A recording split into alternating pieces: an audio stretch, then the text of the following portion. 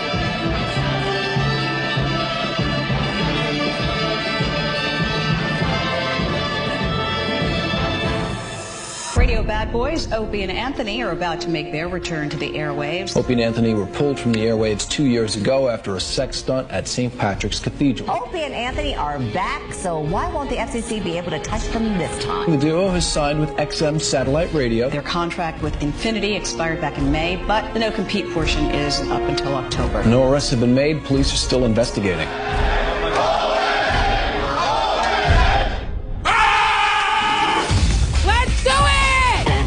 The blonde one, two so-called radio shock jocks. Our society needs borders, needs parameters. You dick!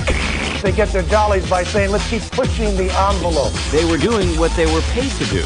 Shot. Even when there are bucks to be made, there's a price to be paid in terms of the cultural degradations that we do not want to be associated with anymore. Are you adequately prepared to rock? Shit, piss, fuck, cunt, cocksucker, motherfucker, and tits.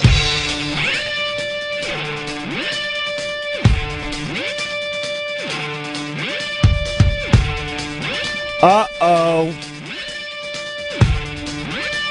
Uh-oh. Uh-oh. Oh, boy.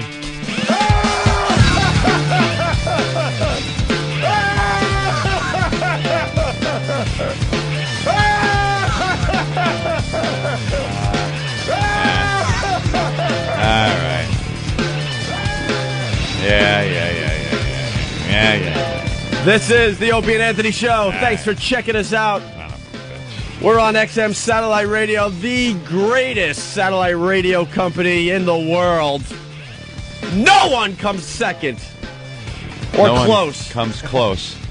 No one even comes second. You got to be close to be second. One big tie for first. Oh, could you stop with all the replays, please, on the news? How you doing? How you doing? I love those little coffee clutch umpire meetings they had last night, all getting together like a few men just to discuss a call and turn it the right way. I don't like the fact that A-Rod can't smack a ball out of him if he's so inclined. Yeah, I know. Why not? He's running down the baseline. Yeah. You got a dope in front of you blocking the bag. You got a pitcher coming at you with the ball. Why can't you, flail your arms a little bit? Just say it. A wigger. That's what Arroyo is. A wigger. He's a white guy with little cornrows. Yo, what up, cuz? All right. Get the ball out of your hand, wigger. And it fell and it rolled into right field. Right. It was the good call though there. And the ump called him safe even before he hit the bag. Yeah. I mean, come on. Why not? In the old days, that used to stand. The ump made a decision, that was it. That's right. That fat bastard wouldn't change it for nobody. Now they have a little conference, they chat with each other, and they make a decision, and they make the right decision. And Joe Torre comes running out. Yeah, like showing almost some emotion. Yeah.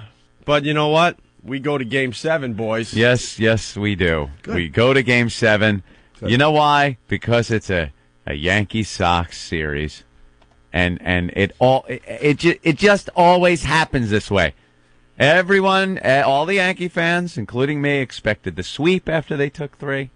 And then it was like, all right, yeah, let them take one. It's kind of cute. And now, all of a sudden, bam, here we are. Game 7. Game 7! Yankees not looking good. The Yankees look like that truck on the highway that you're behind, yeah, and it's smoking really bad, and you look close, and the tire's really wobbly, and there you see the exit sign, and you're not sure if the truck's going to make it to the exit. Yeah. That's what the Yankees are looking like right now. The wheels are starting to fall off your team, pal. Well, who knew old Kotek's ankle was going to come in and actually be able to pitch? I knew. I told you, Kurt Schilling all the way. And he didn't need his high tops after all now, did he? Old chop meat heel comes in the game and he does a bang-up job. Wait till those drugs wear off this morning. He's going to realize he just wrecked his career. You watched a career-ending round of pitching. His ankle looked like a head in this bomb's mouth. Oh, my God. Yeah, 4-2. Sox victory over the Yankees last night. Front page of the Boston Herald, 7th heaven. Shut up.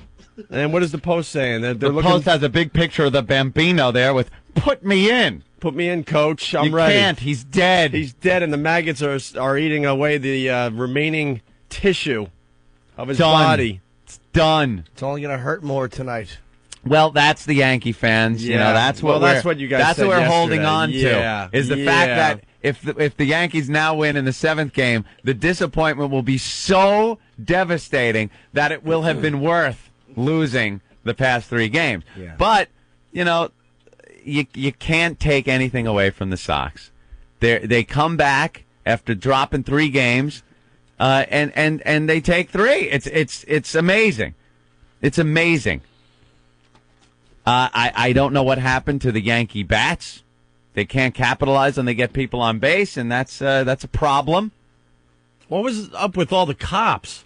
Oh, there seems to be a problem. The Yankee fans didn't like a couple of the calls, and they fired down some debris onto the field. I know what the reason was, but yesterday morning you're talking about the Red Sox fans. Yeah. The Yankee fans are out of control, too. I just say that Red Sox fans look like a bunch of tools. Why does the NYPD have to bring everyone up to Yankee Stadium for these games when there's crime happening all over the city of New York? Well, they put some riot police out on the field. There used to be a time where a couple guys want a little overtime. You bring them up to Yankee Stadium, right, and they come walking out with their guns and stuff near the end of the game and kind of stand out on the field.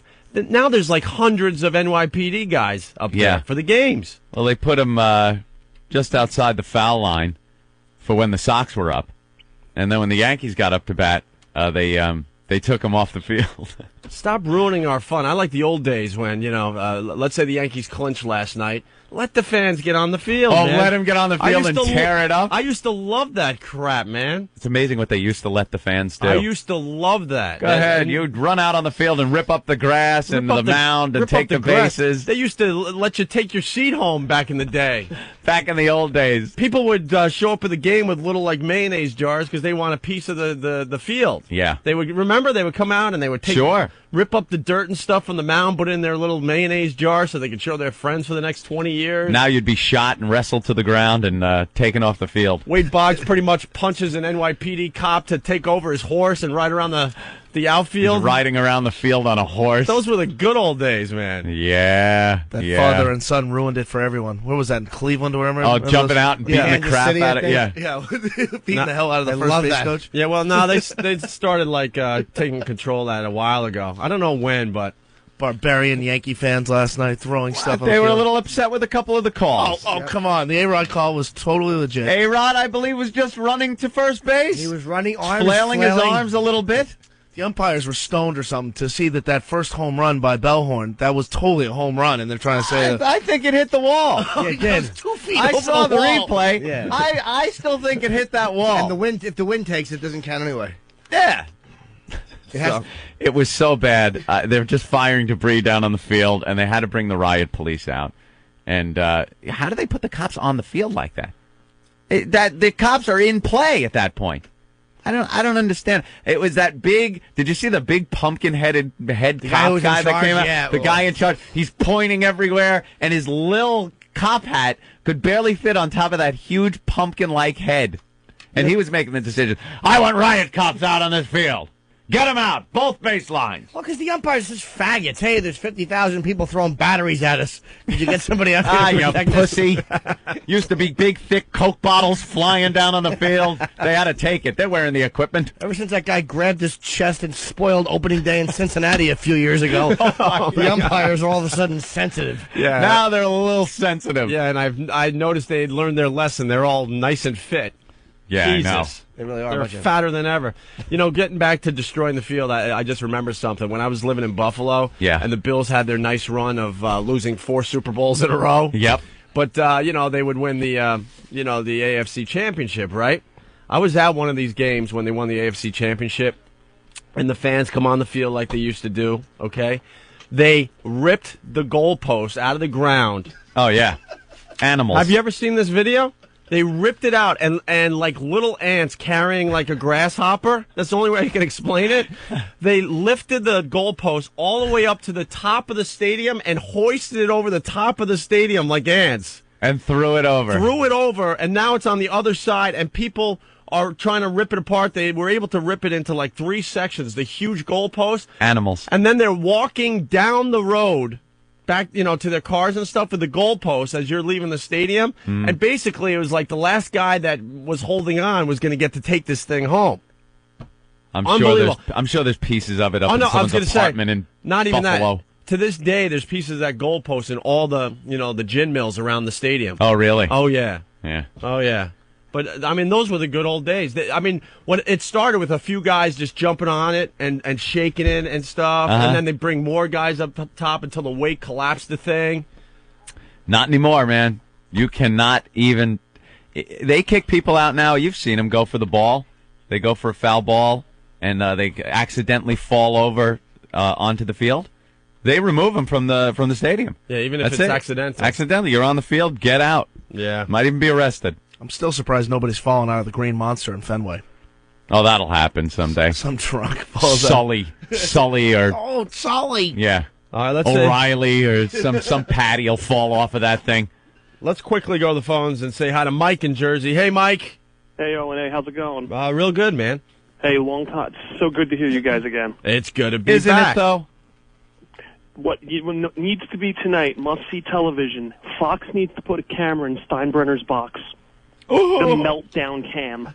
Oh, you get to the 7th, 8th inning. Oh, that's right. Tonight's the game where we get to see him cry after the game. He will be taking his only if they win and doing skeet shooting, launching him out of the box and just. Boom! No, you know something? No, unfortunately, no. It's not the George Steinbrenner of the old days. Years ago, he was the tough guy. He was the tough guy. Remember? Remember the old George Steinbrenner? What a prick that guy was. And he was tough, and people were afraid of him. Now, you see him on that commercial they keep playing over and over again, where Joe Torre makes him sign the check, and he's got his arm in a cast, and he starts signing it, and then he goes, oh, like he's crying, and he just looks like a doddering old buffoon now. He used to look like, kind of like, the tough business guy where you wouldn't screw with him. Not physically tough or anything, but in a boardroom or behind the scenes, if you screwed him over, or if you were drunken Billy Martin, he was going to lay into you. Now, he's just like, the Yankees are the best team in baseball, and they're choking. It looks like he's going to cry. He's got this constant little spittle drool on his lip now. And he's got the red eyes working. All red eyes. He's all like shake. He's old man shake he's got going, where he's trying to sign that thing, and he's just shaking. I remember in the 70s I was a tough guy. Now I ride around the stadium in a little rascal scooter. He used to be the badass. Now who could be afraid of him? Little old man. Ugh. His liver-spotted head and hands. That time is a bitch. It certainly is. That time is a bitch. That's another reason you want to see the Yankees win, though, is for the locker room when he comes out and he starts talking about the team.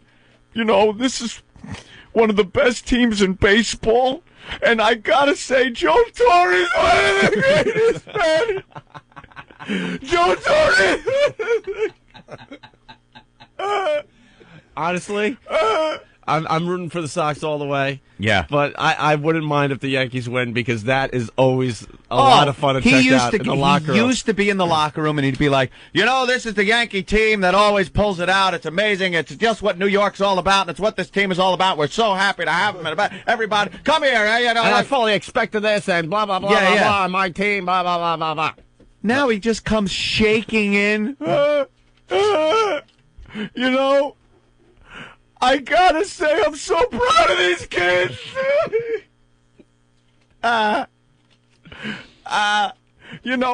When you have people with such heart, like Derek G.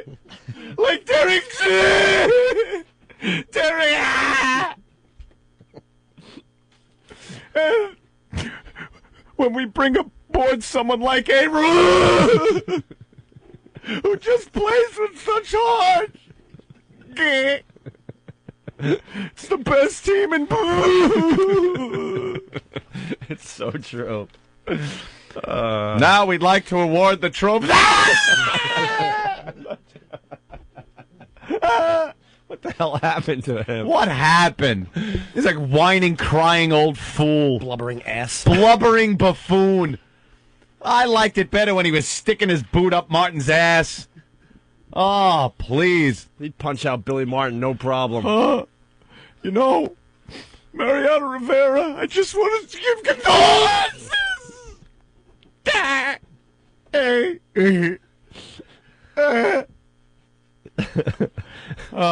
Hey, Jimmy, what's up? Oh, hey, what's going on, boys? You tell us. Come on. Hello. Hey, how about them Sox for one? How about him? And I just want to pretty much say, no matter what happens tonight, the Yankees will always suck.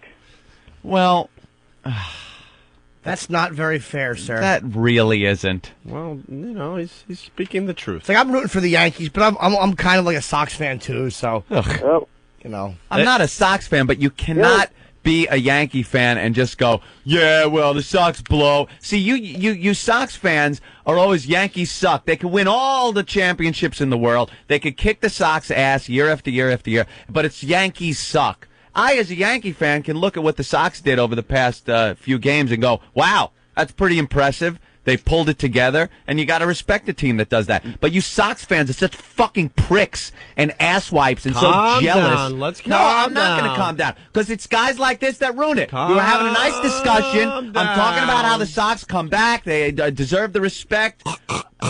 And then you get an idiot like this who's just like, Yankees suck. The battle chant of the idiot. The battle chant of the buffoon of Boston. Can I give the perfect scenario? Yes, please. The Sox beat the Yankees tonight, and then their plane crashes. Oh, man. That is harsh. Oh. Little- Right into the drink. Opie. A little it's not- choking. First of all, it isn't a choking choke. going on. It isn't a choke. It isn't a choke. So far, it's a choke. I don't call it a choke. So far, it's a choke. Dave, first of all, their pitching staff, everyone knows it's thin to start with, and then you got this the devastation of the past few days. You know, they're spent. And then for some reason they can't capitalize when they got people on base. It's not a choke. It's just the way it is. All right, Kevin, what's up? Yo, Yes. Anthony, Yes, my friend. you're killing me. Why? Brother. Why, my friend? The Sox are gonna fucking kill them. All right. Well, you sound like I you're can't still stand drinking you from Yankee last night. Fucking fans. Yeah. Well, it's just the Are way you it there? is. Well, we're here. I don't know if Yeah. you're there, though. You're talking into the beer bottle instead of the phone. Jesus, I got to hang up on him. Johnny in Cleveland, hey, what's up? Let's go. Wake up, people. We got a radio show to do. Yes. You're part of this. Come on. It's time Oh, to the fucking wake Red Sox up. are a bunch of fucking mouth breathers. I can't stand them calling them with their horrible accents. You're an Indians fan?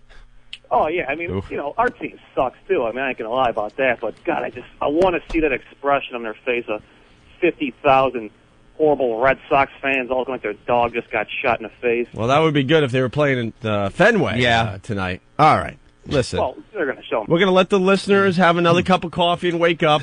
One good thing, win or lose for the Sox, win or lose, you know Boston's just getting trashed because these animals will be drunk and unruly and roaming the streets of Boston, throwing bottles through windows and turning over automobiles. I love how you think the Yankee fans behave. They don't behave. They don't riot. They don't.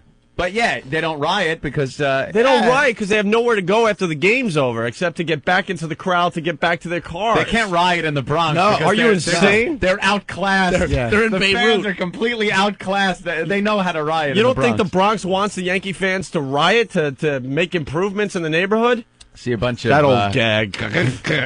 bunch of Yankee fans trying to tip cars over, and a bunch of the residents of the area showing them how it's done. Right. Well, it's hard to tip cars off because they're all on cinder blocks. They can't just flip them. I was going to say they tip the cars back over. As you're tipping it over, hey, I'm working in here, motherfucker. There's 3 people living in there. So Spanish woman giving birth. It's going to be passenger seat. It's going to be a great week for Boston sports fans because, see, tonight we're If going you to win. mention the and Pats, I'll smash your teeth with that let's Lysol and can. then go the Pats Jets. the Pats are going to beat the Jets on Sunday. Let's Jim, go so Jets. Oh, boy. that's an easy one. I am got that one in the bag. I am taking bets on the Jets-Pats game. Pat's going to win that one easily. Well, put your money where your mouth is, bro. I'm taking all sorts of bets for the Jets-Pats game this Sunday. You know what I'm taking bets on? Whether the guy who got us coffee is going to give me change. I paid $20 for a latte. Oh, boy. Can you tell Coke Habit intern to come in? Evo, what's up? Hey man, you guys suck. All right, let's go. Come on. Thank you. It's good to have you back on the air. I'm listening on my XM radio that Anthony handed me when I went to DJ's to watch you pricks. Oh, Hey, cool, there you man. go. It's cool. Hey, I got a friend of mine who works in Yankee Stadium. Yeah. Gave me a little insight. Said that Steinbrenner's having a number 3 sewn on each one of the guys' sleeves tonight as the psychological thing that they need for tonight. Oh, God. So fuck them all. All right, thank you, Evo. Good Yeah. to see you. Bye. Bye. Maybe we could bring the Zimmer back and we could mush him in the face and push him to the field for luck. Yeah. That seemed to work, right? Where did he go? He retired? No, No, he's it wasn't- Tampa. Yeah, Tampa. Pat, what's up? Old Hey, I bastard. got a perfect scenario for Jim. What's that scenario, mister? Hello? I'm right Yes. here. Let's go, Pat. The Yankees win, and they all go to a pool party at Mariano Rivera's house. Oh, Oh, boy. Oh, boy. Thank you. All right. We're going to step aside. there we go. So tonight's the night, and again, no sleep. Thank you very much. Supposed to be done with this. Eagerly awaiting the World Series and getting some well-needed sleep. But now, what the hell? You got to get up at 3:30 in the morning? Why not get to sleep at like 12:31? And you know Game 7 tonight is going to take at least 5 hours. Oh, of Five and a course. half. Extra innings. Every pitch is that much more valuable. Where's our miracle Schwoogie in the ninth? Come on. We got that awful Tony Clark, and he looks like he's 28 with the hair of Ozzie Davis, and I wanted to smash his power. He was terrified at the Did plate. you see him all scared as he came up to the plate? 2-0, a fastball goes down the middle, and he looks at it like, oh, Lordy! Oh, he stinks! And Posada, look, I like Posada. He's trying to single-handedly lose this series. Guy steals, he throws the ball to Bernie. Hey, stupid, it's the second baseman, not the center fielder. Ugh. Yeah. Well, hopefully we pull it together. As long as nobody gets hurt. I mean, that's the most important thing. As long as they're having fun, right, Jim? Good point, Ed. Yeah. Good point. Tim from Phoenix, I wanted to saw off my own ankle every time they talked about Schilling's ankle last night. Oh, I know. And showed it. The blood spot getting bigger every inning wasn't fun either. You could tell what inning it was by how dark the blood spot was getting. It was just a nice purple colored, looked like the floor of a murder scene. It was getting a little dry. It was Kurt's time of the month. Yeah. It was his time of the month. He did pitch unbelievable, though. He pitched Yeah, a great game. You got to give him a lot of credit. Well, yeah, Mikey, you got to give him a lot of credit. Hey, Schilling comes out there with a Kotex on his ankle and pitches a beautiful game.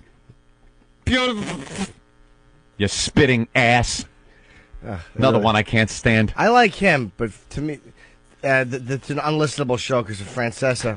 Dog. Yeah, dog. Hope he Hey, gets... he's pitching on a bloody stump. Pitching on a bloody stump. He interrupts every time that stupid Mad Dog tries to talk. That fat Francesa, that arrogant, perfect-haired Dago interrupts and makes me physically ill. Every time he has to interrupt. We drank. Dog. We drank his wine and smoked his cigars once. So. Remember that? Yeah, that was a fun night, and he didn't know we were doing it. That's what makes it stole better. it. All right, yeah, we're gonna take a quick break. We're gonna come back. We got Bruce on the line from PA. Remember he was going to that massage parlor yesterday? Oh yeah. Hey, and stupid fat Bob Kelly didn't call in? I don't think so. No. Creep. He wants to call in today? Well, he was going to because he was a Sox fan. If the Sox win, I'm calling in. All right, but we'll talk to Bruce next. See how his massage. He was looking for the happy ending yesterday. Remember he was married twice. Oh. So we'll get that update in just a bit here. Can you say fuck on this channel? Oh, jeez. My midget buddy wants to be a weatherman, but there'll never be a midget weatherman. No one would believe them. A flood is coming. Yeah, to you. What, did someone leave a faucet on or some shit? We call my midget buddy Baby Shoes because he's got tiny little feet. And he calls me Horsecock Johnson. Because 4 inches is pretty big to a midget. Me and Baby Shoe. We do everything together except seesaw, because that really wouldn't be fair to him. The other day, me and Baby Shoes, my midget buddy, were hanging around my house, thinking of ways of turning my garage into a crystal meth lab. You know, guy shit. All of a sudden, he gets up off my bed, rappels down the phone cord to the floor, and goes, "Hey, man, I gotta get going, I'm late." Then he starts running and running. Have you ever seen a midget in a hurry? Well, you'd know if you had, because they don't slowly get smaller like you and me. They just disappear right away. And then there's a beautiful rainbow. He was late for work. For work! If I was a midget, man, I'd be constantly late. I come in hours late. My boss would be all pissed off. Where were you? Why were you late? I'm trying to run a chocolate factory around here. What's going on? Hotel! I'd be like, why was I late? Look at these little legs!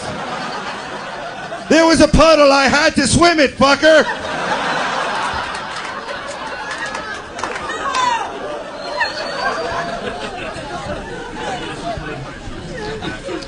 Oh my God, I'm sorry, I thought I had a parrot on my shoulder. You ever get that? Nothing. I wish I had a parrot. I really do. And I wouldn't teach him dirty words or songs, no. I would teach him phone numbers and addresses and recipes. I'd use him more like a Palm Pilot, you know? Or I teach him things that might save my life, you know, like information, like, in case of an earthquake, get in the doorway.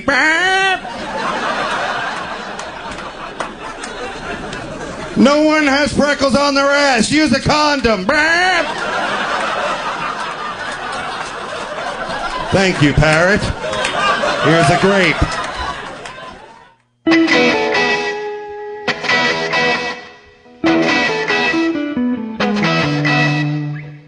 We played street football right there on the street. And this is where we had the greatest quarterback in the world. Our quarterback, he had to control 23 men on a side, and he was really great at it. You women don't know anything about it. You played with dolls and stuff like that. But here's a guy with an ingenious mind. He'd call a football play like this. He'd always get down on one knee and draw things. You know, he'd take a Coke bottle top. Now, Shorty, this is you. This is a Coke bottle. I don't want to be the Coke bottle top. Okay, what do you want to be? I want to be the piece of glass. Okay. Now, listen to this now. Arnie, go down 10 steps and cut left behind the black Chevy. Filbert, you run down to my house and wait in the living room. Cosby, you go down to 3rd Street, catch the J bus. Have him open the doors at 19th Street. I'll fake it to you. She always had one fat kid they never thought is, what about me? You go long. Get a lot of good plays going like that, son. I'll throw it over the water tower. You'll catch it as it bounces out.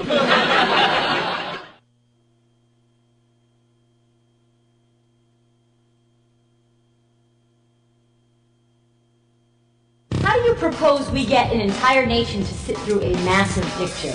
The Opie and Anthony Show.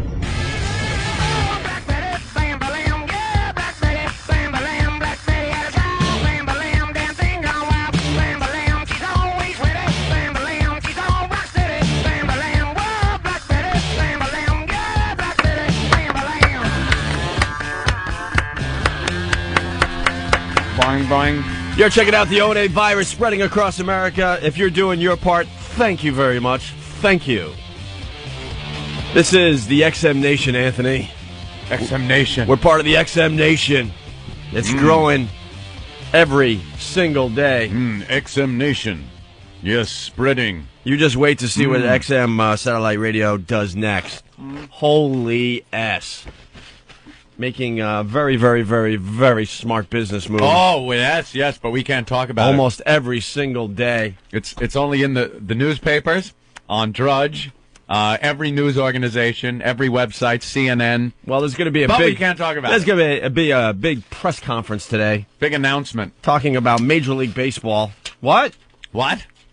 Talking about what? What? Oops. See, they how about that? XM Satellite Radio knows how to spend their money the right way. What are you saying? That your deal is really, really stupid. Not for me.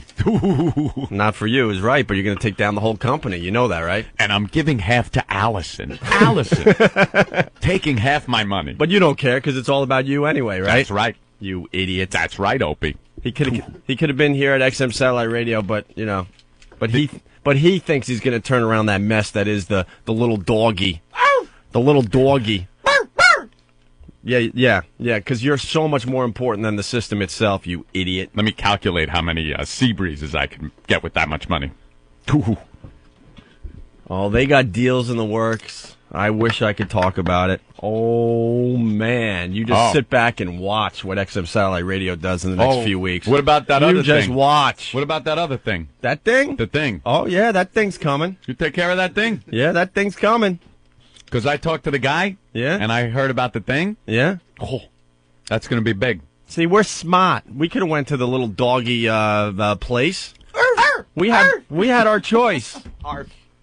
But unlike other people, we weren't stupid. We weren't stupid. Oh, look, it's a mascot you want to pet. You know, I don't know if we're allowed to say it, but the announcement is that they're giving Kurt Schilling's ankle its own talk show on XM radio. No, that's the type of thing that the little doggy place does. Kurt Schilling sock! Kurt Schilling sock, people! Oh, imagine what that would get. On eBay? It's a one of a kind. It's Kurt Schilling's blood-stained sack. Blood-stained sock. Blood-stained sock. Be dialing, people. Look at this thing. It's even got some of his sweaty, stinky toe jam in the tip. Right in the tip, and his blown-out tendon blood right on the ankle. Be dialing. We're starting the bidding here at about $6 billion. $6 billion. $6 billion. $6 billion. $6 billion. I want to be Anthony, too. Like Gallagher, too? Like Gallagher? I like really want Gallagher's to start, brother? I really want to start doing voices again on the radio show. I used to do them back in the day. Back in the day. And then you came along and ruined it for me. Some of my voices were okay. Sure. But then you came along and perfected this voice thing on the radio. Reamed it. And now I don't even attempt it. But if I attempt it as Anthony 2... which everyone will know can compare to what you do, it might be funny. Yes. What do you do, Ope? What voices? I'd love to hear one. No, you wouldn't. I would. Spuds? Spuds Buckley. Spuds sure. Buckley did have a character voice. What did Spuds sound like? I don't remember. It was a real long time ago, and there's no tape that exists anymore, so it's very Just if you had to unfortunate guess. that I couldn't listen to the tape and maybe reenact what it used to sound like back in the day, yeah. What do you think he might sound like, though? I couldn't tell you. I'm kind of curious. I couldn't tell you. Shut up. All right, let's say hi to Bruce. He's in PA. Bruce called the show yesterday. He's been married twice, I do believe. Bruce. Boys. Not that Bruce, of course. I'm looking for a job at XM Satellite Radio because I'm a consultant in Boston and it's not going quite well these days. Boys. Hey, there's my Bruce voice. That's good. That's right. You do an impression. That's pretty good, right? Bruce Schmidtman. Very good. My Bruce is pretty good. Boys, don't forget to tell the New York Times that I was the one who discovered you boys when you were working at WBAB. That's right. Boys. You know, our Schwoogie knows how to clinch the game. Your Schwoogies don't know how to win when it counts, boys. Boys, when you're doing your new show for XM Satellite Radio, please stay away from the Schwoogies. You know, Boston isn't racist, and I'm not racist, but, yes, our coons are much better at baseball than yours. Boys, I like to spend more time trying to develop the Opie and Anthony show, but I have a very important golf date to get to. Boys. Maybe if I wasn't playing golf and I was at the station on that faithful day, you wouldn't have said the mayor of Boston was dead. Boys. But I had to get the rope ladder and get out of my SUV. And get out of my SUV to play some golf, boys. I don't like when you tell everyone that I'm a midget. I'm actually 5'4", boys. Yeah. Oh, Brucey. Did he really say on that faithful day? Huh? Or was it faithful? I always say faithful when it's supposed to be fateful. Did I say faithful again? Norton, sure did. Norton will never, ever let you slide. You know, I do have a problem with faithful and fateful. And some other ass pointed out that you got to have fate that you'll get over that problem. Yeah, what do you say if one girl catches you banging another one? Honey, I've always been faithful to you. Yeah, I guess that wouldn't work. Thanks for ruining the bit, though. It was great. I waited till you were done. You told me to do a voice. I did a voice. We were doing pretty well with it. It was excellent, but I had to I was wondering if maybe... excellent. It was excellent. Maybe he said on that faithful day for a reason. Are you patronizing me, you ass? No. I didn't even know what Mittman sounds like. I never met him. So as far as I'm concerned... he is a character. We will get him back on the show. We love the guy, and we also hate the guy at the same time. How does Mittman sound if he was doing a Spuds Buckley impression? I don't know how that would sound. I have to ask you this, though. Did Spuds Buckley have glasses? Why are you obsessed with this whole Spuds Buckley thing? Because the whole country is about Spuds Buckley. Do you understand? No one can get enough of Spuds Buckley. We're all obsessed with him. Spuds Buckley audio, people. Spuds Buckley audio. Be dialing. Unfortunately, it doesn't exist, Anthony.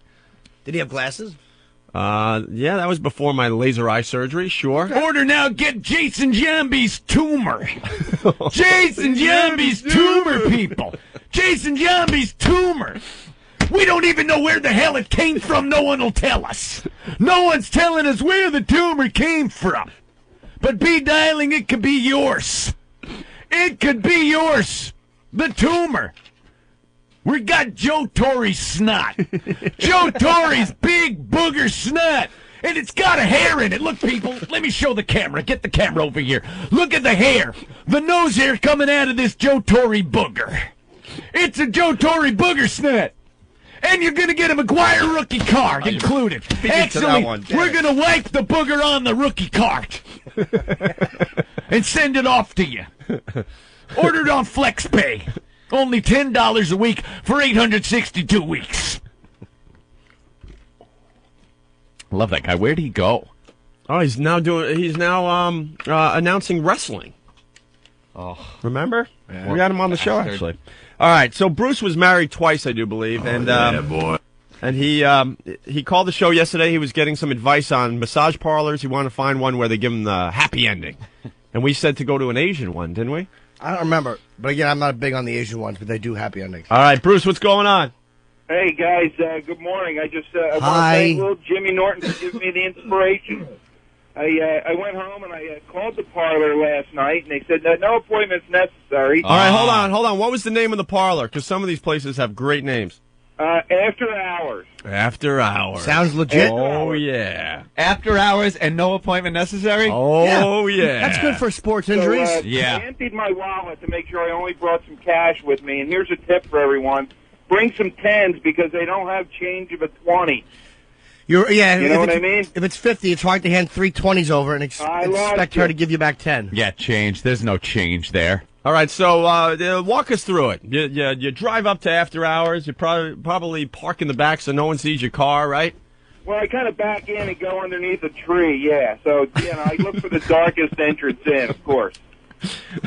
Okay. Yeah, sometimes you got to camouflage yourself. And you hit a button, and some chick comes to the window, and she lets you in. And then the transaction takes place. There's the house money that goes How up. much? And the How prices much? are on the wall.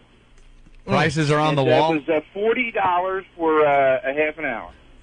And what, 60 for the hour or 60 for... So I gave her $40, went in the room, and she told me to strip down, came back. Wait, was she Asian? No, she was like a 22-year-old white chick with pierced breasts.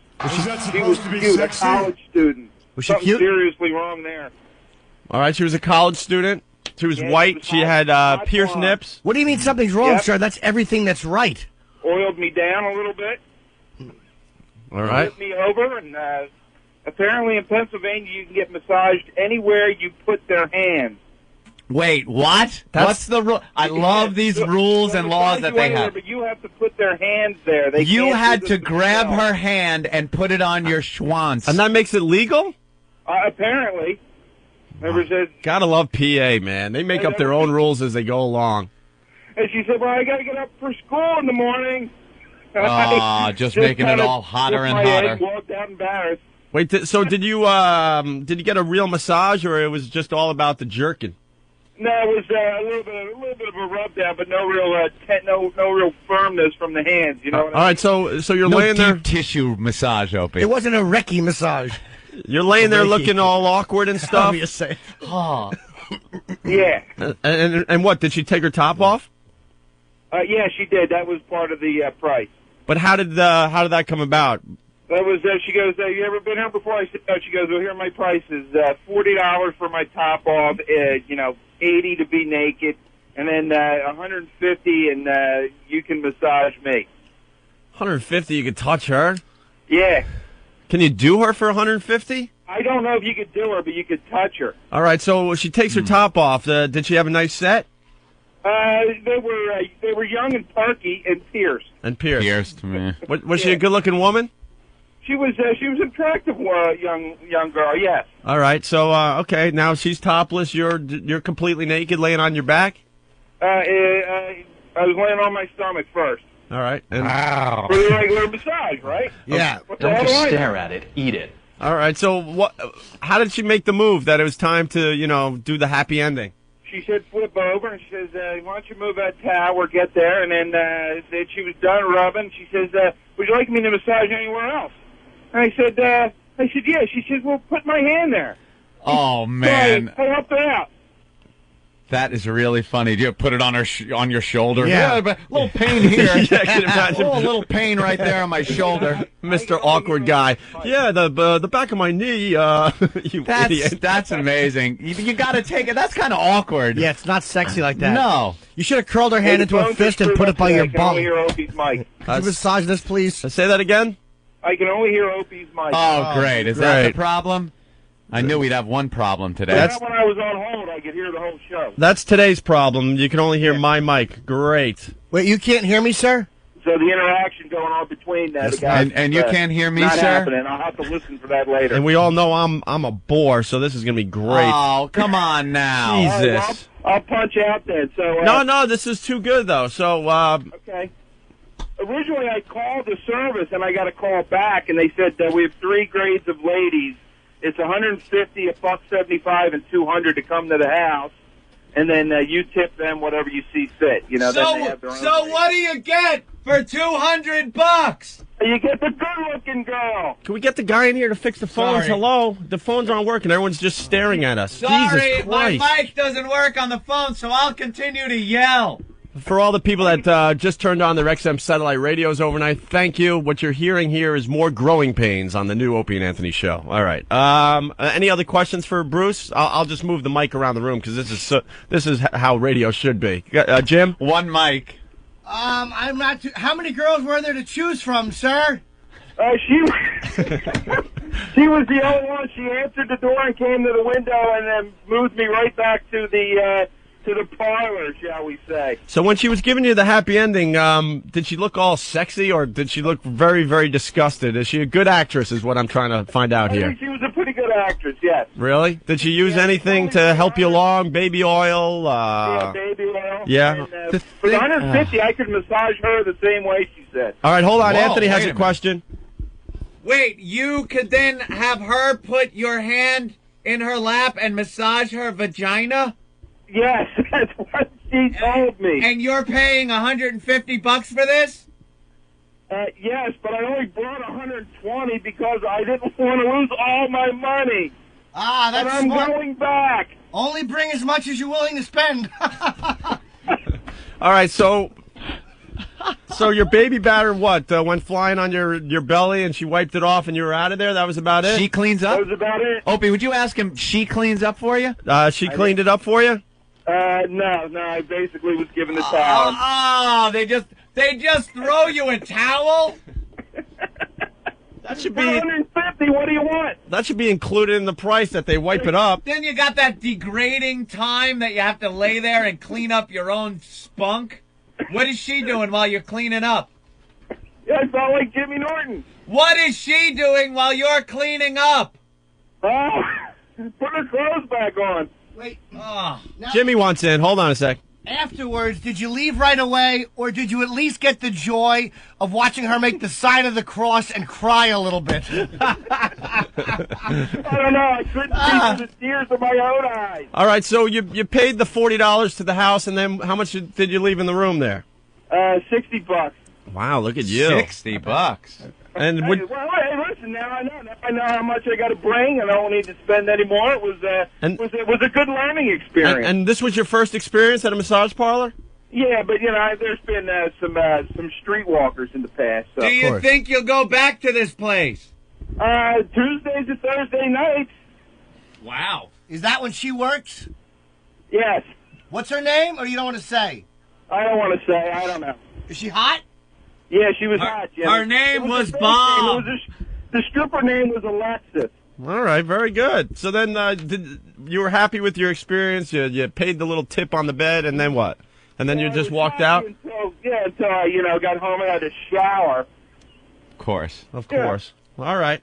Where does he live? Where do you live? He lives in PA somewhere. I live in PA, yeah. I commute up to North Jersey every day, so I'm glad you guys are back. You make the day go a lot, through Howard out the window in the morning, and I just listen to you guys all day. I can't understand why you would turn off Howard. I mean, all that talk about Bush is very, very interesting. It's extremely interesting. We'll be back after this half hour of commercials. Right, Jimmy? What's that, sir? I didn't hear you, mister. I'm sorry. He said go Bush. Yeah, I think Jimmy's voting for Bush. I don't know. If I vote, I'm going to vote for Curry, and I think Anthony's still on the fence. Yeah. I have no idea who I want to vote for. Next couple weeks, he'll just step on me because he can't hear me. I know. He can't hear me. Holy ass. All right, well, thank you, Bruce. I can't wait to listen the rest of the day. See you later. All right. Bye, fella. Well, it looks like Bruce had a very, very nice experience at the massage parlor. Well, now sounds pretty nice. Do our mics work now regular? Or yeah. Oh, okay. Sounds romantic. Put your hand on my... Oh, you got to grab her hand and lay it on... Do you lay it right on it, or you put it close, or you put it on your bag? But how does that make it legal? It's not. I don't know. This is what Bruce just did. He figured that's what this dumb chick thinks. Well, this dumb bitch has convinced herself that if she goes to court, she can go, well, a cop put my hand there. You dummy. That doesn't make it legal. Doesn't work. Of course not. You know how many times I've tried that with somebody who was in my charge? Parents won't be home for a while. The old gag. I'm going to ask you if you're a cop, and you're required to tell me. Yeah. And if you don't, it's no. You know something? They're not required to tell you, and they will still arrest you. I love these people that think they have the inside skinny on the police department. Like my ex-girlfriend years ago told me, like we were speeding one time, but we drove by a cop car and he had no headlights on. And this dummy says, he can't even pull you over because he has to have his headlights on when you drive by. Isn't that great? I'm like, bitch, shut up. Isn't that great? What do you know about the police department? Yeah, they think they know. Like, when I went to law school, I learned this. Your job is to lay back and take dick, and you don't even do that particularly well. All of a sudden, you have the ins and outs of the law. Your Honor, he didn't have his lights on. Well, fire that pig. Oh. What's the matter with you, stupid? You hear the gallery in the courtroom go, reporters run out to go file their story at the payphones with their press hats on. This just in. Stop the presses. Stop the presses. His headlights weren't on. Headlights weren't on. Copy boy. Ridiculous. They all know the ins and outs. Yeah, everyone's got it. They have to tell you. Yeah, really? Mm-hmm. Do they? Everyone knows. No, they don't. They'll do whatever they want. They could pull a Buford pusser and knock your headlights out with a stick.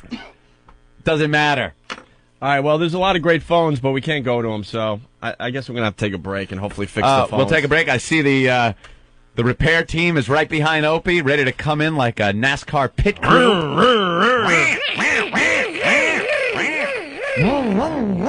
Out. Very nice. Wait, Full maybe of fuel, that's my ready to gig. go. Maybe I could do the sound effects. Excellent. I think I do sound effects pretty good. Do the wrench, the air wrench. How would Spud Buckley do that wrench? All right, Anthony, you're a professional. How does it sound? I don't know. Oh, that's better than mine. Wait, let me try again. I'm I don't know, I can't do it. I'm Gallagher too.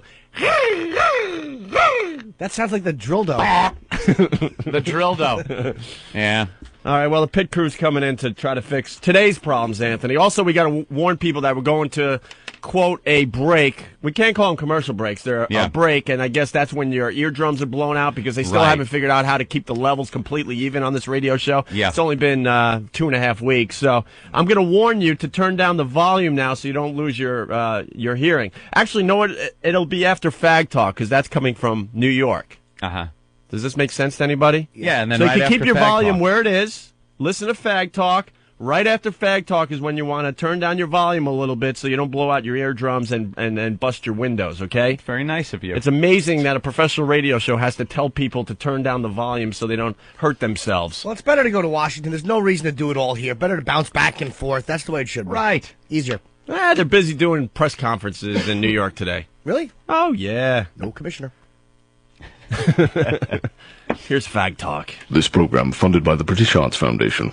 Hello, welcome once again to Fag Talk, a show where we talk about fags, and I must explain something. We're on in America now, and we'd like to welcome our American audience, except for the one thing, there seems to be some confusion with the cards and letters we're getting from the States, which say that fag is actually a word used for something else there, and of course we're talking about cigarettes on the show, so let's get right to it. Welcome to Fagman. Bob the Fagman is here.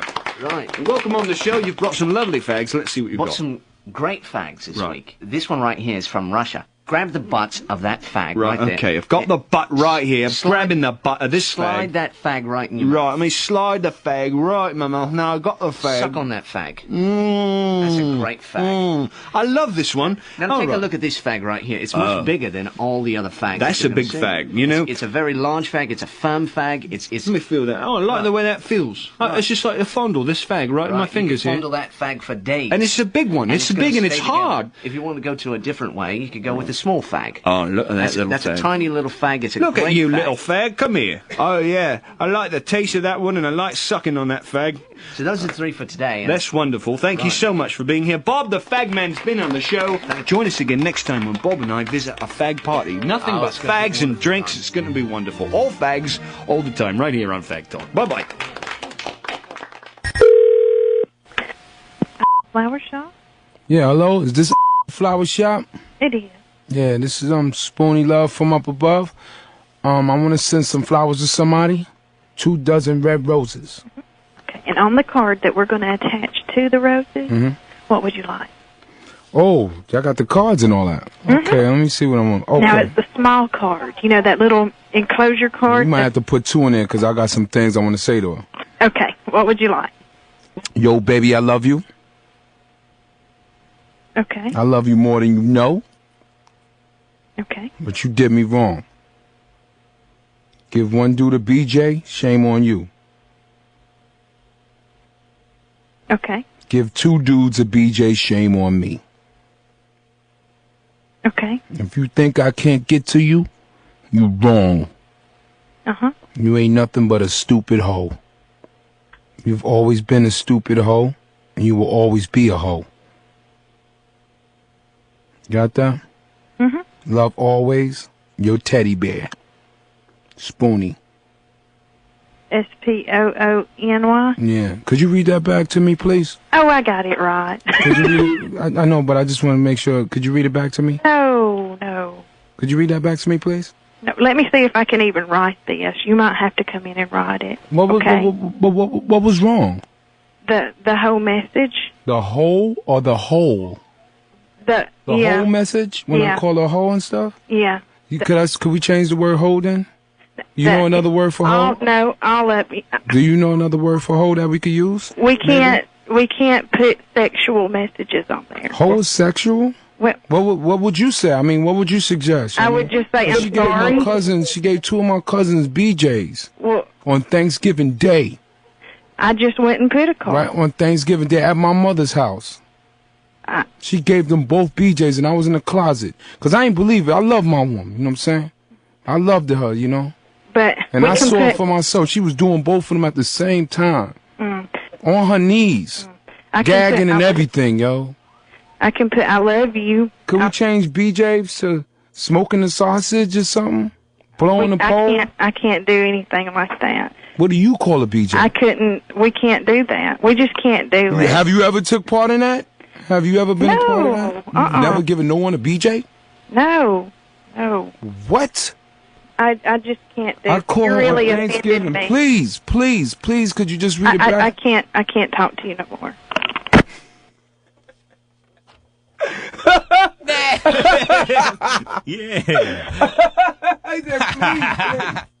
It's everything 24/7 XM 202. The O&A virus. It's everything all the time.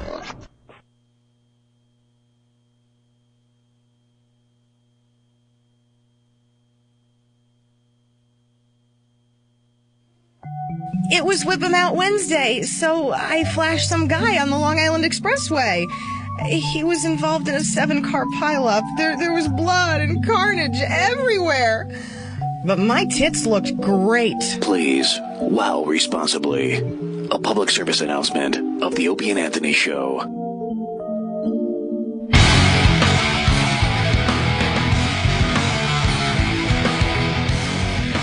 That's right, it's Whip 'em Out Wednesday, Anthony. Yes, it is. Love the wow. Actually, it's Wow. now Whip 'em Out whenever. We changed it a long time ago. Basically, ladies, if you see a wow on the highway, that's a guy that would love to see your fun bags. Simple as that. You put a wow in your car. If the ladies feel like it, they're going to flash you on the road as you're driving in the dark here on the East Coast. Yeah, I know. A little dark. And getting lots and lots of complaints from the listeners. I guess you could go to opieandanthony.com and get your WOW stickers by just leaving your address. But supposedly, what I'm hearing, enough emails coming in, so it's got to be true, they're just not getting their WOW stickers yet. Yeah. They're just not getting their WOW stickers yet. We got to get those things out there. Well, I think XM Satellite Radio is very busy making very, very big deals today, and maybe the WOW stickers that's going to have to be on the back burner for a few more days. Ixnay on the eel day. You know. Can I ask a question? Yes, Jim Norton. I'm just reading the post, and it says Mrs. McGee's pad, or McGee's pad, McGreevey's wife, obviously leaving. Oh, yeah. The governor of New Jersey, we like to call him Governor McGreevey. I want to know how long... He's gay, yes, and he's leaving his wife finally, or is she leaving him finally? She moved out of the mansion and got a nice little place. Little ranch place. Little ranch. And I want to know, how many dates is a guy going to go on with her before he decides to ask her if she's ever been tested? You know that no guy is going to bang her. Oh, I know, right away. Where she's been, yeah. It's like, who the hell knows? It's she's been married to this guy. This guy's had some secret gay sex life, and who knows if he was banging her to keep up appearances? Ugh. Maybe she's got a little something. Maybe she's got a HIV catcher. That's got to be. She's got to feel just worthless. Yeah. Moving out now, she's gonna have her own place. She's on her own. It's like a sitcom plot, you know. You're married to the gay governor, and then you move out on your own to get some real man cock. Like Alice Yeah. used to be said. My husband sucked cock, and I never knew why. New cock in town, and it's looking good. There's a fresh jizz stain in my neighborhood. Yeah, it's like a bad sitcom plot. She moves out, goes to the house, and gets real man cock. And when does Mr. Roper come walking in and ruin everything? The wacky neighbor. No, the wacky come neighbor. Over and constantly ribs her about being married to the gay guy. So, cobwebs on that snatch, I guess, huh? So, how's your husband, Jack Tripper? Smile to the camera. Anthony, could you explain to that dummy on instant feedback what's going on here today? We got the pit crew in here attempting to fix the phones as we try to do a radio show. That's not too distracting. You mean Cody in Buffalo? Yeah, Cody. Cody in Buffalo, you tool? What does Cody write on the instant feedback?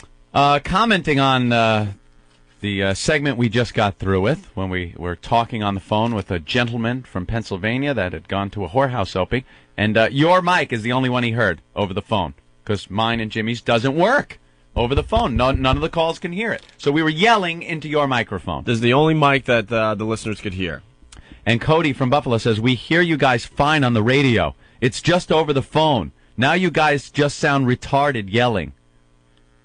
No, see, are there people that just don't Anthony get it? and Jim have to yell into this mic so the caller could hear them. We're yelling into Opie's microphone so the caller can hear us, and we realize it's ridiculous. That's what made it kind of fun. Cody from Buffalo, in a weird way. He's from Buffalo, though. You got to cut him a little slack. All right, Anthony, on the way on the program, we're almost ready. Almost ready for a new segment on the new Opie and Anthony show. A game we like to call Coming or Going. Oh, coming or going. Coming or going. Coming soon. Coming or going. Coming or going, yes. And Norton was yelling and screaming about Paris Hilton during the, what do we call them? They're not commercial breaks. Although I think we're going to have sponsors very, very soon. I had to take that meeting during yesterday. The distraction? I had to take the sponsorship meeting yesterday. Ooh. What meeting? Who did you meet with yesterday? D.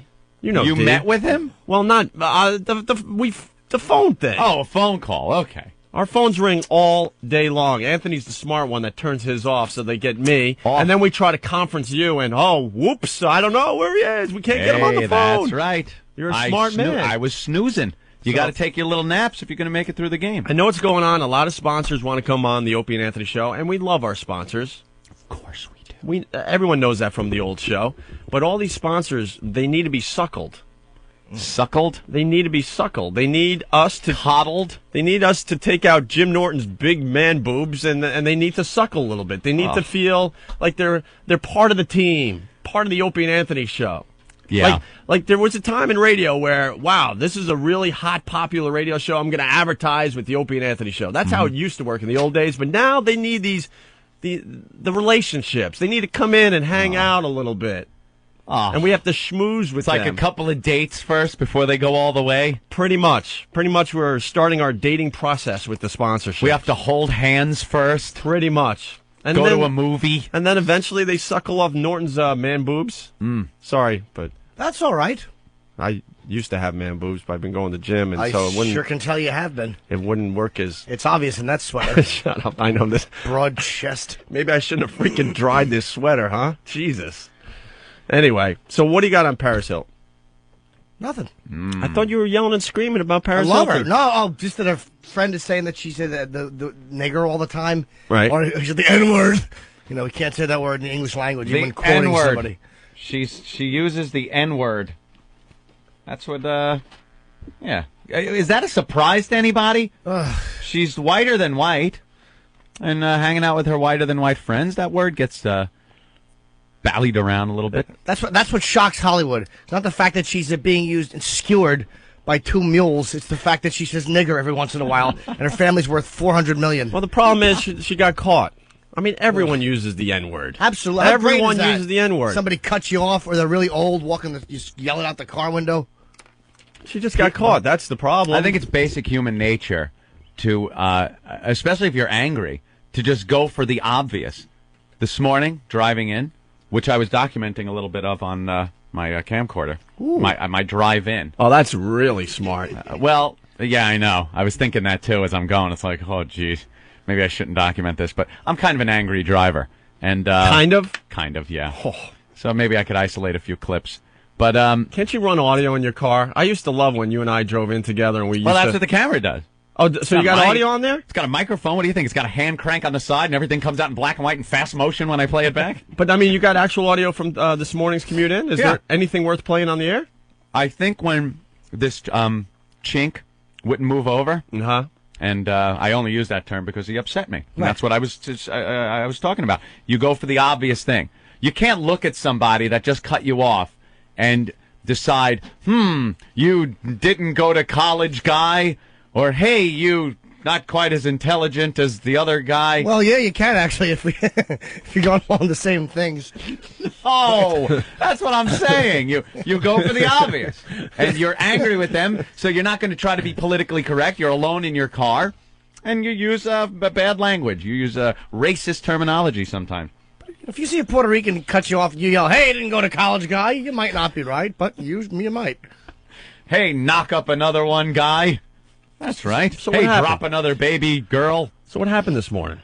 I was making the turn to head toward the Queensboro Bridge. Were you going the right way on this road? Yes, I wasn't doing the wrong way. And I didn't go the wrong way down that one-way street. the rules of the road. No. I didn't go the wrong way down the one-way street because I was backing up. You went backwards down the... My car was facing the proper direction. And the police cannot give you a ticket if your car is facing... Right, as long as your headlights are on. As we make more rules on the Opie and Anthony show today. Well, you have to they have to take your hand and put it on the road sign. Right, exactly. Your hand must be on that one-way sign. Have you ever driven with him? No. Yeah, you did in Washington, D.C. We were driving to D.C. Yeah. Another person that needs to tape themselves as they go to their spots all over New York City is Norton. Yeah, I'm aggressive. You are the worst. Next time I hang out with you and we go to all the comedy clubs, I'm taping you. He loses his mind maybe more than you, Anthony. Yeah, I've calmed down, but things still upset me. And when I'm driving around, like I said, you see something and you go, and this morning I was like, figures, typical. I was like, typical, can't drive.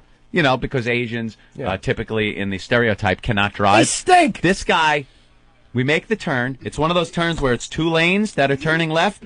I'm in the left lane, he's in the right lane. Now when you make the turn, stay in your lane. This guy comes cutting across into my lane. What am I supposed to do? I lay on the horn, and then he proceeds to do 5 miles an hour. So now I got to cut into the lane he was in and pass him. And as I'm passing him, I take a look. And I go, of course. Of course. And he's not looking at you, is he? No. He's looking straight ahead, straight ahead. Has no clue. He just screwed up. And you said a goddamn, what did I say? Goddamn chink. Yeah. Because you're alone in your car, you're angry, and you go for the obvious. It's basic human nature. And you're like, no one's going to hear me say this. No one's going to hear it. Until Steve gets the tape and gets it available for the radio show. Oh, and all figures. Yeah. You know what I yelled one time? I don't like to even admit this on the radio. One time this guy cut me off, and I yelled, "Where'd you get your license? Out of a Cracker Jack box?" Oh. I know. That's a little much. Yeah, I don't know. It's kind of embarrassing. That's a little much. Well, I kind of... Why don't you just do what you used to do and just drive up on the sidewalk? Well, there wasn't much traffic, so I could just go around them. But if need be, although with the newer vehicle, I don't do that until I'm into my lease about a year or so. Then I just... Are you leasing? My leases are a mess. Yeah, I lease. The last one was my Pathfinder. And by the end of the lease, I remember once I was late getting to Kennedy Airport, and I was in a hell of a rush, and I had to make the plane in order to get to a boat in Florida that was leaving. So it wasn't one of those just take a later flight. I drove down the median strip of the Belt Parkway at about 70 miles an hour between the two lanes of traffic, and I hit a drainage ditch. I swear it was a Starsky and Hutch launch. The truck was airborne. Oh, man. When I pulled into the Kennedy Airport, the parking lot I was going to, I just shut the truck off. I grabbed the luggage out of the back. The smell that was coming off of this vehicle was only as I can imagine the launch pad smells at the Cape when they're sending up the shuttle. Just everything burning. It was clicking, and smoke was coming out from under the hood.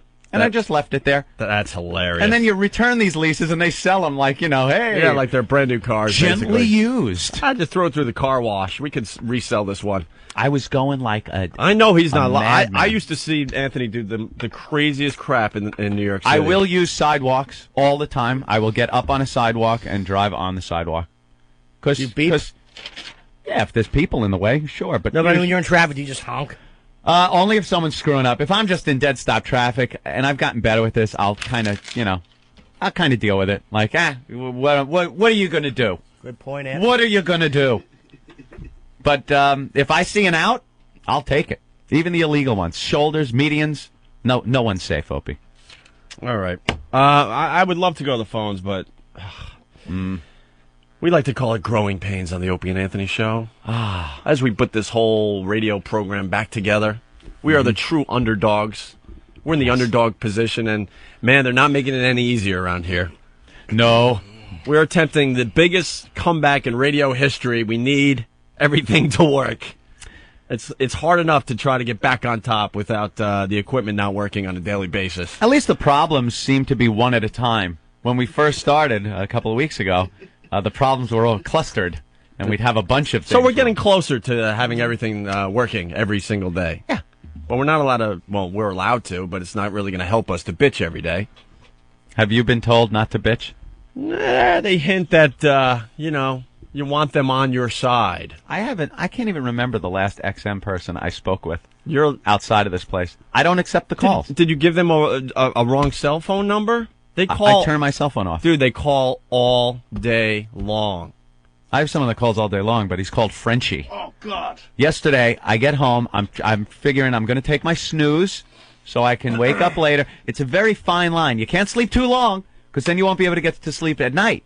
And you'll be up until you have to leave, and then you'll be shot for the show. You can't sleep too short because you'll get too tired, and then you fall asleep. I call it the gas analogy. You want to, you're on empty. You need that sleep, so you put like a couple gallons of gas back in the tank. That's your little nap. But Don't fill it up. But if you nap too long, you're going to fill it up. No, you got to fill it up later on at night, so you sleep through the night. That's what happens. So That's a good analogy. Thank you. So you have enough gas when we're doing the morning show. Unleaded or regular? I don't know. Today, it's regular. And what the hell was I saying? Frenchie. He's out of control. Frenchie. My phone starts ringing, and I look and I see it's Mark, and I'm like, I'm trying to sleep. I can't get into a telephone conversation, and I know what it'll be. How did I do? Am I still on the show? Because it got cut off, by the way. We got to address that, too, that our show just gets cut off at the end of the program. Well, it has to. It has to go to Washington. You got to go to Washington. So no one realizes what happened at the end of the Frenchie versus Frenchie bit yesterday. Oh, my God. You guys missed some unbelievable stuff. They really didn't hear that yesterday? No. Oh, wow. No. Wow. I know. Missed. It was amazing. Oh, well. It was them just bitching at each other, and I don't even think we crowned a winner. I'm not a big fan of the old characters from the old Opie and Anthony show. Really? You're looking to just clean house? I think now he's going to call again. Am I out? I thought I did well. I want to surrender. I think it's quite obvious that Anthony and I want to completely reinvent our radio program as we go to XM Satellite Radio. Well, we're here already. That's right. No more retarded Laverne and Shirley? I think we really want to just reinvent this whole thing. No more Stalker Patty? I'll tell you why. Our bits and our audio is all over the world at this point. They got those ALT dot News binaries. News groups. Yeah, news groups with all our audio. Binaries, erotica. I don't know how to use the news groups. Oh, my God. It's a bevy of pornography that is untapped for you. There's only like one news group I know how to. You have to show me how to really. Aren't there like a bunch of news groups? Yes. They have a news group for everything. You have to log on to the. You have to download all the news groups. So you have to. You have to find out what your server's news group is. Server. Yeah, I don't know what that means. Oh, I'll show you. Yeah. I'll get you have no idea what's out there. It's an untapped reservoir of pornography. Just when you thought you could, tapping into. You've seen all the pornography you can on the internet. Yep. Oh no, everything. You have just scratched anything the you're looking movies for. And pictures? Huh? Everything. So all our stuff is all over the world at this point. People are listening to old Opie and Anthony shows, and that's where all the characters are. We can't do anything else with these people. Yeah. We need new people. You go to oavirus.com. I mean, that kid's updating, his audio clips every day. We mentioned a little tidbit about something we used to do, and the whole bit's there for people to listen to. I never liked the reunion show. You know what I mean? Opie Anthony on TV. OpieAnthony.net, another place that has just tons and tons of old audio. It's almost like doing a reunion show for a sitcom. Yep. Years later, they come back with the original cast and they're doing it with Happy Days. It's just never as good. Ugh, they're going to do it with Happy Days. What is that? They're actually going to do. They're not going to do a clip show. Like Carol Burnett, they had a clip show. They dragged those people, put them on stools, and they're actually going to do an episode how of Happy funny Days. they used to be. Now, supposedly it's going to be an actual Happy Days reunion. Is everyone still alive? I guess. Are they acknowledging that they're actors, or are they playing their original roles? I think they're maybe some. I think Eric or somebody could help me out here, but I think they're filming. Like it's Happy Days 20 years later. Fonz is like what 48, 51. It's got to be in his 50s. And he's going to be saying "Hey" with his turkey neck. Hey, change my colostomy bag. What's up with the Happy Days reunion? From what we were reading online, it's not like the original one they did years ago where they all sat together and reflected on that. Yeah. They're back, kind of like what Growing Pains has been doing the last few years, those new Growing Pains 2-hour movies. Tabs on that? We all do. It's such. Wait, no, we don't. I've never seen Growing Pains. There's been a Growing Pains reunion thing? They just had the second one this past Saturday. They make 2-hour like mini movie special things. That's what they're doing with Happy Days. Who are the people that are watching this? It's like coming back when they did Return to Mayberry. They made it like a 2-hour movie for television. Yeah. That's what they're doing for Happy Days. Don't try to cover up the Growing Pains confession. Yes. No, I'm not. I fully admit it. I didn't see. Were you a fan of Growing Pains? In the 80s, yeah. Growing up. I never saw it. I was a little kid when I was watching it, so I didn't know any better. So what? Yeah, that's a great excuse. Yeah. Yeah, I was a little kid. I played Monster Rain. Same thing. All right. Sure. There you go. Sure. Now it makes all... Growing pains sense. in your mouth. Yes, Jimmy. Yes. So they're doing the Happy Days thing. I wonder if one of the characters is going to come back with some tragic affliction, like they did with the Brady Bunch when Bobby was. Bobby was crippled. It's like Brady Bunch. What? The Brady Bunch was a sitcom, and they do this like reunion show, and Bobby comes back because he was in a race car accident. And now he's paralyzed from the waist down. It's That's like what they did in the what? episode. Yeah, in the movie. Oh, it's like all of a sudden they turned the sitcom into a drama. Yeah. Well, and then the father got AIDS and died. Yeah. Oh, wait a minute, that wasn't on the show. I thought he was an architect. He was a governor. So what's going on? I forget what we were talking about. Is it going to be the Happy Days thing? What year is it going to take place in? I don't know. Are they going to age them? Well, they've aged, but it was supposed to be the 50s. So is it going to be the 70s? I don't know. It's It has to be. They can't be 40 years older. Bald Richie Cunningham at Studio 54 doing coke. That'd be nice. Hey. All right. I just picked up the AIDS. 7 days free love, nothing? Jeez. Tried to explain it and everything. It never works. He'll call her shortcake. She'll raise her hairy underarms because she's a feminist, and she'll slap his male pig face. We have a great AIDS. Yeah. We have a great AIDS song. I don't know about that, Ope. It's a great AIDS song, all but right. we're trying to figure out how much trouble we're going to get in if we play it. Because I think we'll get in huge trouble. Because it's from Team America. Right. It's a great AIDS song. We're trying to find out. You know, we got to weigh these issues. How much trouble we're going to get into? Yes, Ben? Well, the phone should work now. Oh wow! Oh really? Gee, they fixed it outside. The phones are going to work, bro. They should be able to. Oh, he's pushing some buttons. Don't even explain what you did. I have no idea. Can we check? All right, we're gonna give her a try. Give it a whirl. All righty then. Let's. Let me take the call so we can see if they can hear it. Well, this is a feel-good phone call. All right, Jeremy. Yes, sir. You can hear me. Yes. Can you hear me too? Yes. And can you hear me? I hear me now. There we go. That's Bravo. great. Give that man a raise. All right, Jeremy. What do you have for the show now that we got you on? What? You guys are really something else. Something else. Something else. What are we then? I thought we were what we were, but we're something else. You're not your typical DJs, put it that way. No, we know that. Are you new to the show, Jeremy? I guess so, right? Yeah. Are you nude to the show? No, are you new to the show? I said that kind of quickly. Thought he was nude to the show. I have cold mouth because I'm drinking an iced latte, so I said my mouth doesn't work as well. All right. All right. Well, so you like the show, right, Jeremy? Oh, yeah. Oh, cool. Okay, thank you. Yep. Thank you, Jeremy. Okay. Bye for now. Yep. All right, we're back on track. This TTYL. This is good. Hey, Anthony, we got to get Steven here. He's working on our coming or going game. Uh-huh. Also, believe it or not, we don't want to wreck the bit, but I think we got more hot teen news today on the program. You know something? Every day, the papers, the news sites, all full of hot teen news, and we never really even knew it. We're trying to make this Opie and Anthony show more gooder, so we're not trying. We don't want to run bits into the ground like we used to. Yeah. But I'm telling you, there's more great hot teen news stories in the paper today. Always. It's what like a they're shock. doing it on purpose. Steve, how's the coming or going game Hands going? tucked in up to the nipples. Coming. Jesus, Steve. Pull the shirt out. It's a medium. God. He's a tuck kind of guy. That looks Stop so tucking. much better untucked, little V-neck. Stop Nothing tucking. I do. That looks good. No, Everything making. I do, everything I wear. Back off the mic irritates a little you, bit. So it's just I like that. I like that's the loose guy. All Yeah, much better. You're making us all very uncomfortable. You really like to tuck that shirt It's like all the the way Lebanese. in. What are you hiding? A bomb belt? We should make a shirt up for him that says, "Go tuck yourself." Good-natured shirt. Do I tell you to tuck your mother? At least he's Boom, bang. At least he doesn't have any flames on his attire today. I bet you not his yet. boxers do. He sent me an email yesterday. He got all excited because on eBay they're selling boots with flames. Yeah. And you want to make a bid on those, don't you? Henry, Yeah. Well, I'm trying to I, tuck this broad. Here's a little help here. Joe broad, it doesn't like big, thick Lebanese fingers. Every day. It never gets old. You big tattoo tucker.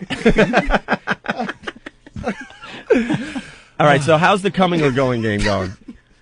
it's going well. You think we'll do it today? No, we won't do it today. I actually have a good stash at home that I have to pilfer through. All right. That's No, it's got to be good. that means we're gonna have to find. As I'm more doing this, stuff. Are we going to have it on Skull Shirt Day or Flame Shirt Day?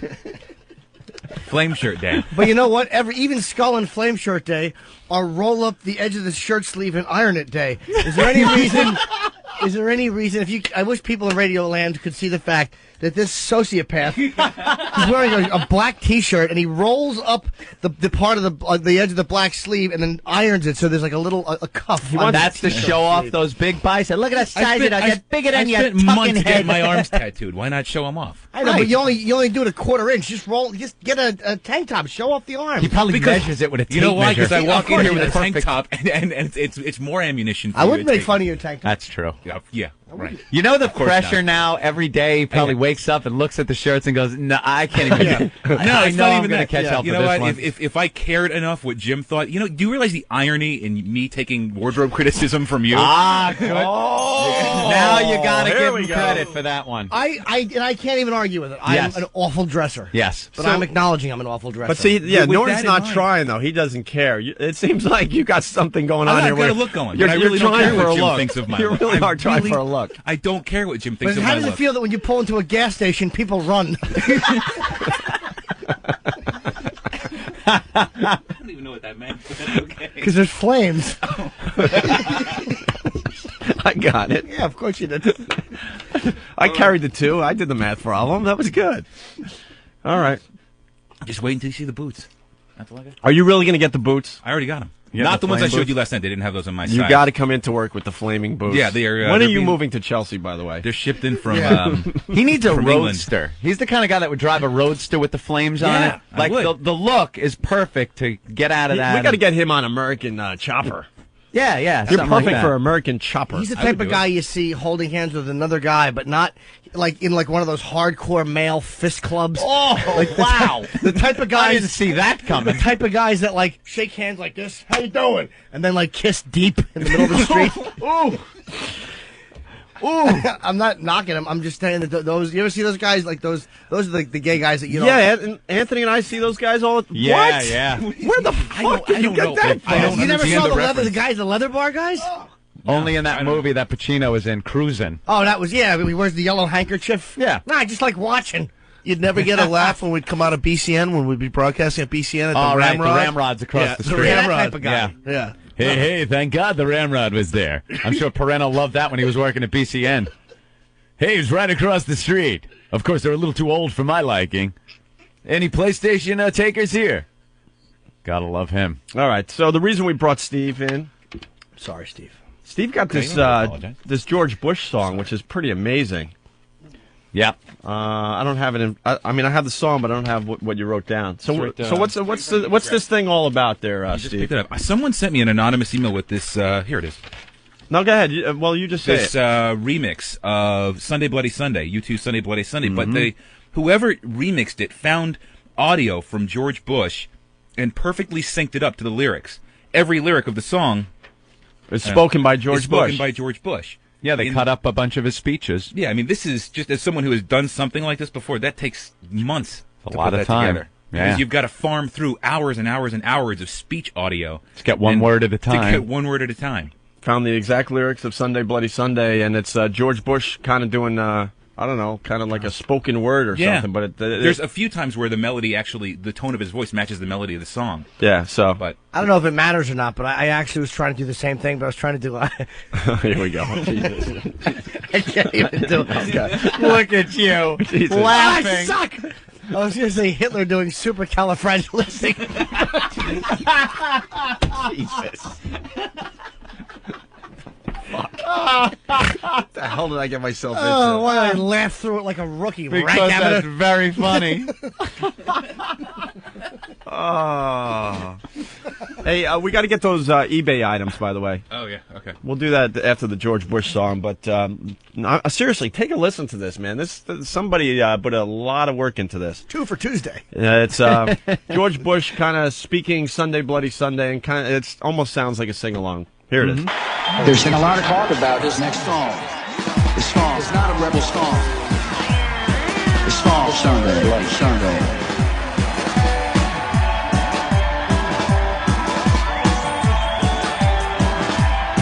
I can't believe the news today.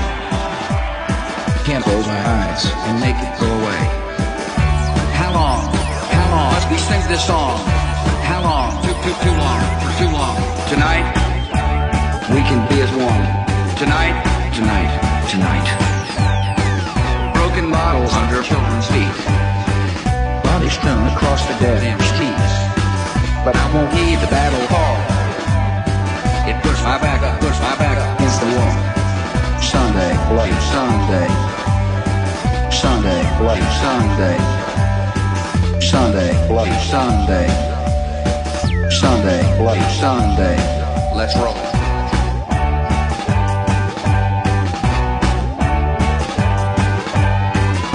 And the battle's just begun. This many lost, and tell me who has won. The trenches dug within our hearts. Mothers, children, brothers, sisters, torn apart. Sunday, Bloody Sunday. Sunday, Bloody Sunday. How long must we sing this song?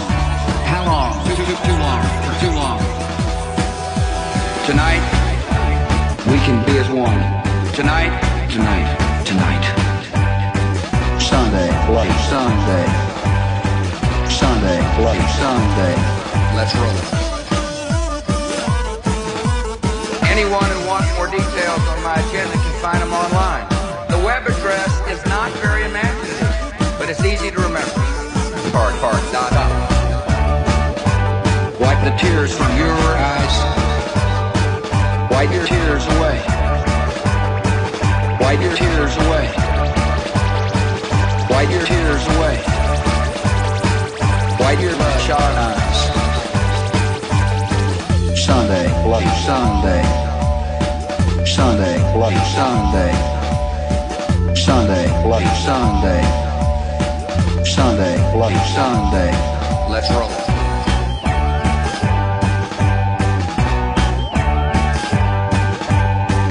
And it's true, not a movie. One fact, fiction, and TV, reality. And today, the millions cry. We eat and drink while tomorrow they die. Sunday, bloody Sunday. Sunday, bloody Sunday. Sunday, bloody Sunday. Sunday, bloody Sunday.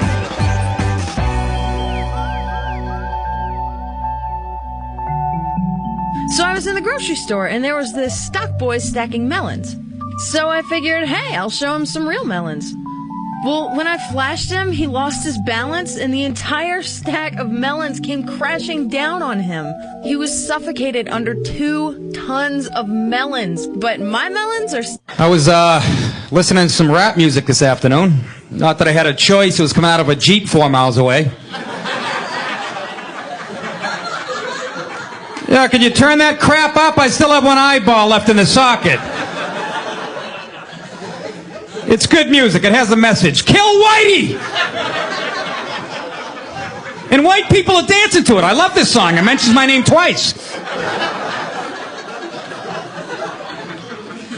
I like rap, man. I don't care when they mess with the turntable. Sounds like a fat chick walking in corduroys.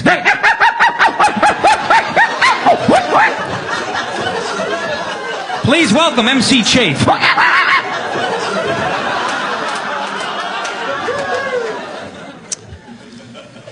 Remember, they call scratching an art form. Remember the old days? You're at a party, you bumped into the turntable, you're an asshole. Now you're a musical genius. Is he drunk? No, he's cutting an album.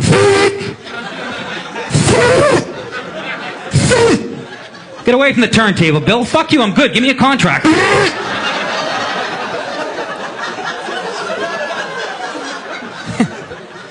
Now rappers are shooting each other, huh?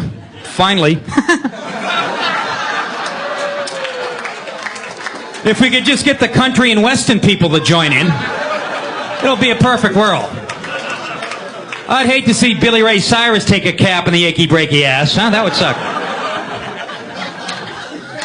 Boy, we want to lose that talent, would we? Rappers are shooting each other. It's getting crazy over music, man.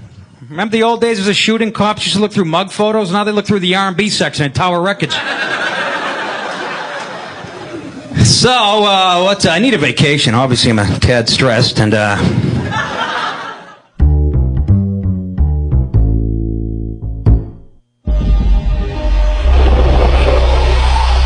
You're driving. This is your daily commute.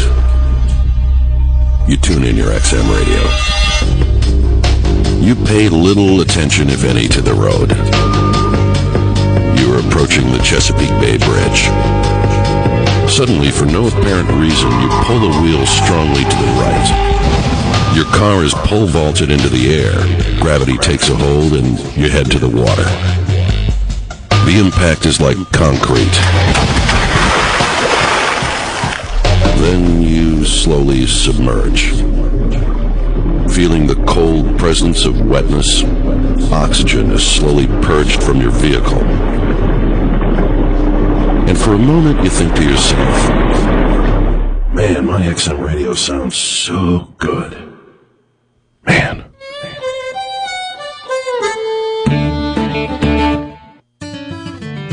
The Loft at XM 50.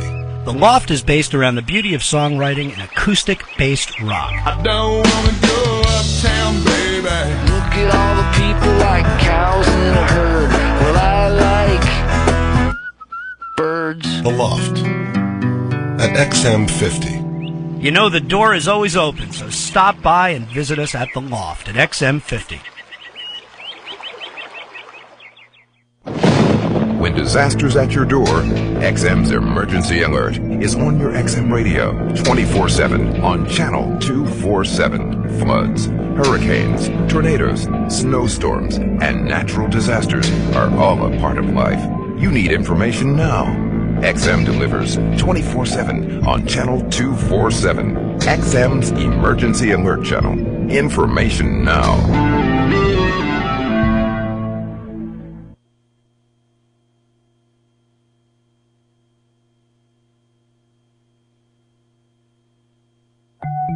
I was walking down the street, and some construction guy was shouting at me, "Hey, show me your cans!" So I did. And he plummeted 17 floors and was impaled on a forklift. But my tits looked great. Please, wow responsibly. A public service announcement of the Opie Anthony Show.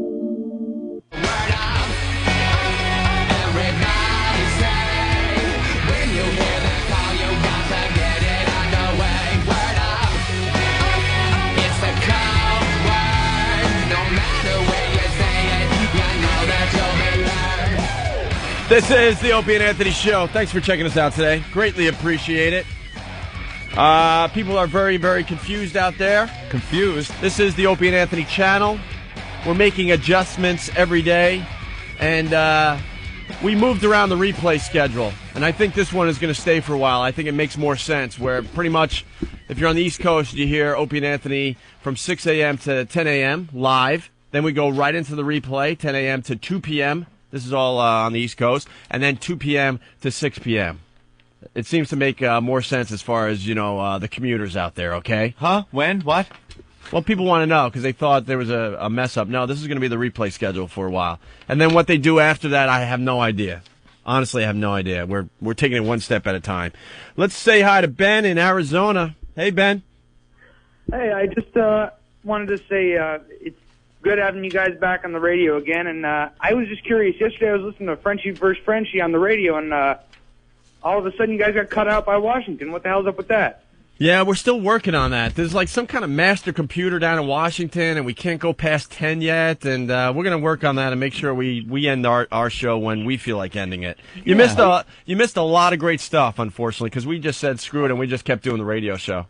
So it'll be available on the box set version of the Opie and Anthony Show. When they put all that crap in the box set, the lost tapes that no one wants to hear anyway. Yes. So and I got one more question for you, real quick. Yeah.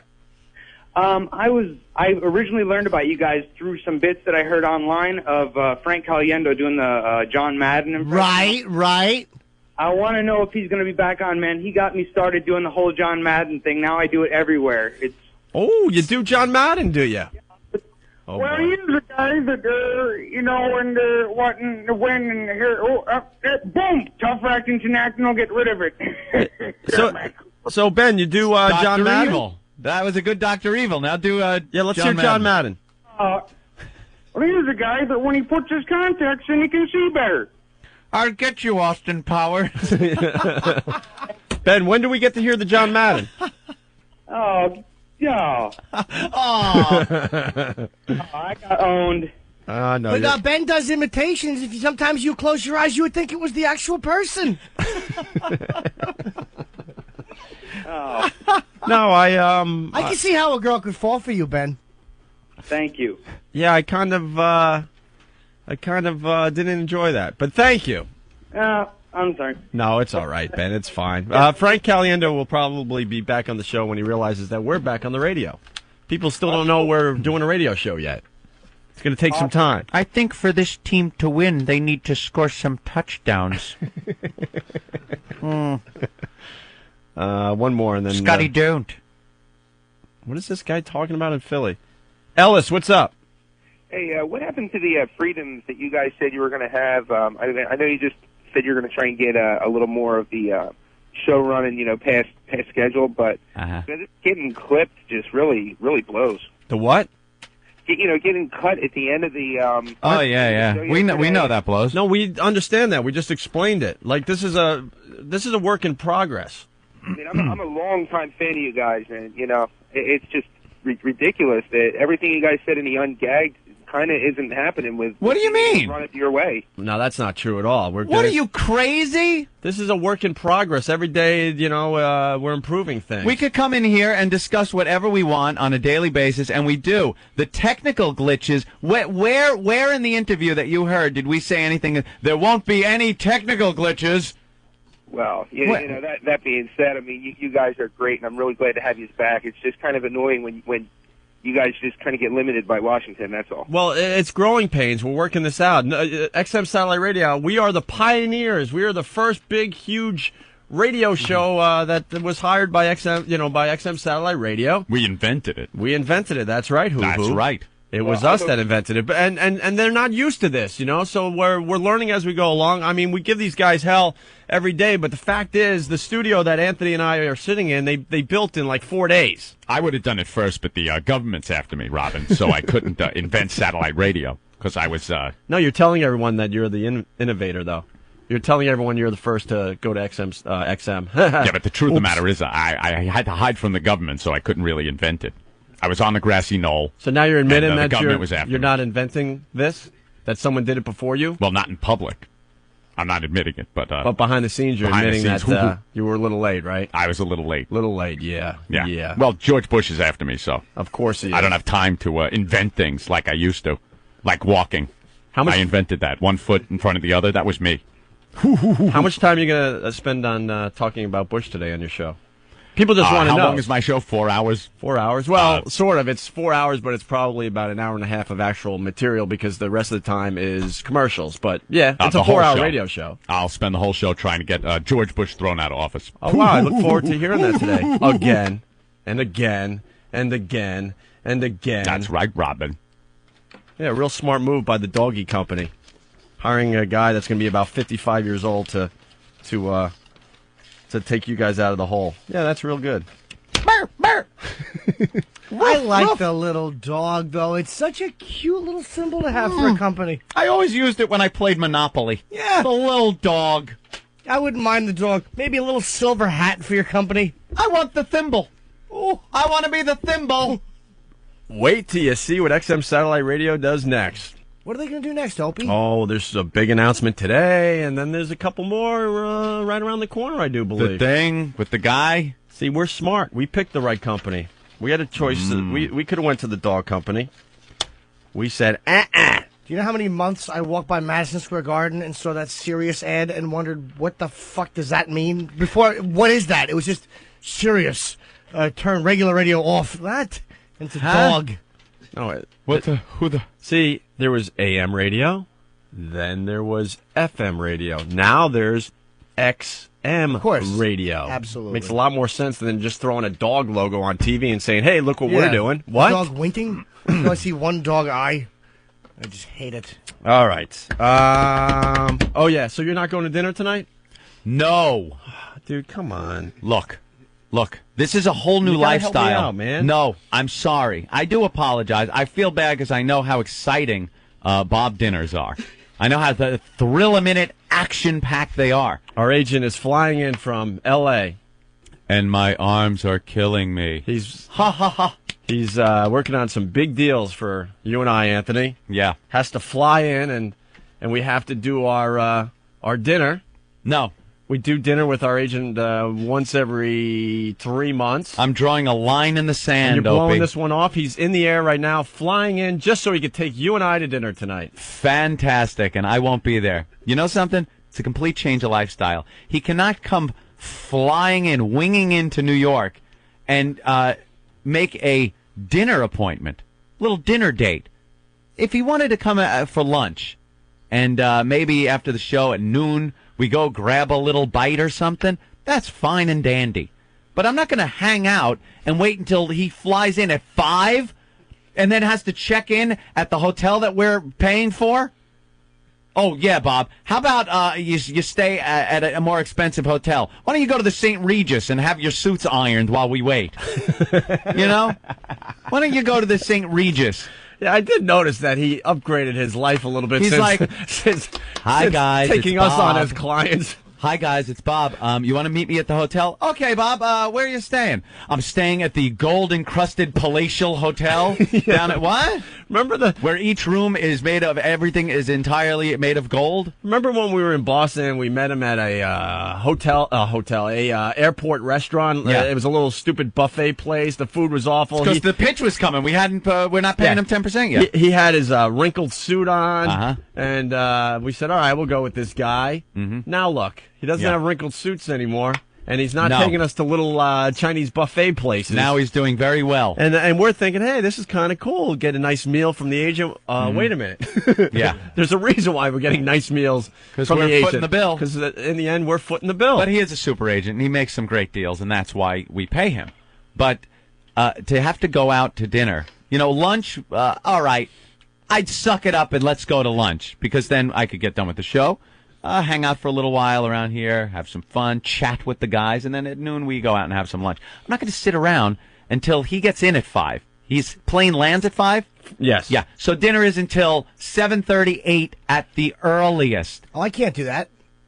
See? He says 6. Oh, that's a lot. No, it ain't going to be 6. He always says an hour after his flight lands, and it's never an hour after his flight lands. But I always look forward to you ordering something just completely outrageous. I did that once. The 5-pound lobster. I know. That he has to tell everyone because it really, really hurt him. Because it cost him like $300. It really hurt him. He's a great guy, but man, is he cheap. Yeah, he is very cheap. Oh, yeah, is The he cheap. guy will get a receipt for a piece of bazooka bubble gum. And he doesn't understand, like, he's trying to... See, when it comes right down to it, Anthony and I are just dopey DJs. Dopey DJs, never expected to make money doing this. Just kind of wanted to do a radio show with our friends, see some boobs, and have a few laughs. You didn't expect to take in $500 million, right? Enough to pay the bills. $500 million, I wish. $500 million, wouldn't that be kidding nice? me? You don't think we called Bob up immediately when we read that figure in the paper and said, Bob, yeah, you're really doing a good job for us out there. You know who makes more money than us? Allison. Allison, my best friend, who I pay half my money to. But, I don't know. Well, we'll get there someday, I guess. But one of these days. I don't really care, quite frankly. I have enough money, and that's all, But he's trying to, like... we'll get there, Pop. Wasn't enough time. He's trying to inject more responsibility in our lives. He wants us to be smarter about our money. Yeah. He wants us to be smarter about our retirement. I have a retirement plan. 401ks. I have a retirement plan. It's called partypoker.com. I love it. I go on, I invest some money, and sometimes I hit. Sometimes I don't, just like investments. You never know. But this guy, our agent, wants us to save receipts for everything. Yeah. Everything. I drove around California with him once, and he was like asking receipts for 75-cent tolls. Yeah. 75-cent tolls. Wow, that's really going to They add up. add up. Hell They yeah, add if you up, go he through says. 1,000 of them. Yeah. It could also, 75-cent tolls. It could also, if there's ever, to play devil's advocate, it could also, like, prove mileage, too. If you have a toll from such and such a plaza, that means you had to drive through it. I save receipts for everything. Yeah, but he's saving it to... He's saving it to Trust me, he's saving it for write-offs. For deduction. Why do you think I save it? To show my friends? You save toll everything. receipts? You have probably chicks come save over? them for alibis. Look, I couldn't have killed the bitch. I was here. I went through this easy pass at 9:38 at night. Of course. All right, so I'm supposed to go to dinner at, 8 o'clock? He says 6. And then the I'm sure there'll be thrilling dinner conversation, which will last a couple of hours. What's that, 10? Well, don't you have your financial planning meeting today anyway? Yeah, that's another thing. He sets us up with, like, another guy, like another Jewish lawyer that sits us down and explains what we should do with our money, and we're just like, See, without getting into any details or any boring corporate things, you're supposed to take a certain amount of money. You have to when you're incorporated and put it into a retirement account. It's like a legal thing. Such and such amount of money has to go aside for your retirement thing. I call it a tax shelter. Yeah, whatever. I don't know. I don't know what the F's going on. Occasionally, I type in the bank that my money's in, and I look at the balance. Dude, so we have to sit down with this financial planner. Who can now discuss, he's going to take that little bit of money that goes to your retirement thing and invest it to make it grow. Where after maybe 20 years, it'll grow. I don't know. Maybe we'll make $2,000. I know. It's it like, doesn't why are you amount wasting to my time? anything. First of all, you're speaking another language. I have no. The stuff that Barry says to us, I'm like, what? I know. Speak on a level I can understand. I have no idea what you're trying to tell me here. Financial people are just bores. It's like, just make sure I have enough money in my savings account when we blow up this radio show again, where I could just go down to some island and live for a while. That's all I care about. I'm not crazy spend guy. Believe me, I put a lot of money away. But I don't put it in these investment things. I earn a crappy 1%, whatever it is, at the bank. And I just leave it in there. Savings account? Yeah. Me too. I'm not going to... Well, that's where you make the most money right now. Oh, because let me take some money and put it into a stock IPO that I got the privilege of putting it in. How far down is that piece of crap? Well, hey, you have the privilege of getting in at $19 a share. What are we at today, Opie? If you need to know, it's 13 and a half. Yeah. Whoa! I'm down. How many shares did we buy? I forget now. A lot. I'm down at least 30 or 40,000. This was supposed to be an honor for us. It was an honor. It wasn't even, hey, I got a stock tip. It was an IPO. It's when you get in on the stock before the general public can. It's not doing well, you get this in stock? early. It's tanking. Oh, this thing is just a disaster. It was offered to us. I'm not even going to say what the stock is. It was offered to us by why? Because then maybe our other old people boss. will buy it because it's a great buying opportunity right now, and we can make some money back. Yeah, we have to fully disclose that we own it. The Susquehanna Hat Company. But this guy talks about 401ks. The latest thing is, I think you guys need wills. Yeah. I think you need wills. I think you need life insurance. And Yeah, what? life insurance. I'm a dopey DJ. Just freaking put my money in the bank and leave me alone. That's another thing. I want a raging battle when I go. I want people fighting. I want family members that have had great relationships their whole life to be torn apart over money. Over my money. A reality show has to be shot over your family, fist fighting over your cash. I like Kicking that, each other's ass, scraping and clawing for a 5 spot. Hey, I like that. Isn't it great? I'm canceling my will meeting. Right. Definitely. I'll leave my money to my parents. My dad has to have sex with a black prostitute while my mom is in the other room and not find out about it. That's and then he gets the money? Wouldn't that be Oh, great? that's beautiful. And he can never tell her. As they're both crying, I have to do this. That's beautiful. I miss him, and my picture has to be on the wall. A little wink. A little wink. A little stinky wink. That's beautiful. I like that. Oh, I heard that, by the way, speaking of reality shows, I think of the subject, they're canceling the other CEO reality show. Oh, that one with the other billionaire It's guy? not my big, fat, obnoxious boss, is it? No, that looks hasn't good. even started yet. It's the one with Mark Cuban? Yeah. Yeah. Mark Cuban's I met him. He's a cool guy. Trump sent him off a letter that's just like, I knew this was going to happen, and kind of a ha-ha. I guess the show's a disaster, but... and by the way, just to correct you, the other one doesn't look good. My big, fat, obnoxious boss. It definitely looks good. Looks awful. Who are the mutants that actually believe these things these days? Like, there's the reality shows and then the goofs on reality shows. Well, and the people that are on the goofs on reality shows, they still think they're on a reality show? Do they honestly believe that it's a serious show when the CEO of a company is shooting you with paintballs as you're trying to put a piece of paper through a copy machine? I know. I was laughing at that, too. I thought it was ridiculous. Did you see the boss at a cocktail party, and he's supposed to be boss-like and stuff, and they're talking business, and all of a sudden he looks at the redhead, I think, and goes, "Boy, you're hot." Yeah. I'm gonna watch. I'll watch at least one episode to see what it's all about. Definitely. The only one I want to see is the Richard Branson one. We were That's talking a about that. show. If you can plummet to your death in the middle of it, I like it. Someone will get killed doing one of these reality shows, and that one looks like the one they're going to die on. He's great. Yeah, but what's the deal with that? They're going to go over the falls in a barrel. That one in what is it? falls Africa. Is that? It's like, what do they say? It's like 4 times higher than Niagara Falls. Whatever. Really? I got all my freaking. That would be there. I almost. But they show him in the barrel. Oof. They show him in the barrel. They have a camera inside the barrel with one of the contestants, and they're going to go over this falls. Stop. That's They're really really going to shove them over falls. Yeah. The reason it doesn't work in Niagara Falls is because they have all those rocks below. So I'm Plenty wondering, of rocks. I'm wondering if this one there's nothing below I bet you except there's some water. kind of crane that catches it or something like that. Maybe. They always put a safety harness on it and ruin it, like on Fear Factor, when they have to jump from the car trunk to another car, dangling like hundreds of feet in the air. They put a harness on I can't them. even watch Fear Factor anymore. Oh, I can't even watch that. No. The eating stuff, cannot watch. I cannot watch people eat live hissing cockroaches as they can't even put it in their mouth because the thing is biting their lips and clawing at their faces. Can't watch it. Ugh, eating testicles. Well, yeah. Monster Rain. Oh, Fear Factor Monster Rain edition.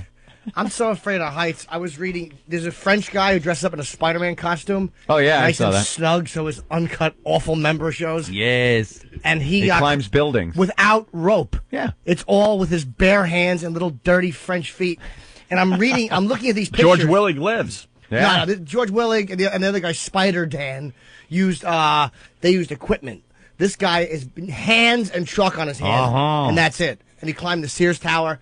And I was reading pictures. I'm looking at pictures. I'm sweating. My hands are sweating. It's horrifying. You have a fear of heights? Horror of heights. Yeah. Yeah, I don't do well with heights either. Oh, my. You get that feeling you just want to jump over? And Yeah, especially when you're halfway through that story and you realize there's nothing interesting at the end of the tunnel. Well, that's what you're just talking for no reason. You're like, and I really don't like heights. Please let something of human interest pop into my fat head. Who gives a shit if you don't like heights, stupid?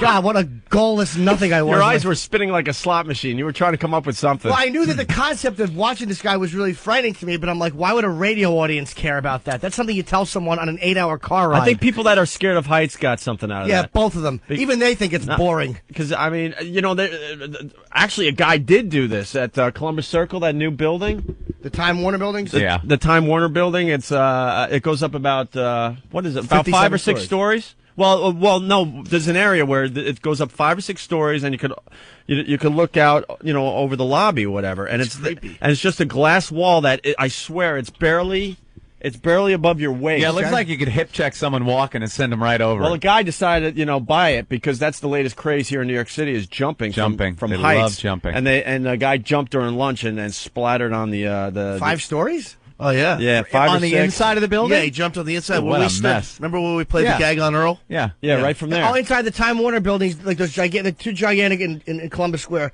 57-tower the apartment They're buildings. massive. And there's a big like atrium in between them, like with shops. Is that where he did it? Yeah, Exactly. Yeah. Where Patty works. And you could go up like 5 or 6 stories of shops everywhere, and then you could go to the edge, and I swear the glass wall is barely above like your belly button. Actually, moving into one of those something places. about that now. Yeah, sure you are.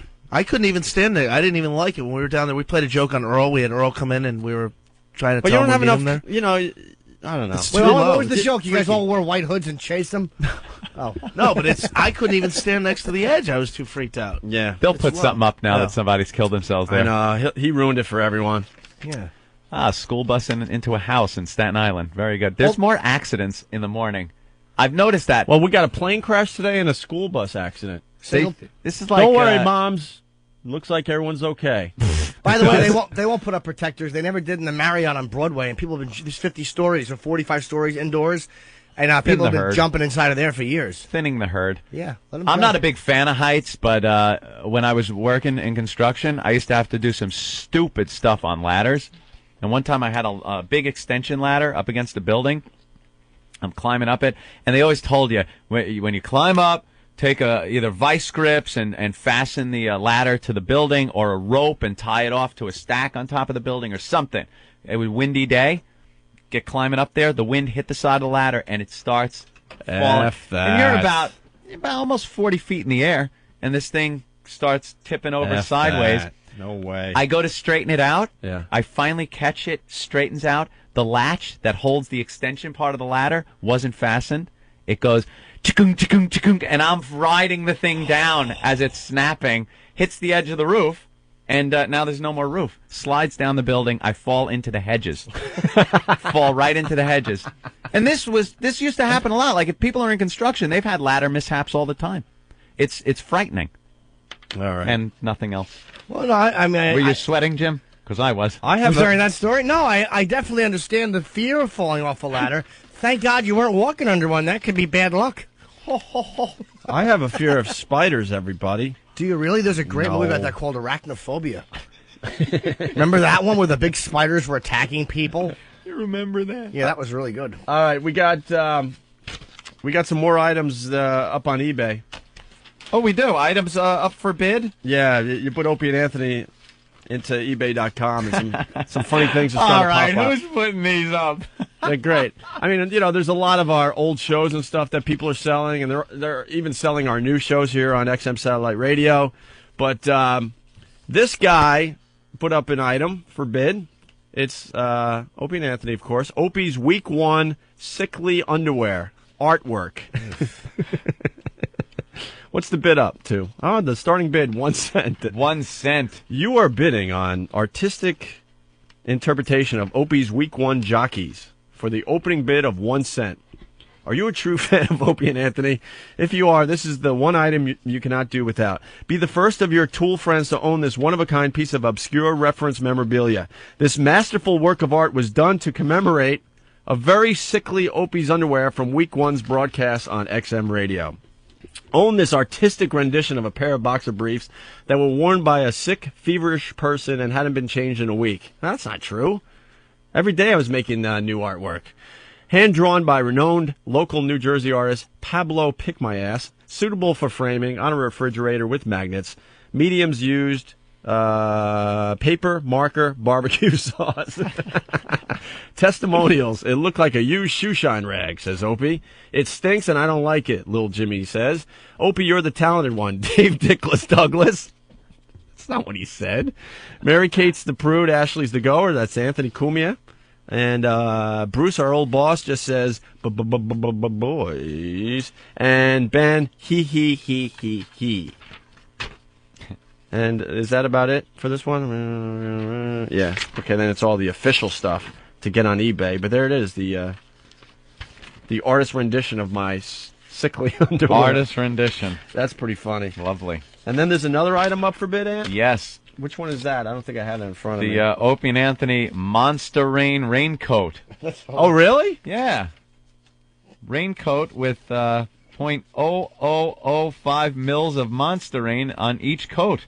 Gem Mint people, be dialing. This is your chance to own a Monster Rain raincoat. The wetter the better is the way to play Monster Rain. With the new technology that XM has obtained, this jacket has the highly desirable Schwoogie filter that is in such demand. I don't know what that means. And you suck. Love you, Lil Jimmy. Nick from Philly. I like the picture of the Monster Rain. I haven't seen that. Yeah, there you go. It's got a hood on it and long sleeves, and I guess it protects you from any Monster Rain that might be falling. A little Can hoodie. I see the picture? Sure. That's good for radio, but This item might be a little obscure, Anthony. Thanks, Pop. We could try it, though. For the New York people. All right, Opie and Anthony, the Bob Buckman Confessions. You are bidding on a very rare, secretly taped session with radio legend Bob Buckman, formerly Opie's boss at WBAB in Babylon, Long Island. In this new multi-platinum box set, you hear Bob encourage the union of Opie and Anthony. You also hear him helping out Opie's nighttime attitude with bits like things that really piss me off and the middle of the show, fake-o. And you also hear how Bob arranged WWE-style challenges of Opie versus WRCN's Captain Kevin. Be dialing, people. Be dialing. Did I used to compete against a guy named Captain Kevin? I don't even know. So. Also included are taped confessions from people who stole amplifiers and cymbal stands from Anthony's band Rotgut as the band tried to figure out how to pay for its liquor tab. Listen to the incredible large number of people try out to be Mr. Potato Heads or any one of the 1,000 incarnations of Rotgut. Wow. How does this guy know so much? Also hear how a crack record-producing team stopped recording mogul Joe Cumia of Sushi Records from singing then unknown Nirvana to a multi-year recording and touring deal. What? Oh, signing. Oh, signing, sorry.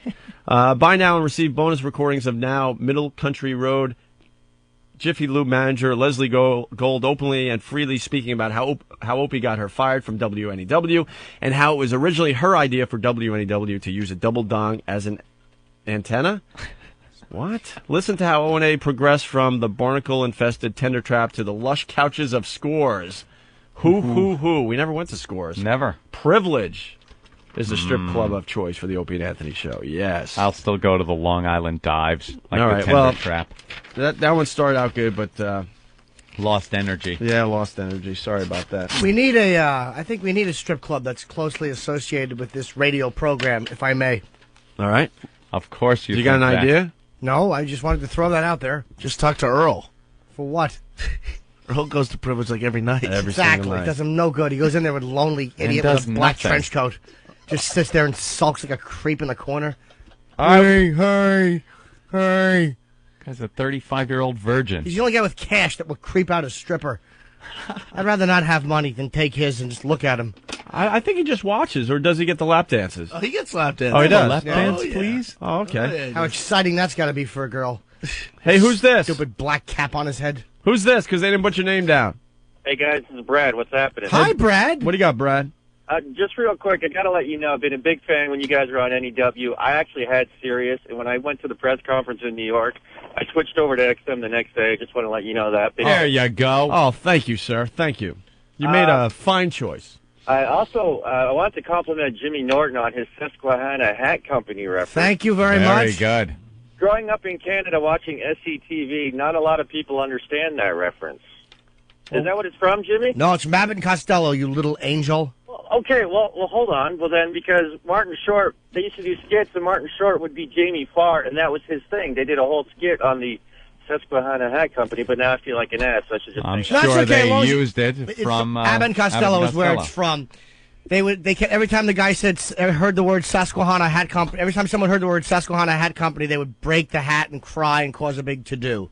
Right, and that's what they did on SCTV, which I thought was fantastic. It is, but it's a play on the old Abbott and Costello sketch. All right, Brad, thank you. How was that one SCTV sketch, the guys from Canada meet Frankenstein? Was that a good one?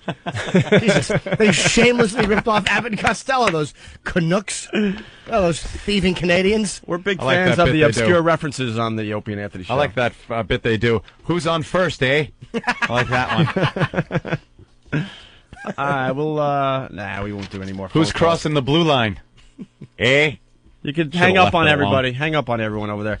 Get rid of all the calls, Opie said. Joe from Jersey wants to know if Billy Joel's driving that bus that crashed into the house. Oh, yes. You know, there's going to be a lot of parents out there panicking. The bus went through the fence, but it didn't really crash. So into far, the they've house. only pulled out one little lifeless lump. No, so chances are it's not yours. That's not true. Wait, was your kid wearing jeans and little cartoon sneakers? I saw them yank something wearing that out the window. Jesus. Little teenage ninja sneakers. Still flashing the little red lights on the back, like he was walking. Little red lights. One light flashing, one dead, like the Terminator eyes. One is still flickering, although there's... God. Let's get out of this mess. I'm having a good time. We're still trying to figure out if we could play the 8 song. I mean, we know we could play it. We're just trying to, weigh how much trouble we're going to get in. And we just started this gig, so we got to kind of be a little careful, I guess, right? So we're still waiting for them to call us back. It's from Team America. This song is hilarious, and I want to play it today. Little video game news for people that have eagerly been awaiting, like I have for years. Ooh. Breaking video game news, Opie. Half-Life 2, one of the year's most anticipated titles, will go on sale worldwide November 16th. Nice. November 16th. You like finally. Half-Life? Half-Life's a great game. What is Half-Life? One of the best games. That's the one where Gordon Freeman, you play the guy that was in this complex, and there was an accident in one of these big reactors, and you go around killing Marines that are trying to keep everything quiet, and these alien creatures that have transported in because of the accident.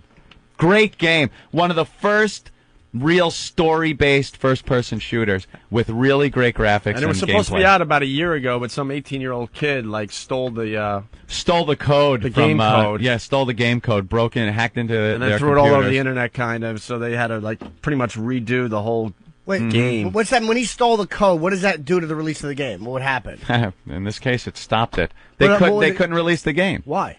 The security breaches. Because the guy had to have the code to the game. What's that mean if you have the code? What can you do? I don't know what that means in computer talk. I think you can pretty much bootleg the game on the internet, right? Yeah. Or versions of it, or, yeah. Yeah, or you could find ways to screw with the game when you're playing online, probably get into other people's computers through it. It's just not... It was a disaster for the company. Were they mad? Oh, man. They actually got the FBI involved, and it was kind of cool. They got their own fans involved to try to hunt this kid down. Well, they found him. He was like an 18-year-old kid, just thought it would be cool to to see what he could do. Did they originally get the FBI? I heard Here at we go. first they sent a Oh, boy. trainee. Here we go. No, I'm trying to ask. Trainee. So did they get the code back? No. No. They had At that point, it was too late. They just had to redo the whole game. Yeah. That stinks. Yeah, right? that's taken quite a while, but everyone's looking forward to this one. So are they suing this kid for a lot of money? Probably. Oh, Probably. boy. Why does this guy's name have to be Henry? Why, God? Why? Hey, Henry. Henry! What's up, boys? How are you? Henry? You guys rock. All right. Got a question for you. Henry, I want my money. Fuck him, that cigarette hijacking Mick. I want my money, Henry. What am I, schmuck on wheels? Get your shine box. What's that? Get your No, shine I box. didn't mean to interrupt you, man. I just got to get a Danish for Bell. Go ahead. Okay. Hey, how come the brainiacs in Washington can't automatically send people a wow sticker when they sign up? I don't understand that either. They're too busy at press conferences here in New York to fill your envelope with the wow sticker. Yeah. Oh, man. We are what they call on the back burner at this point, I think. That's always good 2.5 weeks in. We need I don't know. We got to wake them up a little bit. We're doing things a little differently than they have in the past at XM Satellite Radio. We wanted the wow stickers out there a month ago, and there was no reason why we couldn't get the wow stickers out there a month ago. We'll learn them. We came up with this system where you just go to opieandanthony.com, you leave your address, and they're supposed to mail out the wow stickers. But I did find this out. They're collecting all the names on the list before they start sending them out. It's like, what? No, just hire an intern to just stuff envelopes every day. Right. I signed up as soon as you guys said that. Like, why does Radio. everything have to take meetings and there's a process that has to be put in place? Just do it. Can I ask? Because I said, look, Anthony and I will pay for a P.O. box here in New York City. We'll just get a big P.O. box. We will. We'll get. Speak for yourself. How I'll much do say- those things go for? It's I have gotta a be meeting least- with my financial guy this afternoon. I'll ask him if I can swing that. It's got to be at least $40. And we said, we'll get the P.O. box. We got some great interns around here. And we'll do it ourselves. We'll do everything ourselves. Mm-hmm. You know? There you go. We don't need to go to Washington to take these breaks. We can do all that from here. Grassroots, Opie. Well, that's what we've always been about. So why are they involved? Because We'll lick our own stamps. That's what the we company kind of says. wanted the wow stickers out on the highways before. I don't know. It starts snowing. When it's snowing and crappy out, it's not really inducive to girls flashing their boobs. It's not inducive, nor is it conducive. Oh, brother, I did it again. Well, no. I'm just saying it's not inducive, whatever that means. God, I wouldn't know. for 2. I've never heard that word before. All right. So I'm sure it's not conducive with wowing either. Oh my God. It's just really enveloped in the whole situation. Hold on, the person with the same I can't think of the word. Shit. At least I try to make up words. I'm not saying I'm it's the bad. worst today. When you swallow something that's bad for you, do you conduce vomiting? Well, it's not inducive. Go ahead. Oh, forget it. Well, I don't know. I don't know what we can tell you about the wow stickers, Henry. By the way, you might recognize Opie's vocabulary if you spoke to the hooker from Full Metal Jacket. Put him on hold, you're saying? All right, You guys rock. we're gonna put you on hold, and we'll personally send you a wow sticker. I guess that's what we're gonna have to do. Or I'll hang up on you, and now you got to call back. Sorry about that. Let's go to Karen in Illinois. Hey, Karen. Hello. What's going on today? Hi. Not a whole bunch. All right. Illinois, huh? Why are you calling the show today? Because my husband told me to. I like that. Nice. Look at her. Obedient. He's standing there, fist clenched. That means you're going to be naughty for us, right? Yes, I will. What do you want to do today? What do you want me to do today? Oh, boy. It's Why, one of will these you do calls. anything? Pretty much. All right. You're from Chicago. No, I'm not from Chicago. Where are you from? Southern Illinois. Oh, Southern Illinois. So she's not from Chicago. Sorry. Chicago. Can we play a game of Guess What's in My Trousers? Okay. My trousers. Well, there's a few things. There's couples that feel like having sex live on the air. That's kind of fun. So far, Tennessee is leading that category. Jag off. Tennessee is the sexiest state so far. Having sex on the air? We're going to do our own poll. We're going to try to find out the sexiest state. Is your fella there? So far, it's Tennessee. We had a couple screw live on the air, and we had that girl that took a vibrator to herself because she's a big fan of Jim Norton, and she pleasured herself live on the show in front of her husband for Jim Norton. So Tennessee is leading the way. Wait, Miss, is Tennessee, the sexiest state in America. your fellow there? Is he? Yes, he is. How about this? We haven't had this yet. I think it'd be fun, and I'm not speaking for the guys, just for me, but I'd like to hear a Hummer on the air. While sex is nice, but a Hummer has those distinctive sounds that are just really, really inducive with feeling good. Okay. Are you into that? Yeah. All right. We have to hear it, don't forget. Maybe a little spitting, wink, wink, elbow to the ribs. Okay. And where is the husband? He's right here in front of me. Nice. All right. And is he naked? He is now. He is now. Oh, except for a smile. Got to put it that way. All right. And does he have fever junk? Yeah. Is there anything going on down there? Mm-hmm. Big, nasty, like peeling a fruit roll up off your thigh. You can talk to us while you're taking care of business, by the way. That would be very nice. Would you rather him talk while I'm taking care of business? I'd rather hear nobody talk. I just want to hear the sloppy sounds of his happiness. Yeah, now make sure you got to moan. No, that would be faking it. No, I mean little like things so we could hear the tone. You got to hear that heady tone.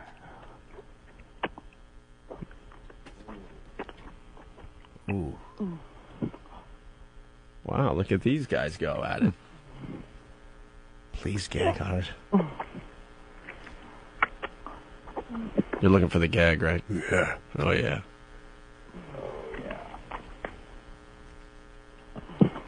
Mm-hmm. Oh. That's nice.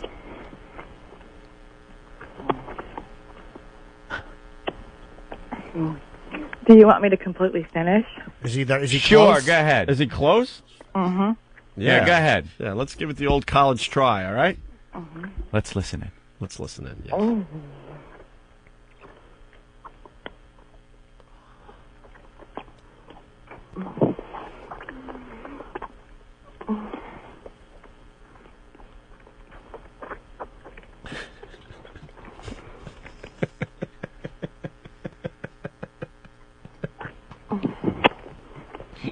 Right? Oh, get a good one. Let's listen.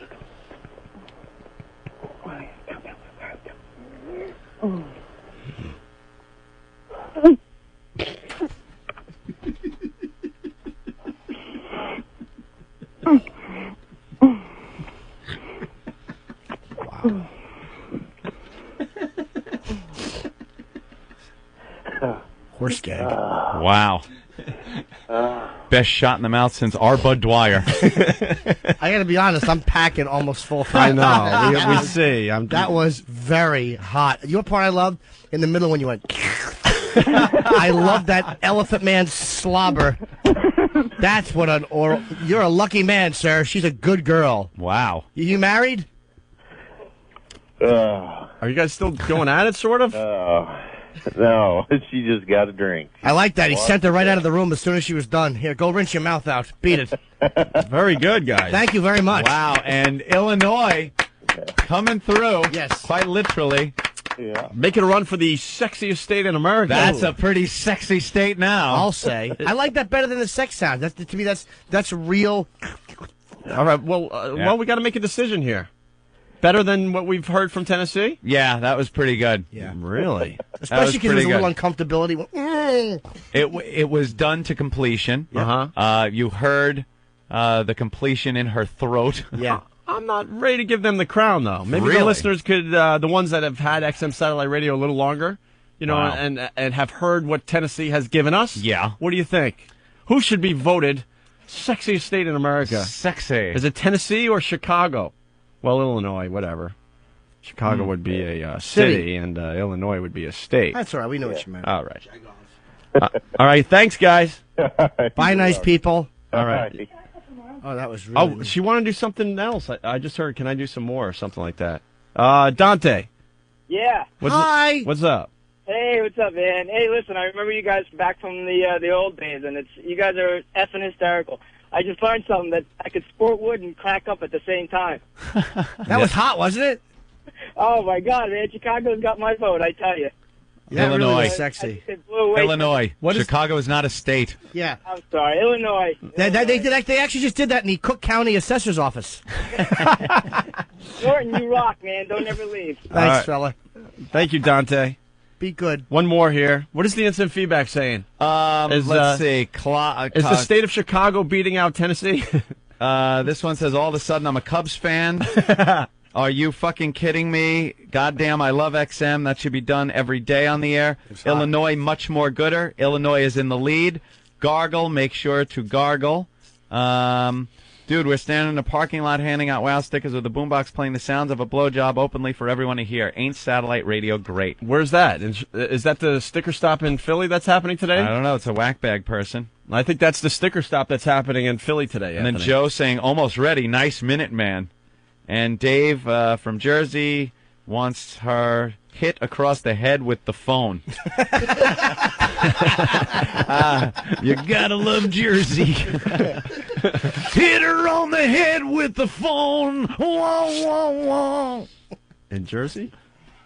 In Jersey. George, what's going on? Hey, guys, this isn't good for XM. I just canceled my subscription to Playboy. This is far hotter. the only thing hotter would have been to hear her say, "Stop, you're hulking me. I can't breathe." That would have been nice. Sure. We're supposed to be on the Playboy channel tonight, but I don't know. Oh, that's good. Really? But we have the dinner with the... What time? With the super agents. Sorry. 7 o'clock. It's afternoon. I can't make it. 7 o'clock. They really want us on the Playboy channel. They don't understand my schedule during this series. I can't do anything. I go home, sleep for a couple hours, and then dedicate my life to the game. All right, Gonzo from Long Island, what's up? Yo, what's going on, guys? Hey. That was freaking insane, man. Good one. Like, the blowjob, that was just fucking amazing. Wasn't it nice without the overacting, just the real sounds of slurping? You know what I Very would have nice. loved? I would have loved, okay, now come on my face, you know? Oh, who wouldn't have? All right, you're right. Good point. Yeah, I'm taking points away from the state of Chicago. No. I'm taking a State few of points Chicago. away. Yeah, there's a few Why? things that could have happened there. I would I personally would have liked to hear a little gag. There was a gag. I didn't at the really end hear of the that. gag. Yes. No, that was when he shot. No, that was she no. gagged. Let's go back to the tape. Where's Tim McCarver when I need him? She that gagged. was more of a gulp than a gag. It was like a gag is more. It was like you gave her a sour batch and she took it anyway. No, that was a gulp. I don't know. I'm telling you. So That was a big swallow, man. It was like, oh. yeah, that was a gulp, not a gag. And Tim McCarver, by the way, is such a literal asshole. Like, you could say something like, yeah, well, the ghosts of tomorrow seem to be here. Well, ghosts can't play baseball. Yeah, I guess not, faggot. I was just being conversational. Oh, I hope he fucking drops dead. He stinks, Tim McCarver. One more. Robert, what's up? Man, that Illinois one gave me wood the whole time. See, a lot of the people digging Illinois. I'm reading a lot of instant feedback. People saying, I think Illinois wins it. Anthony, Illinois all the way. Nice big lump in the front of your sport about, sir? Anthony, I think we need to call it. It's up to you. You're looking at the instant feedback. Does the state of Chicago beat out Tennessee as the sexiest state in America? Opie, the state of Chicago seems to be winning. Yeah, you know something? When Tennessee did what they did, it was cool and all, but we didn't get the reaction that we're getting from the listeners for the BJ in Illinois. So I'm saying yes. You're calling it? Yes. The state of Chicago. There's no more hanging chads that you got to look at? No. This one, I think it's pretty fair and square. So far, they have it as the sexiest state. Yeah. All right, the state of Illinois. Illinois, and the S on the end, silent, but it stands for sexy. Jesus. Illinois sexy. All right, well, sorry, Tennessee, you're out. It was pretty hot there. I don't know if you guys could hear when he was getting the Hummer as she was doing it, because the sound, I heard him actually go in the background, sir, we're in a truck. All right. Here in Illinois, me and my lover, Ugh. as she gives me fellatio. Ugh. We were eating large amounts of pork. Large amounts of pork and rare beef. My lover. Skeevy bit. Hey, what do you want to hear as we... Orange whip? Orange whip? What do you want to hear Orange as we step aside here? What? What about the up in here? How about the Rappin' Duke? That was a funny song. Wait, what do you want to hear? Up in here. Oh, up in here? Ben's been wanting us to play Brother Joe's DMX Up in Here thing. Oh, yeah. Play it for Ben. All right, we'll play it for Ben. People really like this one? All right, get fag They do. talk It's very out of funny. there. We can't do fag talk after something as sexy as what we just heard. Yeah. My God, man. Take the sex right out of the room there. Steve-O from Florida saying, I would have liked to have heard her say, don't stop treating me like a whore. What a great line that was. Hey, is the drill dough bit in the competition as sexiest state in America? I don't know, because it's got to kind of be a live phone call. You know, we got to make some We rules got here. rules? We got rules here. All right. So Yeah. Illinois takes it, right? So far. Okay. Anthony, this is your brother Joe. Remember the DMX song, Up in Here, Up in Here? What are you laughing at? A Bach from New York saying, please say you know that Chicago is a city and not a state. Another guy that just doesn't quite get the humor of this program, do you? We also know that more gooder is not grammatically correct. Wait, who wrote that in there, Anthony? Tim McCarver? That's It was exactly Tim the type of McCarver. thing that humorless jerk-off would say. Well, you know, Chicago's technically a city, not to be a killjoy. Ugh. God, what a boob. All right, so this is Brother Uninteresting, literal dullard. doing DMX's Up in Here Yeah. as James Taylor, Anthony. Right. Ben thinks the listeners like this one. I'm not really sure. I think it's good, but... We only played it once. All A couple right. people emailed the one here again. Did you really? A couple people, or one that you might be talking to who said, I like it? Yeah, I rigged my email to you want me to print them out, Jim? Ben's the producer of the radio show. He wants to hear this. I'm not challenging Ben's authority. All right. One more. Problem. Why this should be Ben's personal PlayStation. Whatever Ben wants to hear, we'll put Yeah, on. why not? PlayStation, hey. Hey, let me get the XM fan. Go over to the youth center. One more instant feedback. Name withheld in New York. Please explain to the ladies why gagging sounds are a turn on. I must go to Jimmy Norton on this one. Why? That That means you got a small one. No, why if you gagging gag on sounds? it, how do you don't gag on a small one? You gag on a bigger one. That's what I mean, but why? But why can't you the explain gagging it? sounds are a turn on? Well, because I figured he's had so much experience with gagging and why it would be a turn on Well, to hear gagging. I hate it sounds. when my head's being held. That old gag. I think it's a turn on. I actually have one girl who would come over and perform oral sex on me, and she liked to gag herself on it. This is true. I wouldn't have to even Gag yourself! God damn it with my cock, numbnuts! The private's cock's name's Charlene, sir! Leonard talks to his cock. But I would, happy birthday, dear ball bag! I would lay back and she would come over and she would gag herself on it. And she likes to eat ice cream before she does it because she likes to kind of puke a little bit. Oh my goodness! And I actually have a bucket that I would bring out whenever she'd come over. Listen to this. Now, Opie, this is why I asked Jim. And all right, she would. Her favorite thing was to lay on her back, and I would straddle her and kind of pin her arms and kind of gag her like that, so she couldn't stop me. Right. And we had the bucket right by the side of the couch. So if I pushed it in too far, she could lean over and puke up ice cream. Oh yeah. One time we had lasagna or something, and there was some awful sauce puke. I'm not into vomit. I don't have a Roman shower it fetish. sounds like Roman shower. He knows the name of it. shower. All right. But God, dude, it's the hot part is though is like when she gags and you know that The hot part is what's coming out all over your thigh. Lasagna. There is. I even wrote her name on the bucket. This is true. It was her own little bucket. I'm not going to say her name. Let's You're just so say sentimental. let's just say it was Lori. Can we put this bucket up on eBay? Norton's chick's puke Let's bucket. say her name was Lori. I actually wrote Lori's bucket on it, and she loved it when she came over. And I put it out. What girl wouldn't? And she would just kneel down and just gag herself. It was so hot. Some girl like the gift of Tiffany's as a little gift, but no. Where her did you own get this puke bucket from? It was Bed just a Bath bucket and I had. Beyond? No, bucket I had in the. It was in the Beyond department. Thank you. It's a pleasure to be here. It was.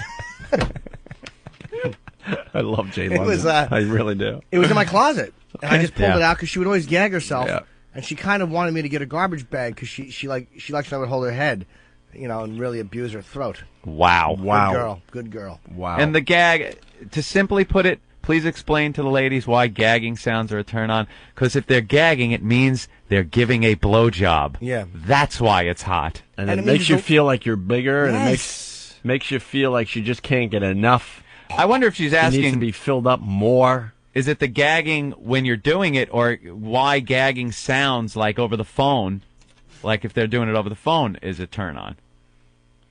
Because that is, it's, a turn on. People I think if I heard a writing girl gagging on the phone, it's a turn on because it just seems like she can't get enough. She's just like, I need more. She needs And more. Yeah. Needs more. Needs more. There you and go. more. She's and just trying to more. get her greedy mouth all the way down the shaft, and she just can't. Gobbling, greedy. I hope that helped out. Hey, what's Howard doing today? Talking about Bush? Yeah, great. Have fun with that. That's what's hot about the game. You'll get to do this type of thing in 15 months. Little vanilla ice cream, maybe a bucket. That's love. All right, listen. That's dating. We have Brother Joe's DMX song done as James Taylor. We're going to clear the phone lines, and we're going to see what we could come up with next as we pull this radio show out of our asses On today. a daily basis. I think we might be ready for some hot teen news in just a bit here.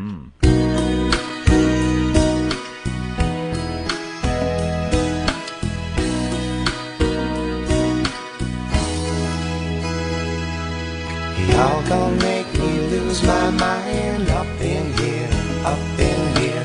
Y'all gonna make me go all out up in here, up in here.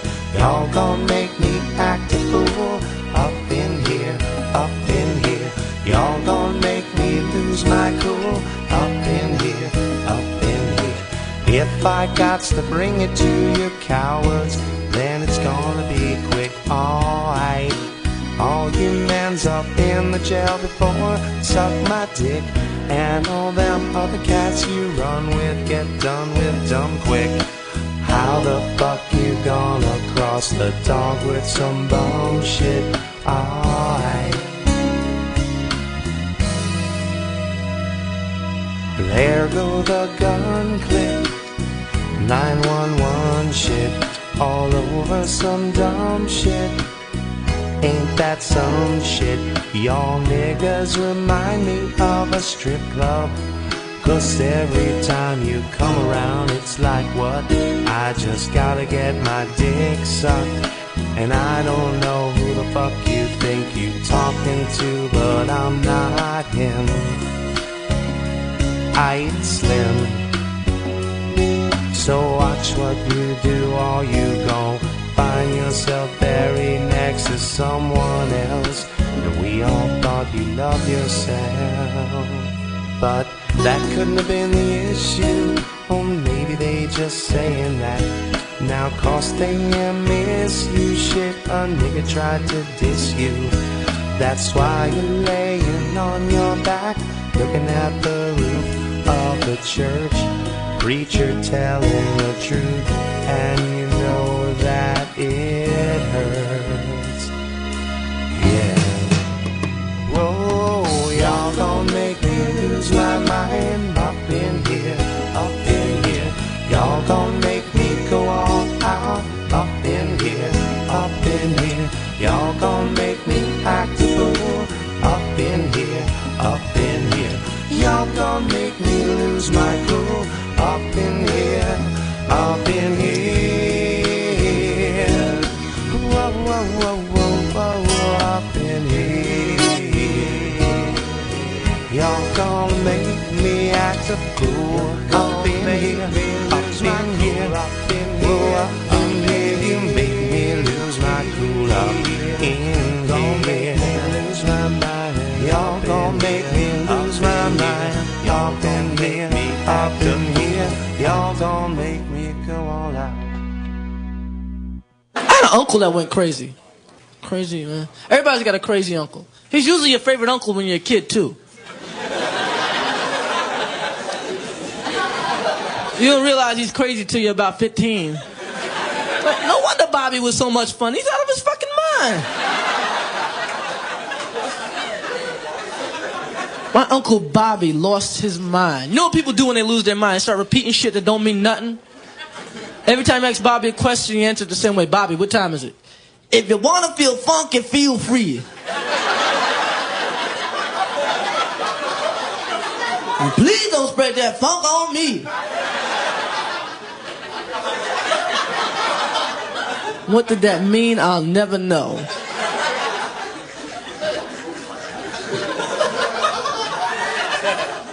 You know what cartoon I used to hate when I was a kid? Fat Albert and the Cosby Kids. It's like the most racist, most degrading cartoon in the history of television. Actually had a guy walking around with a damn hat pulled over his head. And another guy going, "We will go to the store. My name is Babilla." Say, hey, I'm illiterate.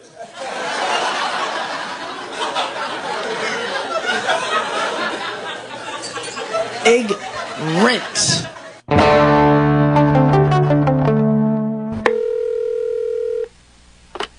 Hi, my name is Debbie Ellis. Can I help you?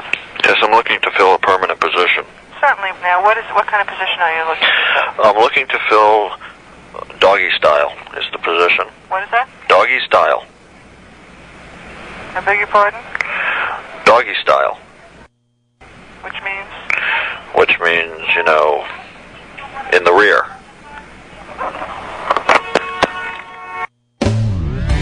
History Today. October 19th, 1950. Here he is, the one, the only.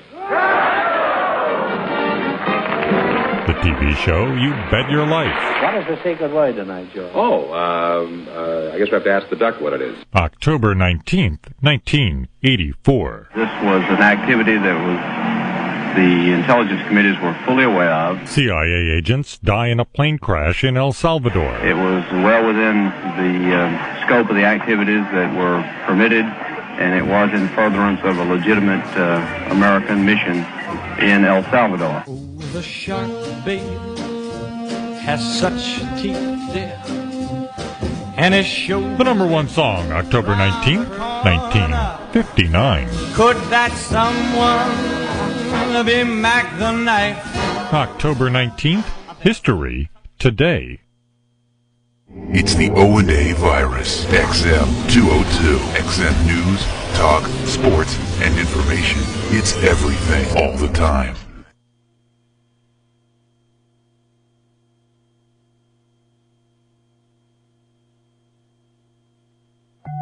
It was Whip 'em Out Wednesday, so I flashed some guy on the Long Island Expressway.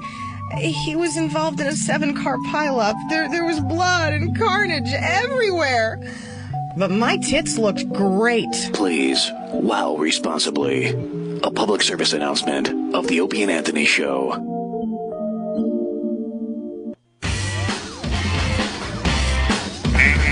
Yeah, it's Whip 'em Out Wednesday. Very, very simple concept. You put WOW on your vehicle, and if the ladies feel like it, they see the WOW, they'll flash it.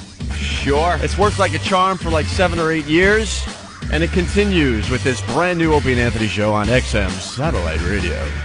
Yep, like fishing. You just put it out there and see what bites. And we like the homemade WOW sign, so if you want to put a homemade WOW on the back of your truck or your car, that's cool too, right? Love when we see it written in the dirt on the back of the trucks. All right, that girl's back from the state of Illinois. Ooh. Ah, state of Illinois. It's Karen. Hey, Karen, what's up? Good morning. Good morning. How was that for you? That was fine. We want to go back to the videotape, everybody. Were you gagging or gulping? A little bit of both. Oh, the gulping gag. You can't question me on those sounds. I know those sounds. He makes them. Yeah. Of course he knows them. A little bit of both. Okay. A little bit of both. All right, so why are you calling back? Well, because I wanted to do what's in your pants. Ooh. And we'd like you to do that. Okay. We love the Guess What's in My Pants game. You have to slip off your slacks. Slip them up or slip them down? Slacks. She's wearing smart slacks today, isn't she? A pantsuit. Karen, what do you look like? What do I look like? Yeah. Uh-oh. I don't know how to explain myself. How tall are That you? conjures up an image. About 5'4". What's that? What? 5'4". Cool. All right. My daughter says 5'3". Oh, wow, big difference. Is she? Wait a minute. Your daughter is there with you? Uh-huh. Ooh. How close was she to the action? She was in her room. No, wait, was that her dad or her stepdad? Stepdad. Wow, Jimmy, you are good. How old is she? How old are you? What's that? 15. All right, cool. You know he's taking peeks at her, right? No. Oh, yeah. Nah, I'm sure he's not. He's not going to admit that. Oh, Jimmy. She's a beautiful girl, though. Jimmy's packing. She's beautiful. All right, so she says that you're 5. Does she know what you just did? Yes. Did she listen to the radio? No, she just listened to us. Can I say that you're my favorite family ever? Wait, she was able to hear you guys doing that? Mm-hmm. All right, let's get her on the line. Okay. You guys are definitely the sexiest state in America. Cassie, they Screw want Tennessee. This just put it over the top. Wow. All right, gotta be careful. She's, Hello? 15. Hello? Cassie? Yeah? Hi. You were hearing Mom and Dad going at it? Yeah. Do you hear that a lot? No? And what were you thinking? Did it make you feel kind of creepy? I didn't really care. Nah, it's just silly, right? Yeah? Do they do that type of thing a lot? I don't know. I'm usually never home. Does Dad wear robes around the house all the time? No. Okay. All right, be careful. I'm being very. Yeah, we this should. is We should. one thing you gotta be really careful. Did you about. hear what they were doing? Even on satellite radio. No. Oh, you didn't hear what they were doing? Oh, I thought you heard what was going on. Well, I did, but I didn't really stay. Yeah, I wouldn't have either. But you knew what was going on, right? Yeah. All right, this is going to lead into hot teen news, I think. Do you have any news that's hot? No. You know what? I'm getting nervous, man. Of course. Where's Mom? Let's talk to Mom. All right. I know where the line is. I know you do. Trust me, I know you don't do. know Jimmy does? Please, look at him. He was, All right, put Mommy back on the phone. Jesus. Okay, I'm back. All right. Yeah, everyone is saying that you sound hot. So what do you look like, Karen? What do I look like? Yeah. I'm probably not as hot as they think. Who cares? Do you know something? If that is a stepfather. Pardon me? If that's a stepfather, and she's like, is she cute, like you say? She's beautiful. He's definitely looking at her in a special way.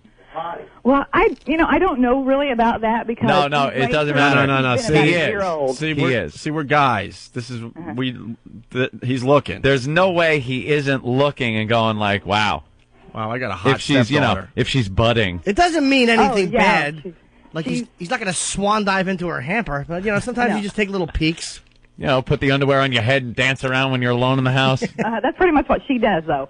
Nice. Oh. But she's very filled out, and she's got a body that most people would die for, even at her age. Really? Do you have any family pictures that we could take a look at? Maybe you guys at the Grand Canyon or something. Family website we can click on and sure enjoy your pictures. Maybe pictures you took during the holiday. Maybe a nice family website that you change the address on because the FBI keeps closing in. Yeah, we don't have a whole lot of pictures like that. The ones we do, we keep under wraps. All right. So she's probably searched the house and found them, So Karen is going to openly admit that she's not the hottest girl in the world, although for radio it really doesn't matter. But you want to guess? I think we should guess what's wrong with Karen. What's wrong with Karen? I wouldn't put it that way, Opie. I don't think that's the right way to put it. What does Karen feel makes her not say she's hot? I wouldn't. But I want to guess and see if it matches up. It's a little match game. Wow. I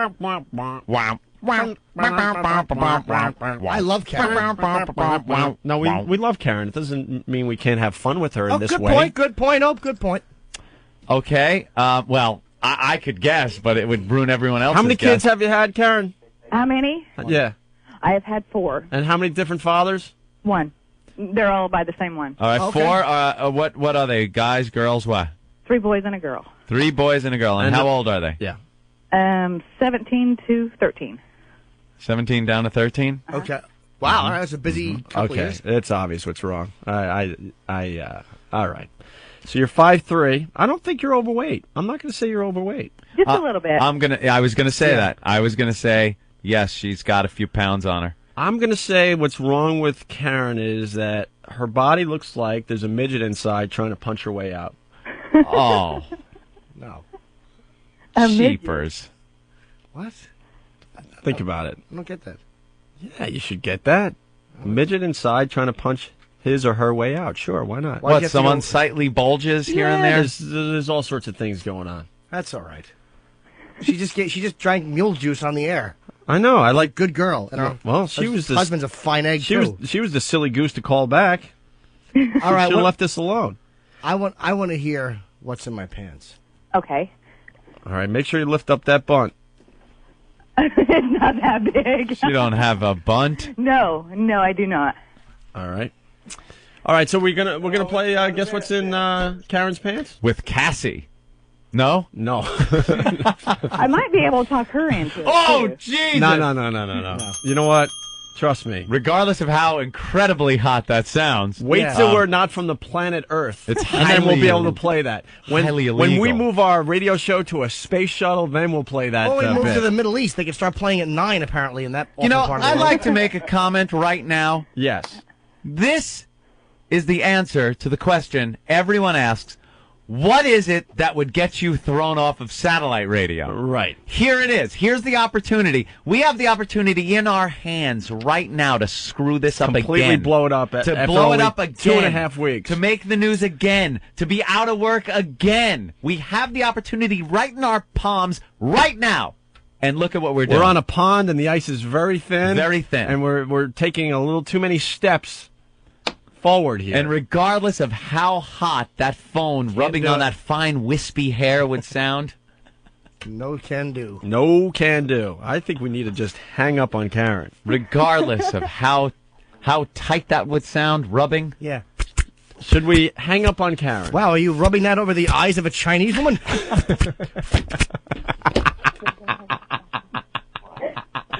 Yeah. All right, listen. We should But hang we're up on going to Karen. let it go. I think we could do that with Karen. Why not? We can do it with She's an Karen. adult. Karen's an Of course. adult with a married woman. Of course. And her husband is present. All right, could you go lock up your daughter, please?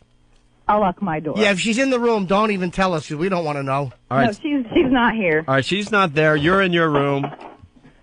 She's playing with her coloring books, and you're ready. Barbie dolls. And you're ready to play Guess What's in My Pants with Right. the Opie and Anthony crew, right? That's right. She's nowhere around, right? No, she's in her room. Okay. All right, and you're ready to play, right? I'm ready to play. You know how to do this game? No. All right. Basically, don't tell us, but we're gonna have you like rub the phone Uh-huh. down there where babies come from. Okay, I wouldn't know anything about that because mine didn't come from down there. Oh, boy. You're saying C-sections, but that's not bad, though, Oh boy. for the area. Oh boy. You got the scar belt? Just a little. Did they all come from C-section? Uh-huh. I like that. Hey, why don't we guess this the scar? Yeah, guess what the scar, how long the scar is? She could rub the phone over. Well, no, not as hot. Nowadays, the scars are a lot smaller. Are they? Oh yeah. I've seen some strippers that have had the C-section at the strip clubs, and you sit there and it kind of takes you out of it. Yeah, it's like, who did that for you, Leatherface? Holy shit. All right, so what we'll do is we're going to have you rub the phone up and down, side to side, and then circular motion. We'll talk you through this whole, process. What'd you almost say? Progress. Yeah, We'll talk you through the whole progress. I swear to God, I almost said progress. Yeah, no, that would have made sense, too. And using the progress of elimination, we will determine. Oh, my God, I can't believe I have to think before a word comes out now. How pathetic. Well, the show is, is processively getting better. All right. Don't make it wet. Some instant feedback's coming in. Guys, make history. Get kicked off after only 3 weeks. No. And we're showing responsibility. Chris from I'm supposed PA. to read that from here? What is it that guy... All right. Chris from PA saying, offering your daughter's 15-year-old snatch for Guess What's in My Pants, Parent of the Year award. Parent of the Year award? Okay. So We don't even know if that's true anyway. We're here. And don't tell us what's in that fine mess of yours. Okay? Yeah, don't tell us. And what are the choices, Anthony? They change every The time we choice play is this the game? 70s Earth Mama Muff, which is nothing done to it. Pool It's rack just down filled there. with afro hair? Yeah. The second choice is the Mohawk. All right. Or landing strip, which Sure. is just a strip of hair running top to bottom. Okay. Then the Hitler mustache, which is like the Mohawk, but only trimmed down further, closer to your crotch area. Looks like a little Hitler mustache sitting over the whole thing. And then, of course, the thing we like to call the wood floor, clean shaven, or as I'm calling it today, the Cassie. Oh, that's awful. Oh, my God. Oh, my God. You Yes, had to little go there. Cassie Benet.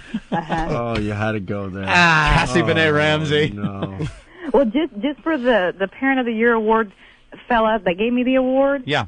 let him know that I would not have done that. We know that. Of Was course not. All right. We know that. Just being stupid. Okay, so if you will, Karen, I guess you start with the up and down. With Please the phone. rub the phone up and down. And let's All right. listen in. Listen.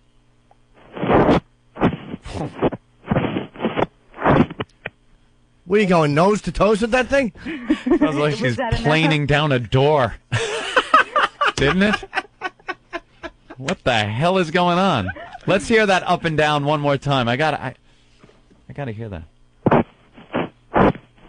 Oh, very telling. Yeah. Very telling. Yes. All right. Yes. Now the more important one. Let's hear it rubbed side to side. Okay.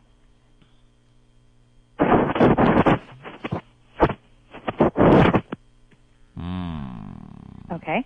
Yeah. Okay. Wow. This is rough. And then the circular motion. Yeah.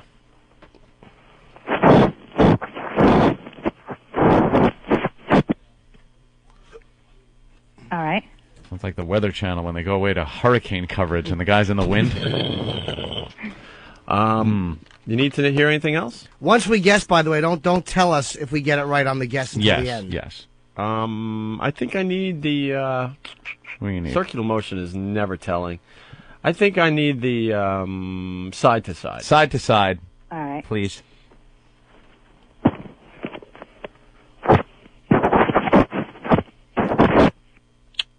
Yeah. All right, I guess it's time to guess. Anthony. Choice of two, and I'm gonna have to make the guess of. I didn't really hear any difference in the sound, and it didn't quite sound as much hair as it did skin rubbing on the phone.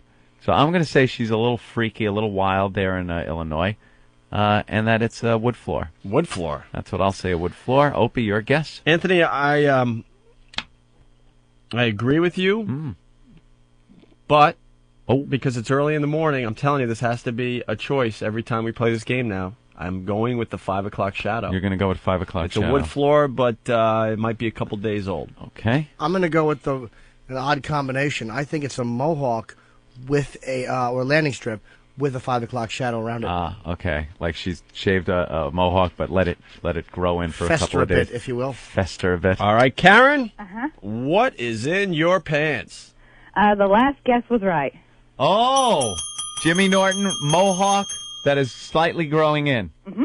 You are good, Jim. 3 out of 4. He's 3 out of 4. 3 out of 4. He's 3 for 4. And look at his ankles all bleeding, and he did a good job anyway. Came in for the team and Love took it. one. You did. All right, Karen. We are finally done with you. We love you, Karen. We love you, too. Thank you very much. You have a good day. Yellow treats at AOL.com for some hot hubby pictures. See you later. Bye-bye. All right. There she goes, Karen from the state of Illinois. And Illinois is now the sexiest state in America. Very As we sexy. continue our polling here. Let's go to Kerry in Las Vegas. Sexy. Kerry, what's Gentlemen. up? Hey. Nothing. Hey, I just wanted to welcome you back to the radio. Unfortunately, I was going to say it's great to have you back, and it's worth the $2, but it sounds like that's going to be short-lived given the last caller. Look how responsible we were. I know, it's disgusting. No, that was that would have been. The only thing I didn't miss over the 2 years was the subtle homosexual underpinnings of everything Jim Norton says. Honey Buns, I don't think that there's any reason. Underpinning? It's the most overly pinned thing I've ever seen. Oh, my God. Oh, he talks about a guy's mule. That's not true at all, sir. I was just happy to hear about this older woman's vag. Yes, but Jim, you know, you're just doing it for the show. Are you saying that I'm talking about her vagina as a beard in an odd way? No, I'm saying that you're talking about her vagina like Jim McGreevey used to talk about his wife until recently. Oh. That would be kind of as a beard, Tim McCarver. I didn't keep mean your hands off of my mule. I didn't mean All I it. gotta say is you were more worried about her man's mule, I'm sure, in your head than you were about her badge. No, I would have asked about it if I was worried. I just wanted to hear the slurpy sounds. Yeah.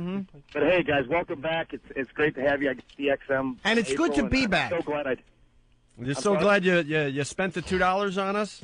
It was. Hey, if it was $10, I would have spent an extra $10 a month to hear you guys again. All right, thanks, Kerry. All right, see you. Bye, I got in an argument with a guy at the Digital Life show at the Javits Center over the weekend. Yeah. He comes up, huge fan of the show. He's like, but I don't know if I want to pay for the show. Ugh. But he already has XM. Yeah. So he made the commitment to get the XM satellite radio, and he's like, I really don't know if it's worth paying $2 a month. And this $2 a month. This guy's a super fan. I'm like, you're insane, right? So I dig up $2. I'm like, here, dude, the first month's on me. And you don't know what that's all about. Opie pulling $2 out to give to the guy. Oh, my God. Jesus. Hey, man, I got to save my money to pay for dinner for Earl. What else happened? Did Jake LaMotta come by and say, go ahead, fuck my wife? Almighty. But the guys argue with me over $2. I'm like, you're kidding, right? $2. I get that online once in a while. I don't know. You know what? You chiseler douchebags. If you don't want to pay for the show, stick with your shitty, awful, commercial-ridden terrestrial radio. Don't pay for the show. We don't need you. Fucking $2 a month. God almighty, am I tired of that. Guys, when it was free, you want that shit that's free? You want cable TV, you go to cable TV. You want that faggoty garbage that's on the network, stay with the networks. I don't want your $2 if you're going to bellyache about it. Holy shit. We don't get the $2. But you understand what I'm saying? Put up your rabbit ears. How expensive is it? Put up your rabbit ears and watch regular television. When's the last time you laughed listening to commercial radio? It's not funny. It's castrated drivel. Oh, I God, agree I'm wholeheartedly. tired of that. I kind of like the Battle of the Sexes when I tune in Holy to a ho, commercial shit. radio station. It's, ho! And the 2 for Tuesdays. I like that. If this was Instead of $40 playing a one month, Stone song, they play 2.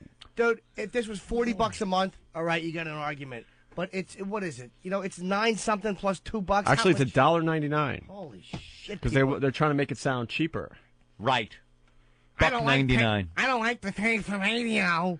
Well, you think I like paying for Hummers every day? No, but sometimes. All kidding aside, though, I was arguing with. with the guy. I'm like, I can't believe I'm arguing with this guy over $2. Bye. I'm like, what is your argument? You already have XM. You're a fan of the show. You just waited in line for us to sign a goofy picture of Anthony and I, and now you're arguing over the fact that you might have to pay $2 to hear the show a month? Mm-hmm. I didn't understand his argument. Ugh. Opie, instant feedback. The old O&A would not have passed up an opportunity to make hot teen sex news. I know. We want the gig for what's the lifespan of this new show? We usually last about 3 years. What did we put it at? Yeah, it's usually 3 years, and then we screw up. We're gonna try to last 3 years. We'll check it out. That's my goal. 3 years. That's 3 it. years from now, we would have taken that call and the next time we had that blow it girl up, crying. The next time we do blow up the Opie and Anthony show, it's over. Mm-hmm. Over. Yeah. Done. Until the reunion show. We'll and the comeback concert. Ah. No, it's over. No, it'll be so over. It'll be so over. I want it to involve PlayStations and young black children. Jesus, dude. I don't get that. What do you mean, Ed? Stop. We went there yesterday. What happened? Philly is checking in. It's Hummer Cash. This guy is trying to help us out because the marketing department down in Washington, much too busy to worry about Opie and Anthony at this time because they got other things that they're working on. We're on the back burner for a while, so Hummer Cash took it upon himself to do something, and he's, I think it's a WOW sticker stop in Philly. Yeah, we got a WOW sticker stop going on over here in Northtown Plaza. All the details are on opieandanthony.com, Found Your Music, Whack Bag, all the message boards. And I bet tens of people have shown up so far. Oh, yeah.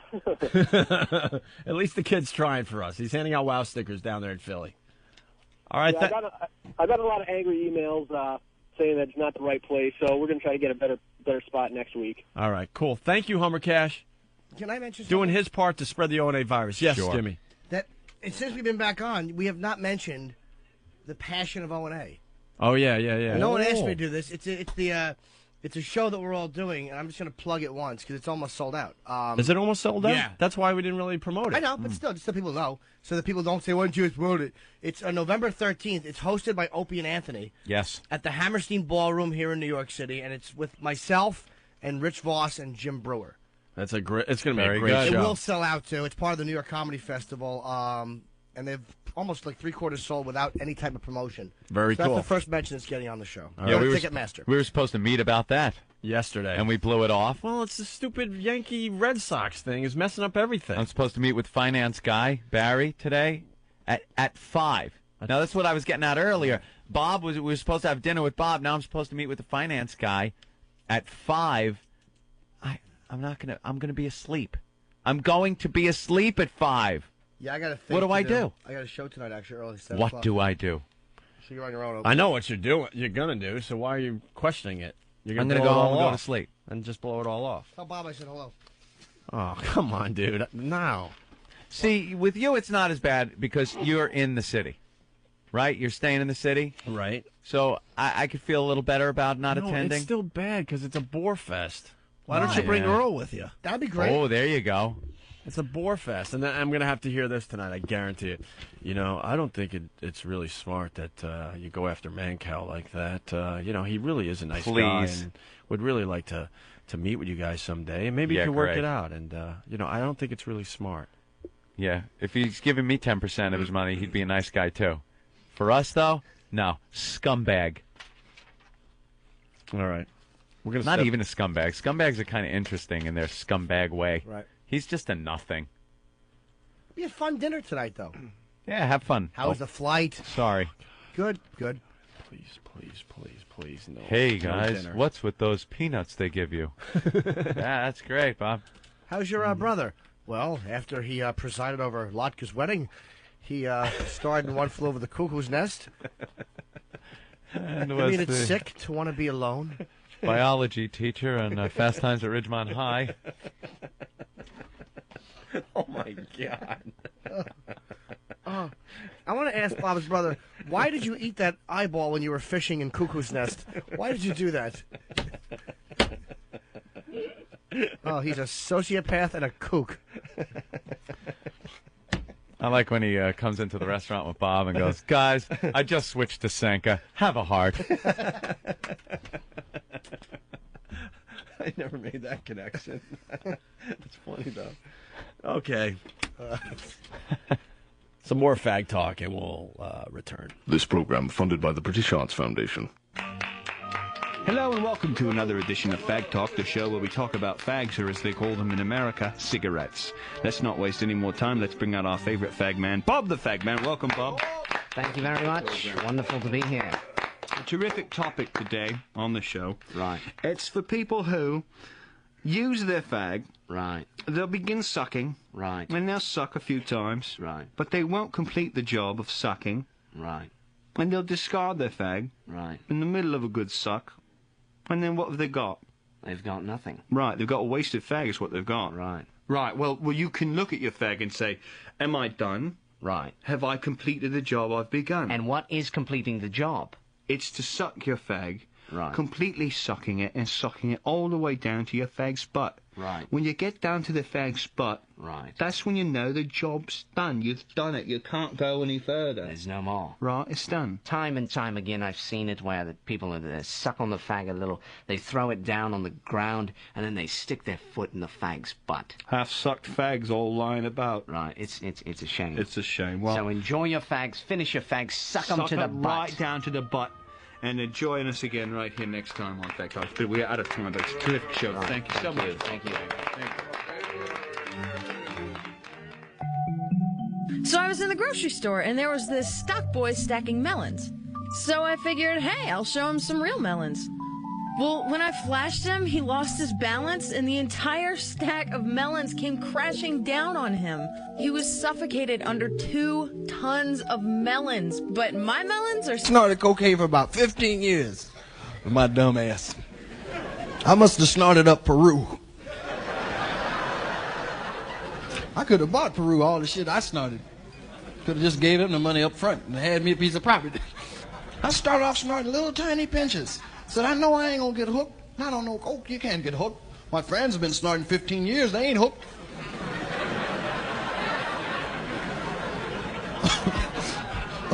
I started snorting little teeny, didn't even make noise. Coke etiquette, Jack.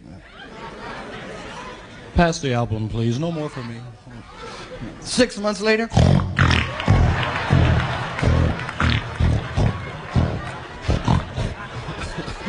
Licking the album shit. Trying to get a freeze. Somebody told me you put it on your dick, you could fuck all night. Right? Shouldn't have told me that. My dick had a Jones. $600 a day just to get my dick hard.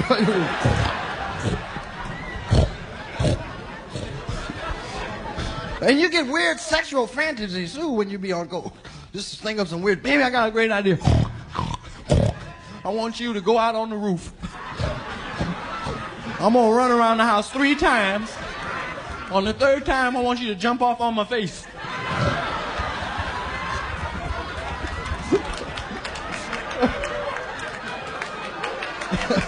Got a witness.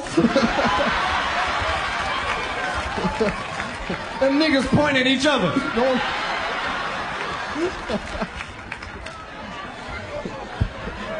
Niggas will not admit to giving up no head.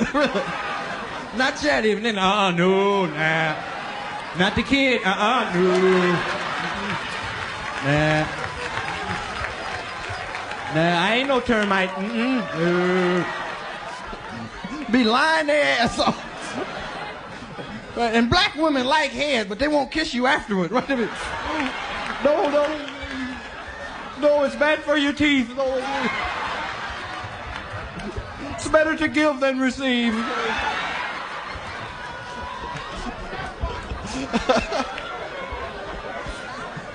And dudes be trying to talk a lot of shit on cocaine too, right? Be thinking they making plenty of sense. Don't be saying shit. They be shit. Nixon shit. Remember my shit, goddamn. And the pimps get psychotic when they get high. Them motherfuckers get all the moves together, right? Shit, I'm down in I got no, you know what I mean? I'm now the men scream on me and say I'm doing the murder, you know. I got 500, you know. I'm like the men, I got, you know. I'm trying to work on the line, you know. I'm on the over in the there. No nigga, the men, I'm gonna hold the men. I ain't holding the motherfucker, man. You know, I'm gonna get it, huh? No, yeah. I'm ready for Freddy, you know what I mean? Now, niggas be holding them dicks too, Jack. White people go, why do you guys hold your things? So you done took everything else, motherfucker.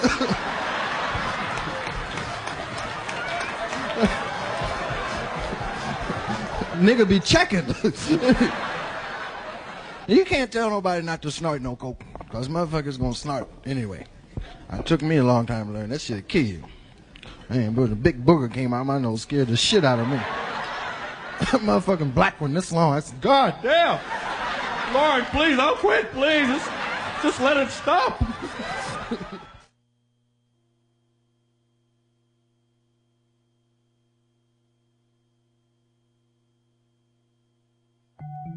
I was walking down the street, and some construction guy was shouting at me, "Hey, show me your cans!" So I did, and he plummeted 17 floors and was impaled on a forklift. But my tits looked great. Please, wow responsibly. A public service announcement of the Opie and Anthony Show.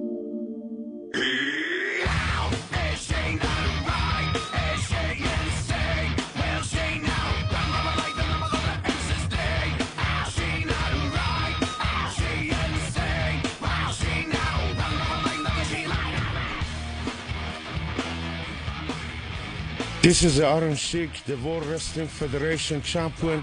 Pleasure for me to the Anthony and Opie, and pleasure to I come here. I want to say hello to all my wrestling fans and hello to all people, to the wrestling, and pleasure to I be here. Thank you, sir.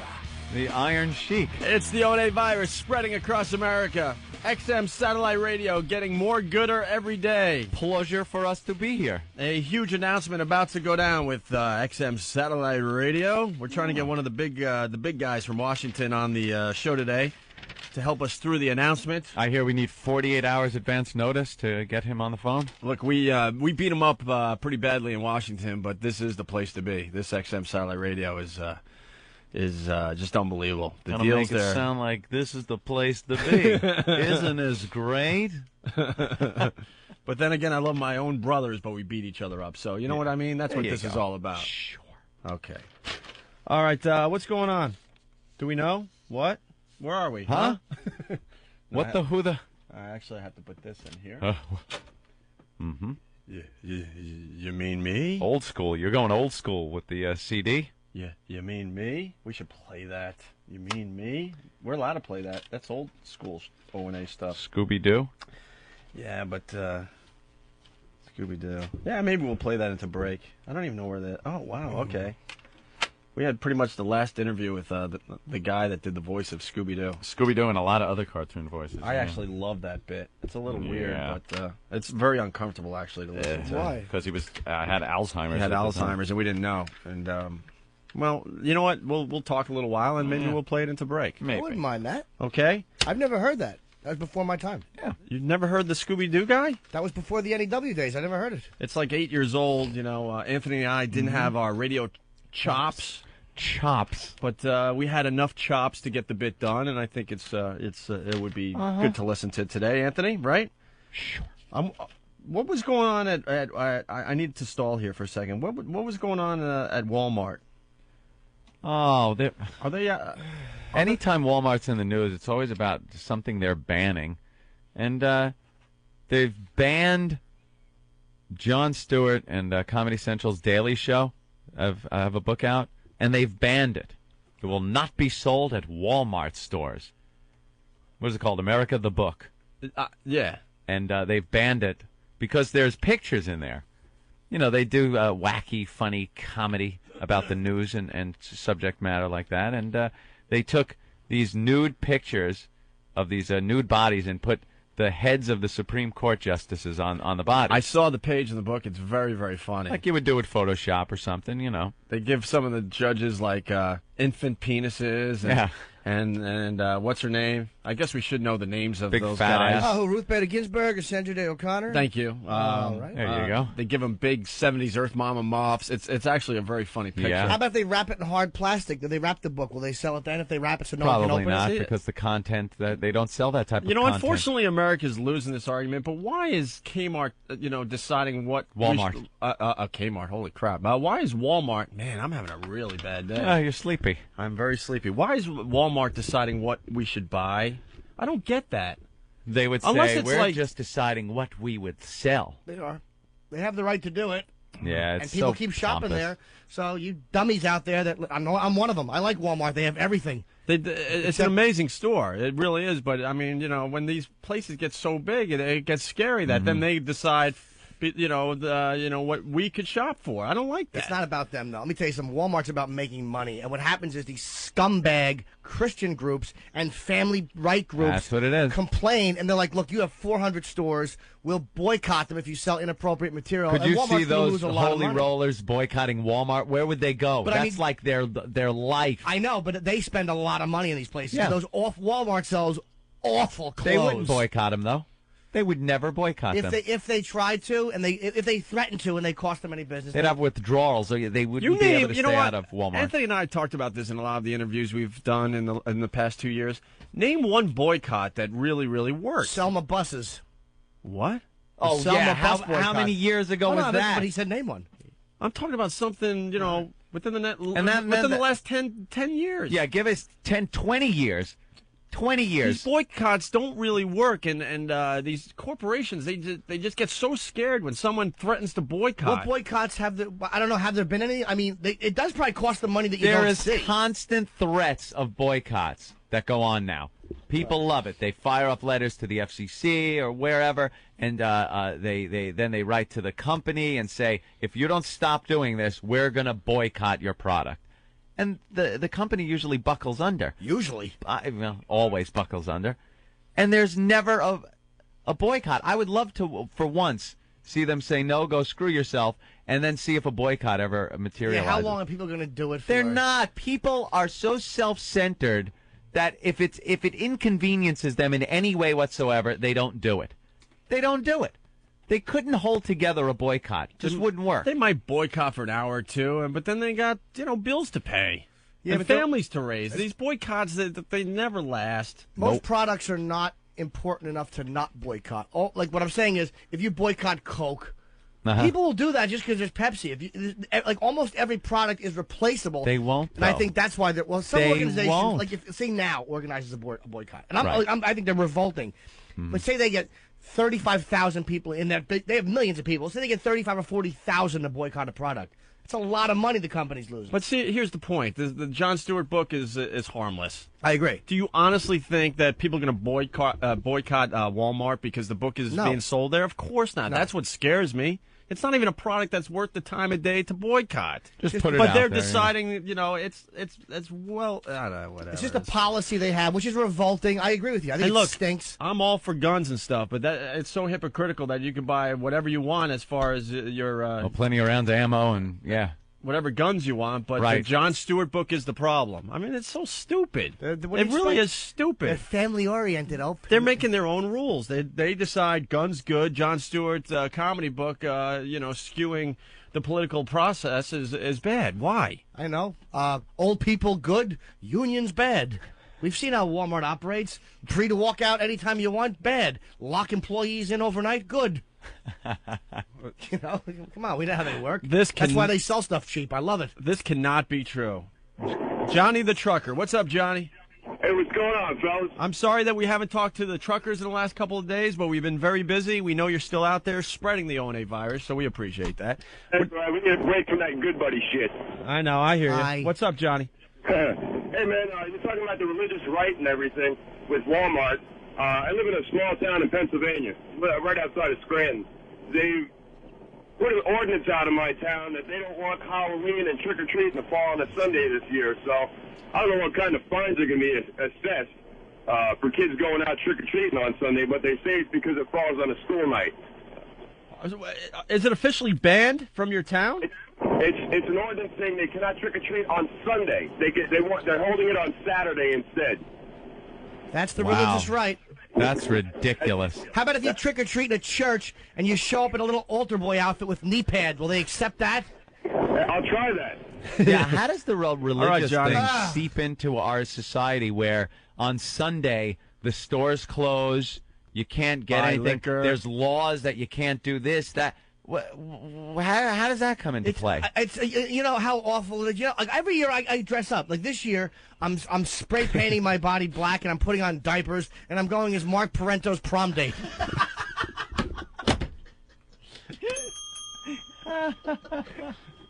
Oh, this guy's hilarious. The PC Killer wants in on this conversation. PC Killer, where are you, bro? Yeah, I'm down here in Virginia. I'm a truck driver. I don't want to say the company I drive for. But right now, I am hauling clothes for Walmart that comes from overseas sweatshops. Now, if this place is so uppity about, what's right in that, they shouldn't be buying these clothes from sweatshops. Of course not. Well, come on, jackknife it just for the fun of it. Yeah, well, they got their own rules, you know? Yeah, Sweatshops, yeah. okay. Jon Stewart, not okay. Yeah. Guns, okay. Yeah. All right. Another thing, I've been listening to you guys since you first came into Philadelphia, and we're going up against that idiot from the other idiot from New York, Howard Stern. I hate to mention his name. He used to be funny, but his show went down to shitter bad. Well, because this is obviously a government plot against me, where this guy is now coming on the air. Bashing me, Robin. Well, Howard, know what you're doing and to yourself? obviously, he's a puppet of George Bush. Howard, you're doing a Lenny Bruce to your career. You know that, right? I disagree, and I will now read the transcripts as to why I am not like Lenny Bruce. The courts have said. You're doing a Lenny Bruce to your career. Stop talking about Bush. No one cares. There's not it's a conspiracy. He's not trying to get you off the air. Of course, he doesn't it's a even know conspiracy. you're alive. Do you know how many He's too letters busy are trying in to- George Nope. Bush's name? If Nope. you count up the letters, Nope. and then you also count Nope. Clear Channel's letters, and do the math and add them together, it comes out to spell a Howard Stern in this scale I wrote up on 20,000 pages in very small writing. You're a little paranoid.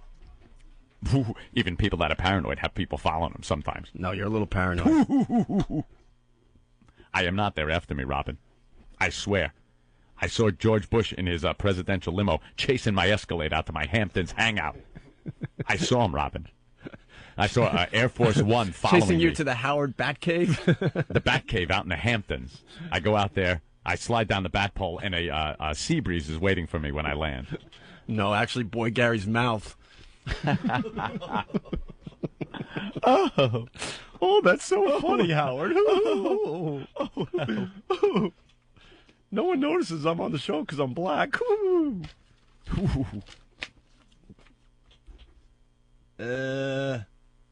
Oh, yeah, this guy. Why don't we get it? All right. Hey, Joe, what's going on? Hey, what's up? You tell us, man. Howdy do, Joe. Find the room comfortable, do you? Guys, man. Wait, I don't know that one. That's the first one I don't know. No complaints. It's ridiculous with some of the stuff that they do, because like literally, I don't think they even understand the money that they lose for like people who won't buy their CDs because they're all edited, and like the stupid shit that they actually do. You know what I mean? And then they'll sit there and they're so freaking cheap, it's unbelievable. It is ridiculous. And are you saying that a man in your position can't afford to be made to look ridiculous? Ridiculous. Oh, man, I don't make enough money to believe me. I don't even make enough money at all. Like, they're sitting there, and I see all the money that we make in one evening alone. You know, billions of freaking dollars. I'm from a $100 million store, and that means that they make $100 million a year. You work in Walmart? I didn't even catch that. Yeah. Yeah. I didn't want to blow up his spot, but I guess he doesn't care. Hold on, excuse me. You didn't want to what? It's called blowing up a spot. In what vernacular is that? That's how they talk above 100th Street. I don't know what that means. Your Walmart loses money, Joe. The Corleone family wants to buy you out. All right, there goes Joe. You slap my floor manager around? He was banging greeters 2 at a time. Players couldn't get a colostomy bag at the table. Hey, what's going on, guys? Wait a minute, we gotta let that settle. All right, Max, what's going on?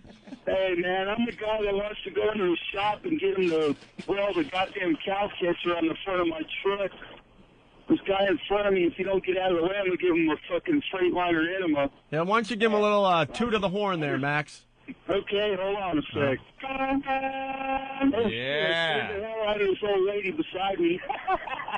I knew these guys loved that crap. I always wondered about that when you guys start, barreling down on us from behind. If you really, really enjoyed the how scared we get. I love that deer in the headlights look on their faces when they look in the rear view and piss their pants. I love that shit.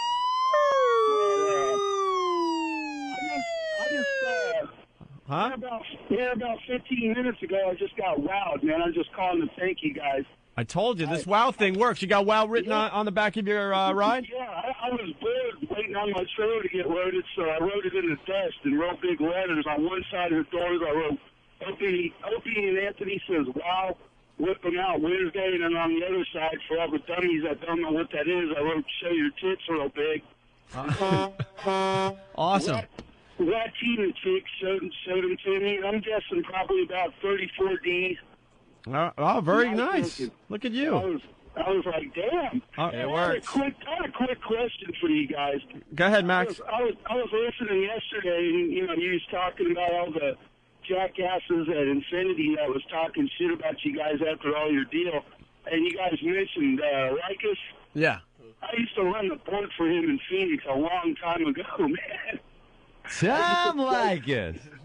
Used to be in radio back then and got out of that shit, man. You guys, my hat's off to you for staying in it. All right. It's just too much shit. You guys have a good day. All right, Max, thank you. You got to get a better phone. I know you call us a lot. You got to, work on that phone a little bit because you got a personality for the show.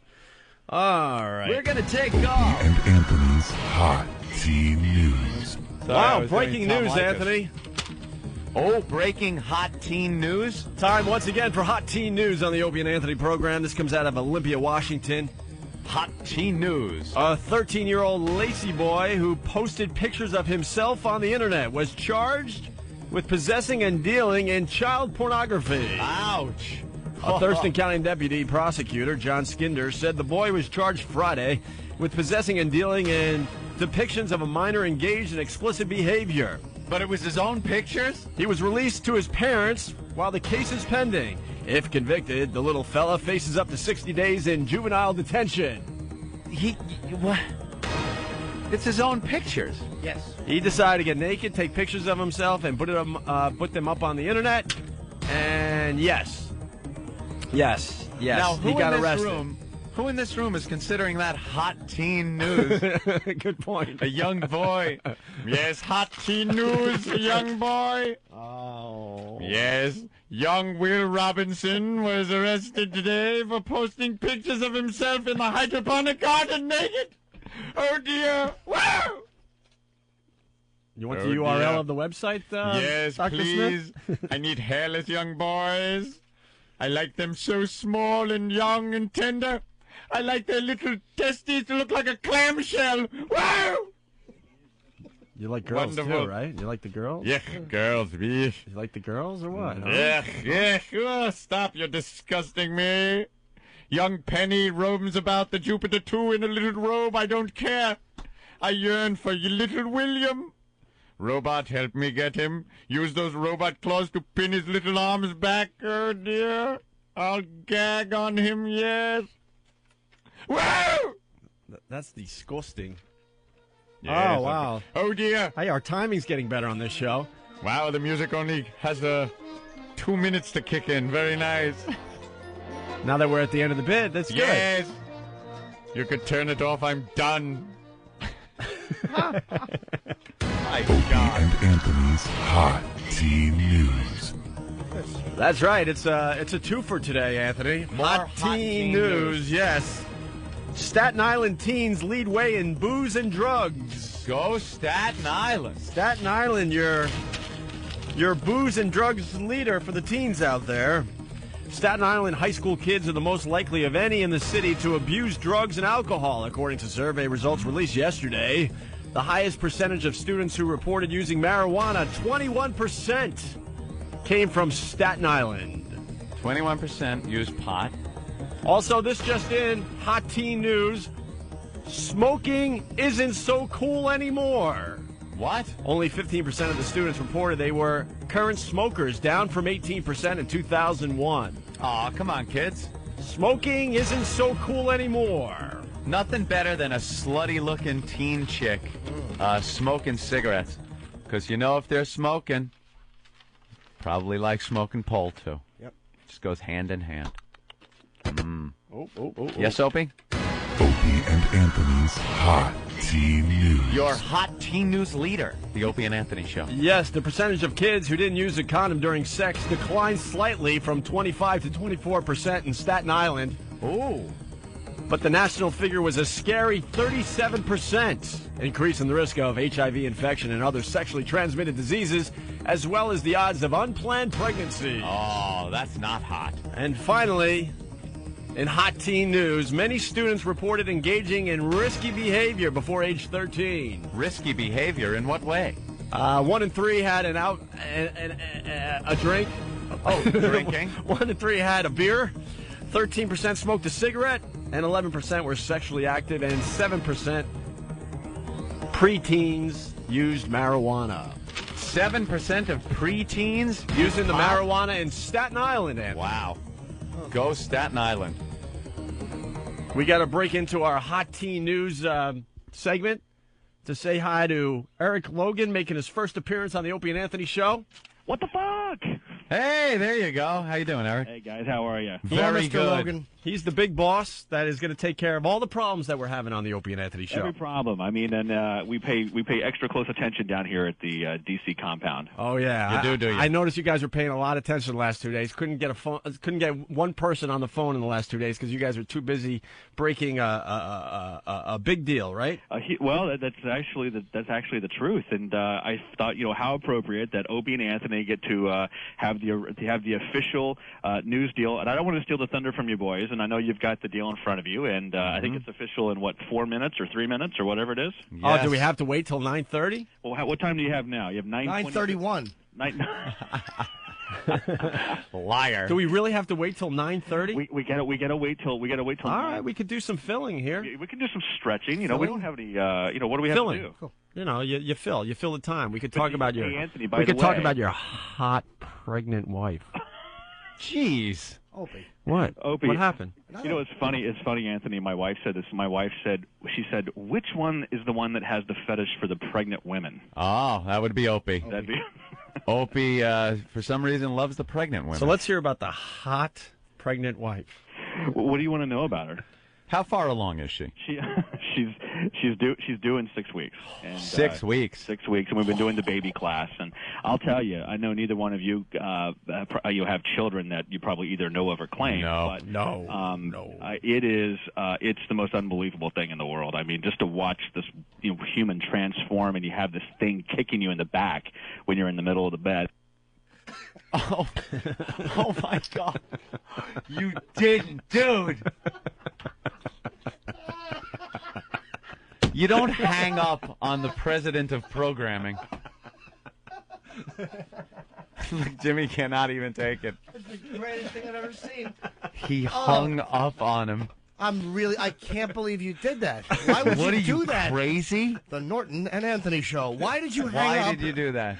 I don't feel like doing radio anymore. Who are you kidding? You don't hang up on him. Oh, that was perfect. I wanted to discuss where my check is. It hasn't showed up yet. Fully. This isn't serious. He's probably used to being hung up on after that Blink decision. Oh, was he over there for Blink? I don't know how responsible he Can was. we get him for back that. on the horn, as we say in Yeah, radio talk? yeah. Tell him something happened with his Something phone. happened. It's the more technology glitches. Oh, wait, here he is. Here he is. Carlo, bring a technician. Wait. Something happened. Oh, Jesus. Will you be quiet for a second? Eric. I know technical difficulties. I got it. Yes, I'm sorry. All right. No, they're working on the phones. By the way, did we kill enough time yet? No, it's we got about a minute 30 left. So all right, back to the what the hell? What the hell would do it? Well, back to the pregnant wife thing, though. Yes. Oh, by the way, Anthony. Yes. Cardinal lost pitching tonight. Oh, yes. So you think the Red Sox pull it out tonight?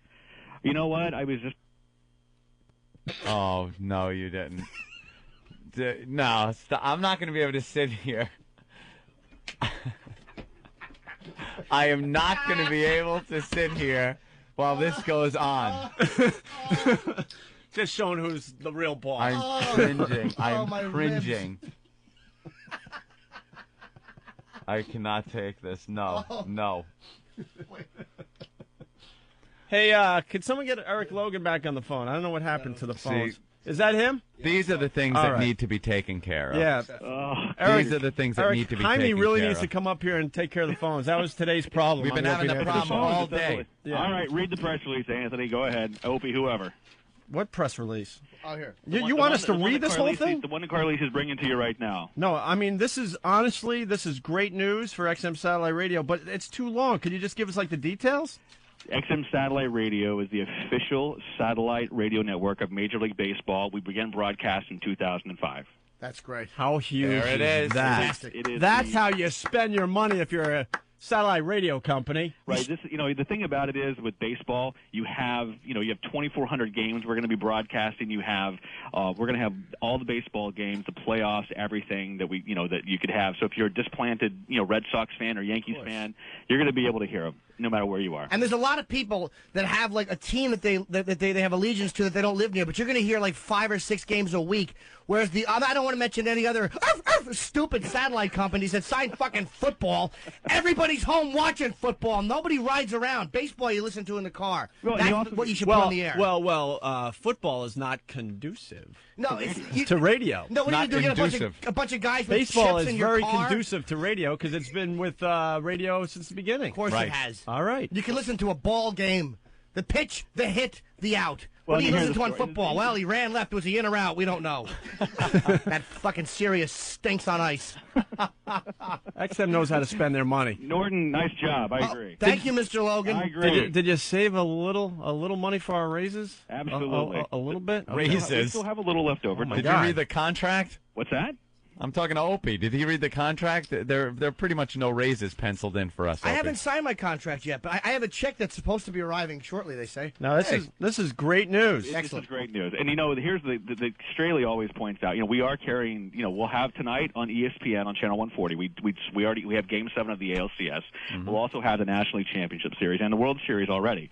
But next year, we will be the exclusive home for all the games. So if you're a Red Sox fan and you're, in the Midwestern part of the United States, you're going to hear Red Sox games. If you're a Yankee fan, you want to hear Charlie Steiner and, John Sterling, you're going to be able to hear them, nationwide, coast to coast. Oh, so you're actually just going to pick up their regular radio broadcast? Yeah. Okay. Yeah, so if you're a Dodger fan, you get to hear Vin Scully. If a Brewer fan, you get to hear Bob Uecker. So I mean, it's baseball with the classic announcers, and it's the way it should be. And it's 8 months of just terrific content, and it takes the total number of sporting games we do on XM Radio. It's like 3,100 total sporting play-by-play games, not counting like NASCAR races as well. So it's a huge deal. It's a massive deal. Are you guys upset though that you got aced out by Sirius on the bocce ball competition? Because I understand they signed bocce ball starting in 2011. Every bocce ball match played by someone wearing a colostomy bag in southern Italy. I hope if somebody throws anthrax in that shitty studio. Well, we are talking to the PBA, so I think the bowling tour will probably. Well, there you go. So that's going to be exciting. I bet you a lawyer lady's very effed up today. Lawyer. She's been in overdrive, by the way. Yeah, she's probably getting pretty messed up today. That's a huge Probably announcement. having a few cocktails. Well, we have there's a press conference. There's a press conference at 10 a.m. Eastern time over at the Major League Baseball office with Bud Selig and Hugh Pinero, who's they're announcing it actually in 30 minutes. So that is so cool. What will this mean for me getting free Yankee tickets? What will it mean for you getting free Yankee tickets? Yeah. I will find out because right after I get mine, Aunt, you're coming with me. I want to go to the World Series this year. That's how confident I am of needing Yankee tickets. Well, I've rearranged my schedule to be in New York this weekend, so you and I are in the same boat. So very good. Mr. Logan, would it be easier now to get baseball players to come on the radio program now that there's an alliance with XM Satellite Radio? Actually, it will be. Actually, the answer to that question is yes, because we're going to work closely with all the teams, Good. And there's all sorts of synergies with all baseball teams, and obviously, you've got new expansion teams. You got the Expos moving to DC, so there's a lot of renewed interest in the DC area. You can't get any more of a fevered pitch than you have in the Northeast right now with Boston and New York, and so the timing couldn't be better. I mean, they're playing? I hadn't noticed. Jesus. Well, they're calling tonight the most anticipated game in the history of baseball is tonight between the Red Sox and the Yankees, and we're announcing this deal on arguably the biggest game in the history of baseball. So. Mm-hmm. Oh, very nice. So the timing couldn't be better, and it's an exciting, huge deal. It's something that when we as the management at XM looked at the landscape of all the available things, this was one of the properties we said this is the crown jewel. This is the one we want. So I'm sure the halls down there at XM are abuzz with people running to more meetings. Yeah, well, there has been several 100,000 more meetings scheduled as a result of this. Yes. So Eric, when do you become a father? I become a father. The due date's December 2nd. And is it going to be a boy or a girl? It's a little. Oh, God damn, you are awful. You are horrible. Just that abrupt end in mid stride is painful. I heard it's a little something. Oh, well. Oh, there he is. Okay. See, there were problems. No, I can't go. Careful. Oh, you're Eric? killing me. Hi, Mr. Logan. Yeah, we'll get these things sorted out. Eric, I can't believe Anthony did that to you. I'm really sorry. Stop it. I'm really sorry. Everyone knows where the buttons to the phone is. No. We had to put that over there today. Remember? No. I thought Jaime was running the phone. All right. Well, thank you, Eric Logan. You're welcome, guys. This is very exciting. Are we going to be announcing some other things soon? We've got other things coming out. It's going to be exciting fall here at XM, trust me. In honor of Channel 202, can we get billboards and paint them bright pink and hope that people will watch? I'm sorry, my phone's cutting out. What'd you say? Yeah, someday we're going to have to get to the bottom of that. Oh, he hung up. He hung up. Yes, he did. He's trying to claim he had nothing to do with that Blink disaster at our old station. I blinked. I missed it. Oh, that was fun. That's all right. Yeah, we were going to have, a multi-million-dollar launch party for our show, but figured better of it. You live and learn. There you go. That's how you spend money. And you try to build this satellite radio thing. Major League Baseball. Much, there it is. much smarter. It's just people ride around listening to games. By the way, if I reiterate the same point over and over again, smash my teeth with a non-working mouse, I am a redundant asshole. Jesus, I say the same thing 8 different ways and wonder why no one wants to talk to me. What do you say? I don't know. Woof, woof. No, I like the woof woof. I do too. I don't like the woof woof. I like the... You like the fact that I'm mocking the other company. Of course, because they just make stupid moves That's over and over again. the 1971 television set you mount on your dashboard. That's convenient when you ride around. Excuse me, there's a coffin with buttons on it. Can I put that right here and listen to some tunes? Can we find out if we can play the 8 song before 10 o'clock? And Rick from Rhode Island, this guy is very exciting. He just said synergy. Synergy. He didn't say synergy, did he? That is such a corporate I guess word. he said synergy. What it does is it mean? a very corporate What does word. that mean? Know what they like to have say no down idea. in Washington? They like synergy, and you tell them about a problem and something, they go, well, we'll circle that back around and figure it out. Circle it back Is around. that what they say? Something like that. Circle. Are they going to take another... No, maybe he says that we're going to get behind... what is the... we're gonna, no, what's the you know term? what my favorite one is? And D, the sales guy, used this one all the time. Yeah. Well, we'll tee that one up. Tee it up. one of his cells? Before you take a swing at it. Someone has to help us out today. Maybe on the instant feedback, someone that's listening to the show in Washington, they have a term down there where they have problems. They go, we'll circle that back around. Or something like that. Oh, man, I can't remember. Darn it. Circle the wagons? Something like that. Or you want to give that... Can you take another pass at that when they want you to... We'll run it up the flagpole. Those corporate people are just awful. Anthony, I got the Scooby-Doo thing. I mean, is it still good, you think? I have no idea. I haven't heard this in years. Years and years and years. Basically, it was Don Mesner, I think, who was the voice of Scooby-Doo. Very good. And he was the voice of many, many cartoon characters that we watched growing up. Yeah. And we got his phone number, and we decided to call him. And I think he was well into his 80s at this point. And we wanted him to do some voices. And honestly, we called him very excited because, we're both cartoon fans growing up and stuff. Yeah. And we thought it'd be very cool to have the guy who does the voice of Scooby-Doo on the show. But he was so, gone. But we didn't know. I was all nervous. We didn't know. I was feeling bad for him. You'll hear us very uncomfortable in this. You'll hear my voice before my balls dropped. Younger Ope. Oh, yeah.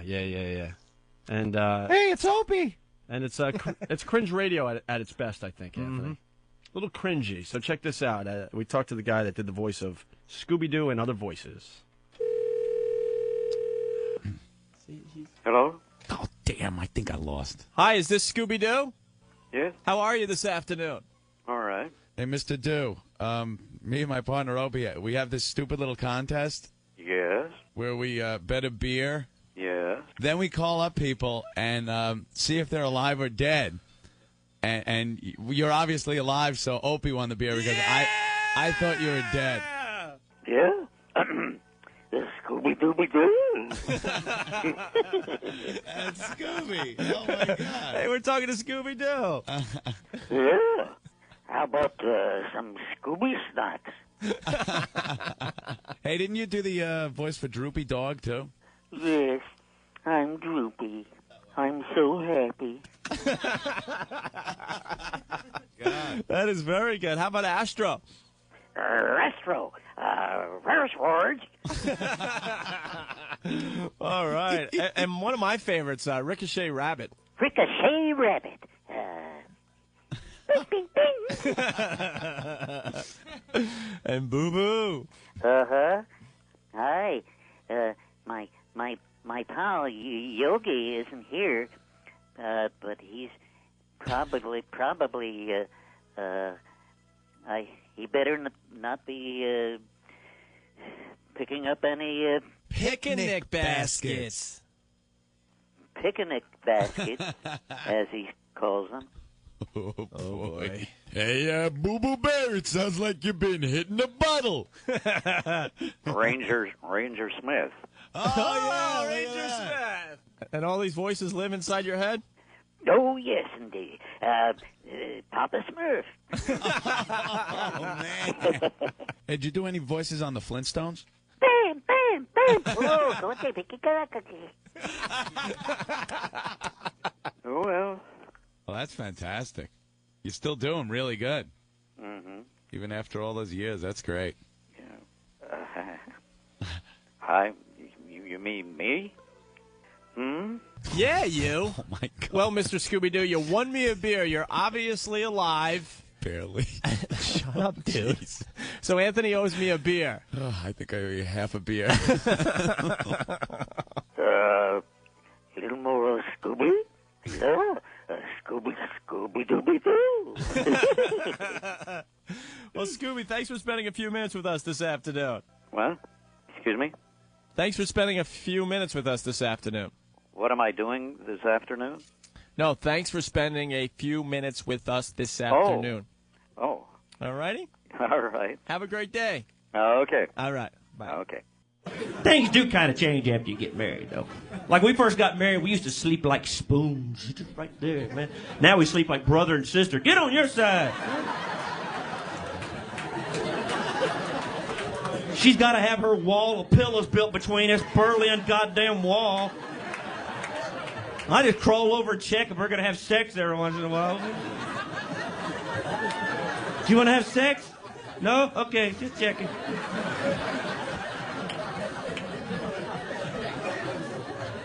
Oh, I joke. But I think sex gets better the longer you're together because you're not afraid to tell each other what you really want. Put your head down. I can't see the TV. Sorry. That's why rednecks like to do it doggy style. They can both watch NASCAR.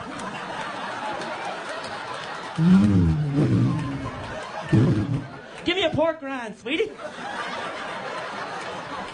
What's that train noise coming toward our trailer?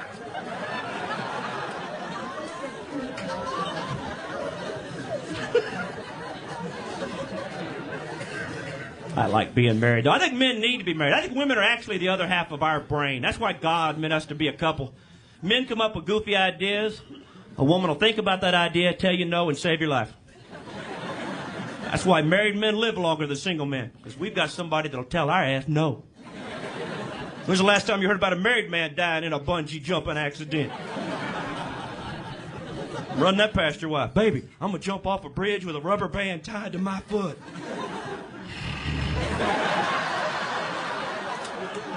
No. All right, we'll go to Walmart.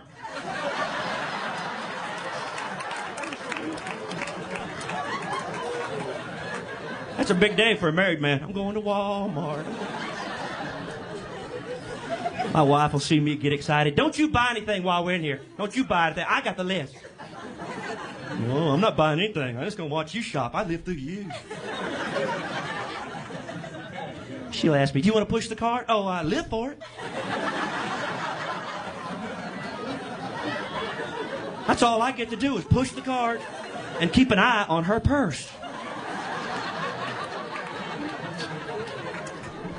Don't walk away from that cart. My purse is in there. Oh, no, no.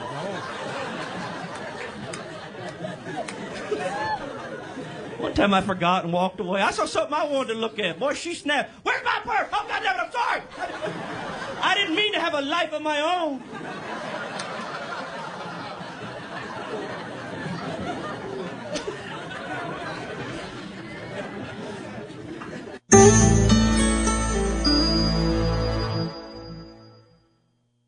.100 channels of crystal clear digital audio, XM satellite radio. Radio to the power of X.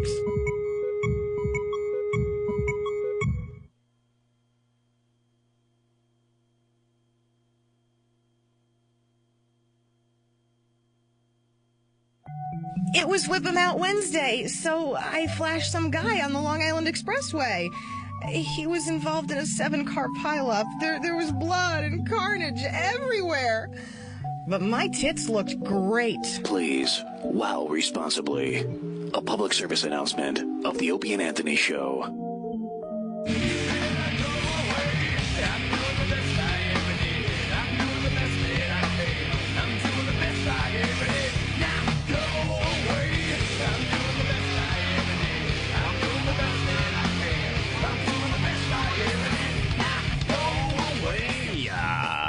Yes, our pals Godsmack. It's the Opie and Anthony Show. Hello. Hey, thanks for checking us out today. It was a lot of fun. Kenny from New York is saying, I learned that XM can get a deal with Major League Baseball, but they still can't get me a WOW sticker. We're working on it. Now we understand why they ignored us. Hey, we're working on big deals. Big deals. Much bigger deals than you and I. Yeah, we're getting ready to play What Did We Learn on the Opie and Anthony Show, but we got Luke, another trucker, checking in. Luke. And he wants to say something to Jim Norton. Luke, what's up? Hey, what's going on? Jim Norton is my man. I tell you what, he represents all us truck drivers out here. I swear, I think he's a truck driver. Hi, Luke. He represents all you strawberry cowboys out there. See some girls he's plowed. He is a truck driver. My father actually was a trucker for many, many years. Really? Yeah, he was with, I might have been with Eastern Freightways at one point, but he was with Halls and then got laid off, and then he drove for the post office for a long time. I remember your father, the trucks. Your father's trucks. I believe it, Jim. Hey, I think you guys need to really take advantage of this shock radio. You need to audition for the O and A girl. You get some big-breasted, Aryan-looking gals in there. You dress them up in these black-looking SS uniforms, but instead of SS, you have OA on there. And on their caps, instead of the death head, you have a wow girl with her hooters sticking out. And you put Jimmy in charge. You put Jimmy in charge and be the manager and go on the road. I like the idea of that, sir. Thank you. Okay, guys. Well, hey, I sure appreciate it. I listen to you every morning. All right. Thank you, bro. Thank you. Bye, Luke. Okay. Let me hit the horn for you. Bye, Luke. There it is. I can't wait to hear that horn hit, and then and then like a thud. If we don't get if we don't get something going in the next 2 minutes, we're just going to end the show with the drill dough bit because Luke. people have been requesting that. So. Really? Yeah. Why not? Why not? As long as we have enough time, yeah. I know. If it gets cut off before the end. Well, let's make sure we back time it perfectly. I'm going to watch the booth for this, okay? Yeah. And then we're going to Good make a luck. decision on the fly, Anthony. Do we go to the drill dough bit or do we do what do we learn? We can start with what do we learn. I know it's up to you guys. I'm just here hanging, but Jeff, what's going on? Hey, man, what's going on, fellas? Hey. Hello, Jeff. Yes, what's up, buddy? Welcome to the program. Yeah, man, it's nice. Just heading to the fucking NLCS today, baby. Hoping for a big win. Well, just have a safe drive because that's what matters. If you drink and be careful. Oh, you're talking about the National League, I believe. Yes, I am. Oh, yeah. Oh, yeah. How are the Dodgers doing? Yeah. It's you know what? It's actually a fucking miserable ass drive behind all these strawberry cowboys out here, making their frequent stops, sucking a lot of cock in these fucking truck stops. It's a fucking shame, man. Jesus. Ooh, I like that. That should be on my outgoing answering machine message. Strawberry cowboys, cocksucking, trucking motherfuckers. Leave a message. That'd be hilarious. You know you're gonna get a call after this from some fucking trucker out there giving you the hey twang to the twang twang twang. What did you learn today, mister? What's that, buddy? What did you learn today? What did I learn today? Did you learn anything on the Opie Anthony radio program? Yeah, I learned a lot today, man. I think you learned that truckers like cock. That's what it says on the screen. Huh. Yeah, they do, man. I mean, you know what? It's just a fucking disaster out here on the roadway with these guys who think they fucking rule the road. All they do is call in every half hour saying, hey, how you doing, buddy? You know, I'm just out here trying to earn a This wage, is eating trying up to pay for time, my by the way. double wide. All right. And we're getting closer to just ending with the For drill no dough bit. reason. George from Jersey, I learned today the state of Chicago is more gooder than the state of Tennessee. Yes, we all know that Tennessee isn't a state, so F off. Tony from Lancaster, I learned that Eric Logan is having a... George from Philly, I learned Steve is a tucking flamer. Steve from New Hampshire, I learned today that Chicago is the sexiest state in the country. Buffalo, Paul from whackbag.com. I learned today O&A had a chance to make the hot teen news in tomorrow's paper, but thought better because they did not want to blow up the show during only week 3. Right. I do believe we're going to play the drill dough bit to end this in 2 minutes. Philly Tyrant says drill dough bit equals brewer bit. Yeah, I know. We used to throw those on at the end of the Well, no, the show. drill dough bit is the bit that we keep under the glass, and we break glass when we need it. Simple as that. But since we've played the drill dough bit the first time, we've had a lot of people turn on their XM satellite radio. So there's a lot of people out there that still haven't Never heard it. Jerry Lewis from Whackbag. I learned today when Jimmy's with chicks, he likes to conduce vomiting into a bucket. Very good. Conduce. Beavis from Long Island. Today I learned that Chicago's a state. Yeah, that's coming in a lot. T-Bone from Boston. I learned jerking off to women giving head on the radio is great. Jesus. Ooh. Cage from whackbag.com. He's the dude doing all the photoshopping. It's hilarious. Go to whackbag.com. He photoshops on the fly, listens to the show, and then puts pictures together. Very, very good stuff. I learned What Opie a guy. likes to use the word conducive, yes. Josh from Maryland. I learned that Opie has a pregnant woman fetish. Tool Bag from Nolans. Today I learned from Norton that you can listen to baseball in your car. Henchman. Today I learned the new name for the wood floor is the Cassie. Oh, boy. Yeah. Oh, boy. Are we wrapping up? Can we go to the drill dough now? How Good much luck. time? Why are you nodding? Are we going to do coming or going on the show tomorrow? Yes? Steve is nodding. We're going to do coming or going on the show tomorrow. Yes. We're never going to get the drill dough bit in. Why? No. We're timing it out perfectly so Washington doesn't screw it up. I know it Just ain't hit gonna the work. button when you have to. I don't give a freak.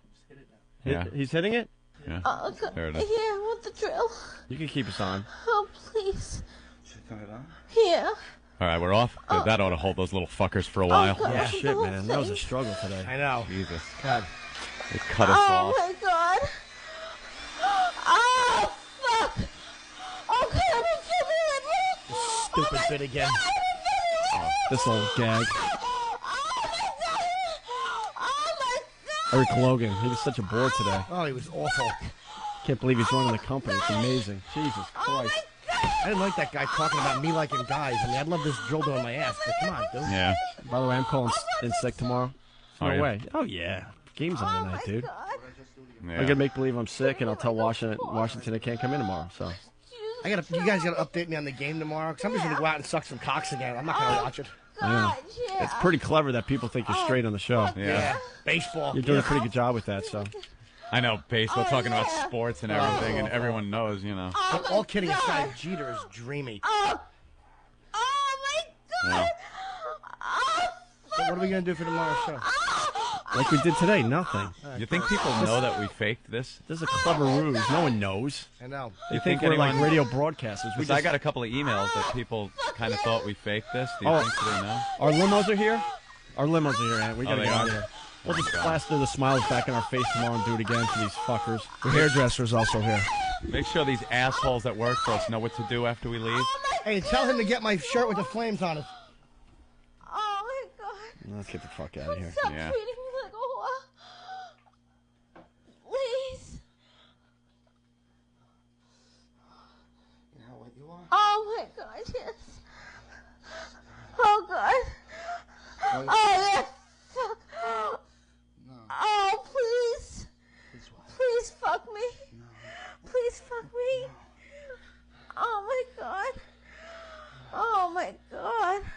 I think you're done for today. No, please. No. Please, just a little more. Just a drill on me a little more. The drill? Yeah, just a little more. You don't like the drill? No, I want the drill. Please. Yeah. Only one orgasm? Yeah. You promise? I promise. Oh, God. Tell me when to turn it on. Oh, God, turn it on, please. Full. Oh, fuck! Oh, God! Yes! Oh, that's it! Please, that's up! Oh, my God! Oh, fuck you! Oh, my God! Filthy lip. Oh, my God! Oh, my God, yeah! Oh, God, that's it! That's it! Oh, God. Oh, yeah. Bitch, sit up. Oh, God. Oh, God. I think the windows are open. Are they? Oh, God. You're kind of loud. Sorry. I'm sorry. Suck on my cock. Yeah. Oh, God. Oh.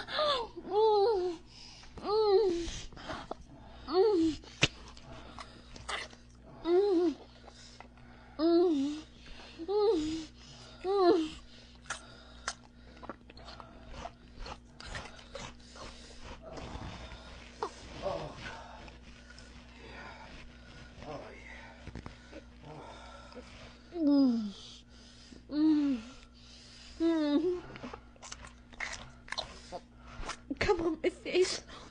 Oh.